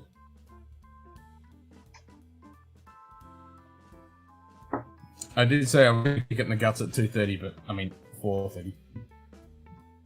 Sorry, 5:30. I'm completely messed up on time. But that was 15 minutes ago. I'm having fun. I reckon I can push my luck a little bit further.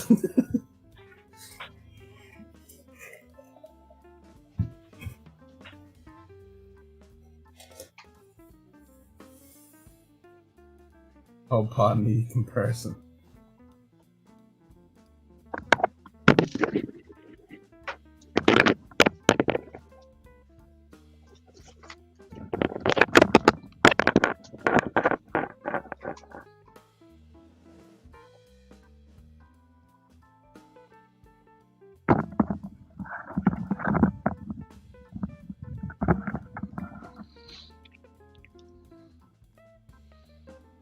Yeah, cheers, Shane. I'll let you know straight away, man. Love you too, buddy. I'll let you know straight away. As soon as I get them, I'll be super excited, and I'll just take a snap. See you, Shane. Send it to you straight away.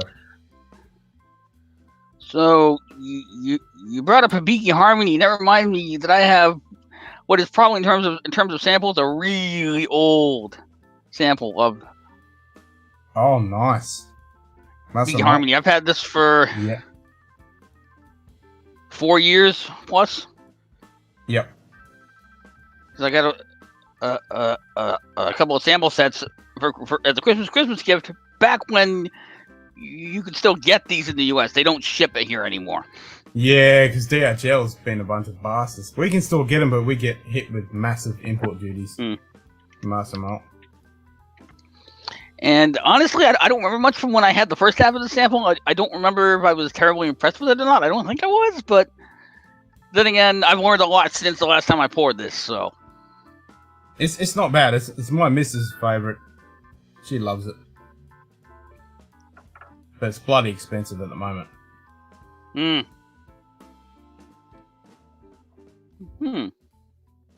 Floral. Creamy. Stewed fruits, maybe.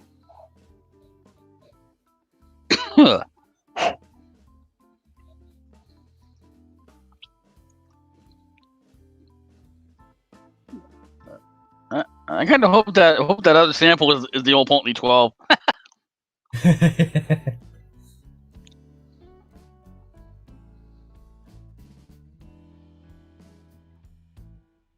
I want it to be the Loch Lomond 18 because I'm a big fan of that stuff. But I also want it to be the Toki just so I can tell my missus. Yeah. I haven't had any Loch Lomond. I do have a bottle of what is it? Inchmuir 12 that I've had for a couple of years. I haven't opened. Good. Yeah, that's what I've heard. Good. Yeah. Yep. No, that is good. Any of the stuff that Loch Lomond, the Inchmoons, and the Loch Lomond, I mean, bang for the buck. Unbelievable. That was a lot better than I remember. Wow. Oh, yeah. I mean, it's a good whiskey, the IB Garmany, but it's just way overpriced now. I mean, the big problem with Japanese whiskey is you got to figure out what's actually legitimate product and what's something else masquerading as Japanese whiskey because their laws are so fucked. Yep. Until that law really kicks in. Yeah, until that law really kicks in, we're not gonna know.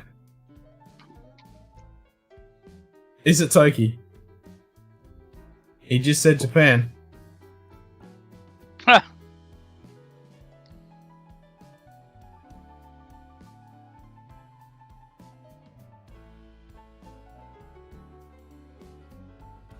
Oops.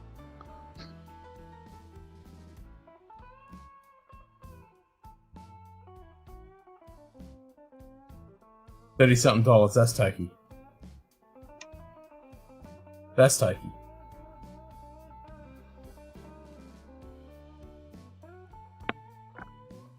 That's definitely Toki. If it's $43, what do you say? 34. Sorry.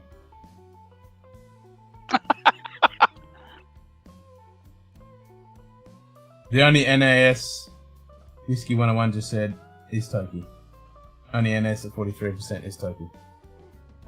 Suntory, it's Toki. Tomb of the Unknown sample.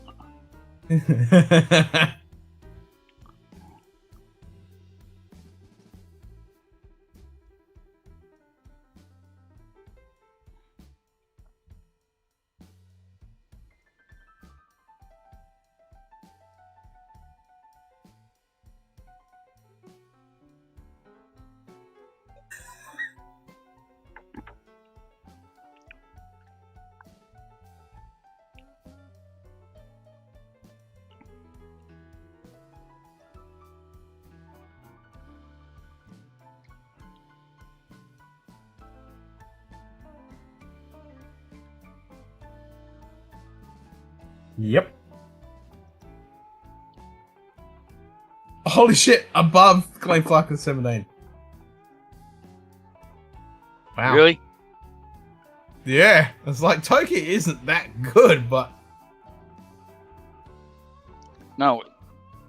Toki, if I'm recalling correctly, isn't that I think that's a single malt from one of their no, it's a blend. One of Suntory distilleries. No, it's a blend.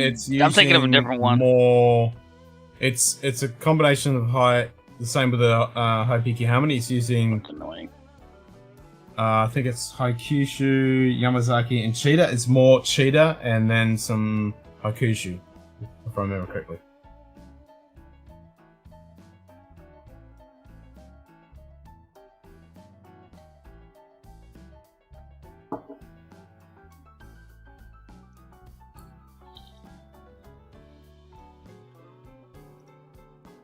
And Cheetah.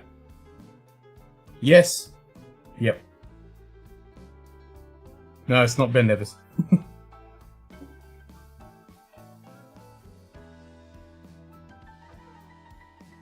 And Eric just said, "Lol, it's like $28 here." It's a simple with a lot of banana notes. Yep.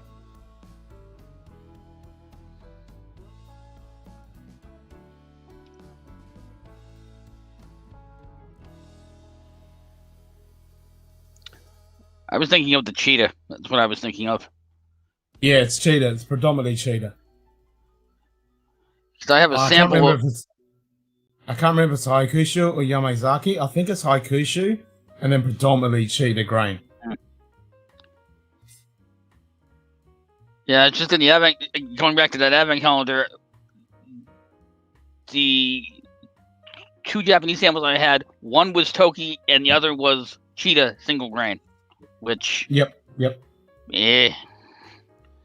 I mean, again, Yeah, I still have half of the get sample. the I'm going to Cheetah. go back to it, but it didn't do anything for me. Yep. Then again, I think I was getting a little burnt out down the stretch. There was so many. It was a 24 sample calendar. Oh And then yeah. eventually it was like, okay. I had the same problem with the 42 samples I got from the whiskey list God. here in Australia. Yeah, 42 samples. I stretched them out because, like the Ben Rex, I wanted in the Glen glasses. I made sure I had separated them and tried them independently and did all that. But yeah, there was some really good whiskies and some fucking shit whiskies. And that's it. Yeah, like in 24, I know the two that left me going. I could give 0 fucks about these with the 2 Downmores. I think it was Downmore 12 and Downmore Portwood. It's like, whatever. Yeah. Boring. I'm a nerd about the Delmore Portwood because I love port, and that was kind of a bias that I was like, oh, I know Delmore's shit, but I want the port. Delmore's shit with the port, and I'm like, I'm gonna where to get it. I decided not to, and I think I'm glad I did.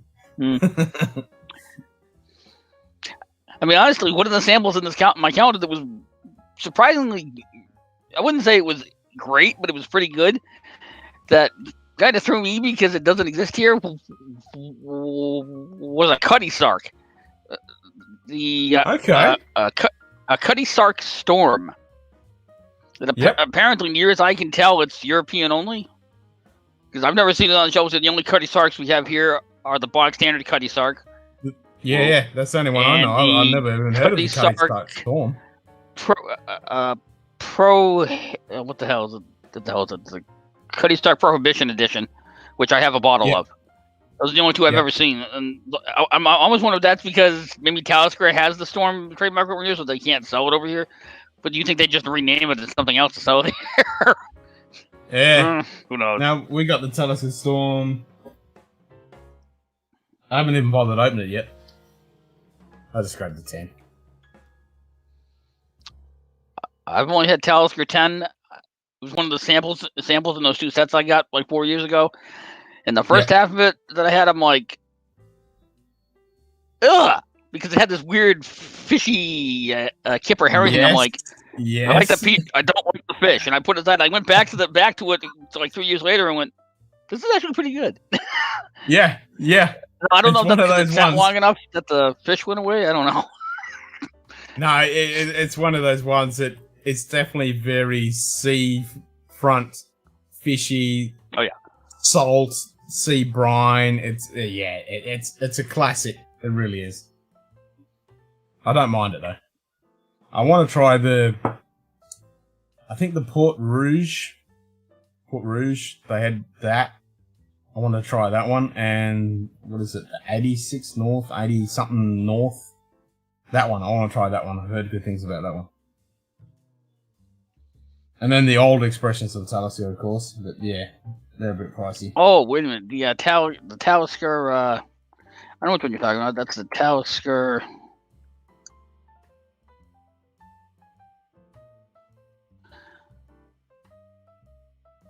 The Talisker 57 North. That's the one. Yep, 57. Yeah. Good luck. I'm pretty sure they discontinued it. Yeah, it's not easy available. Let's just have a look. Unfortunately. Yeah.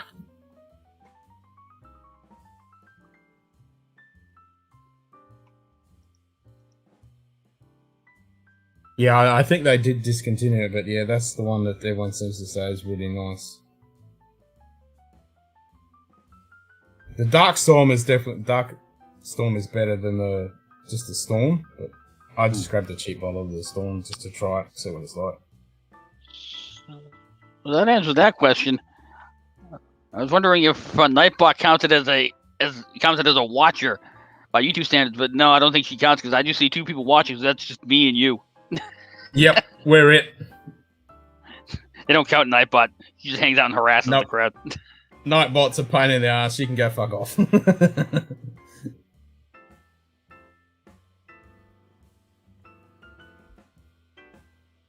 40-year-old. Oh my god. A 40-year-old. Oh, and there's a 41. Holy shit. Good luck finding those. Yeah, good luck. Oh, they got notes for the Talisker 10 and the Talisker Storm. Okay, interesting. I won't read those. So there you go. It was Toki. Well, I can tell my missus. It was Toki.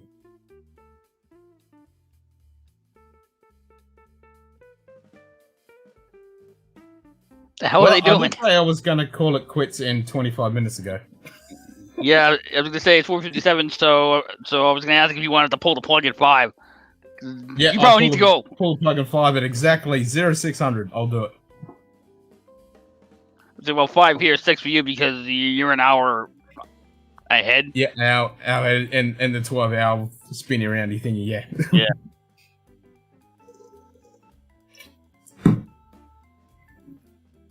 So that'll put me almost to 8 hours.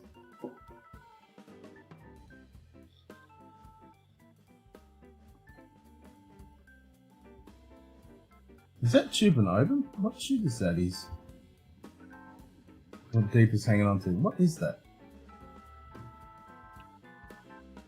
No, that's not a... That is... It says Scotland on the side. Ah! Michael! Nice! Jewels of Scotland. Jewels of Scotland. So Michael won that Sunday evening Scotch. Nice. Nice.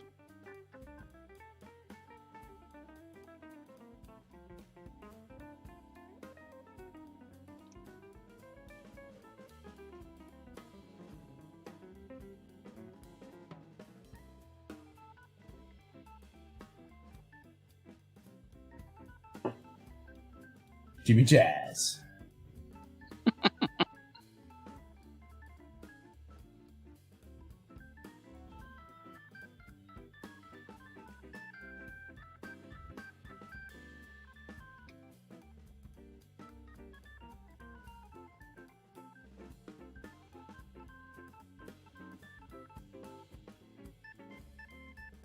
Picking the next bottle.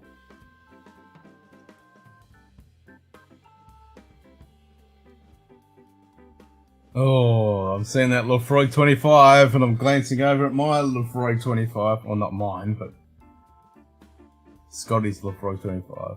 Got the Victoriana there. Nice. What else is up there? Springbank. Couple of Springbanks. Craig Alley 13. Nice. Kilhoman. Submarine Edition Brook Lady.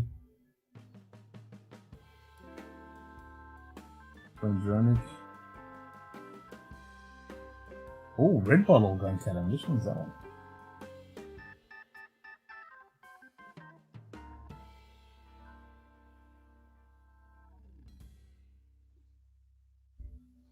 That's a Scotch.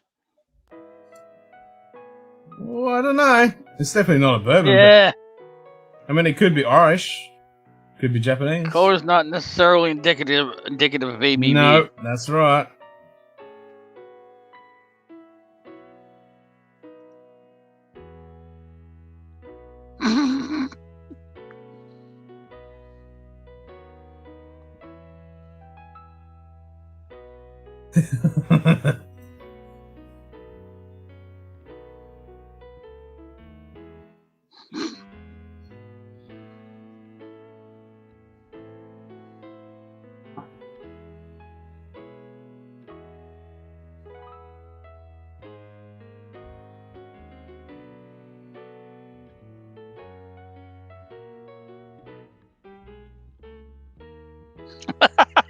Meh.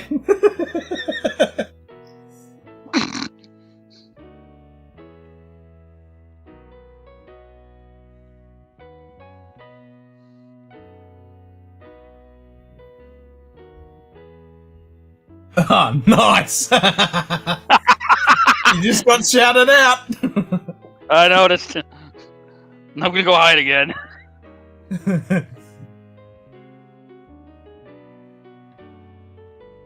Simulcast streaming.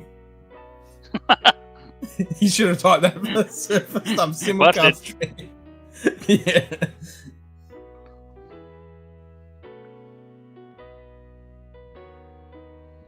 All right. Well, it's 5 o'clock, Ken. All right. I'll wait till they finish. You go wait till they're There we finished. go. Wait till 5:45. They're done.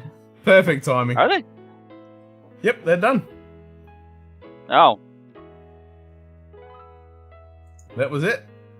He reckons it's kill code 12. Nice. Alright, I've got a last little sip. Give you a cheers. Thanks, Jim, for popping in, man. That was fucking awesome. Yeah, no problem. Cheers. And, yeah, might catch you later on tonight. My time. Might stream Maybe. again. Fourth night in the row. My liver can handle it. As Mark says, shut up, liver, you're fine. Alright, man. Take it Cheers. easy. We'll catch you next time. Cheers, mate. See ya. Cheers. Yep.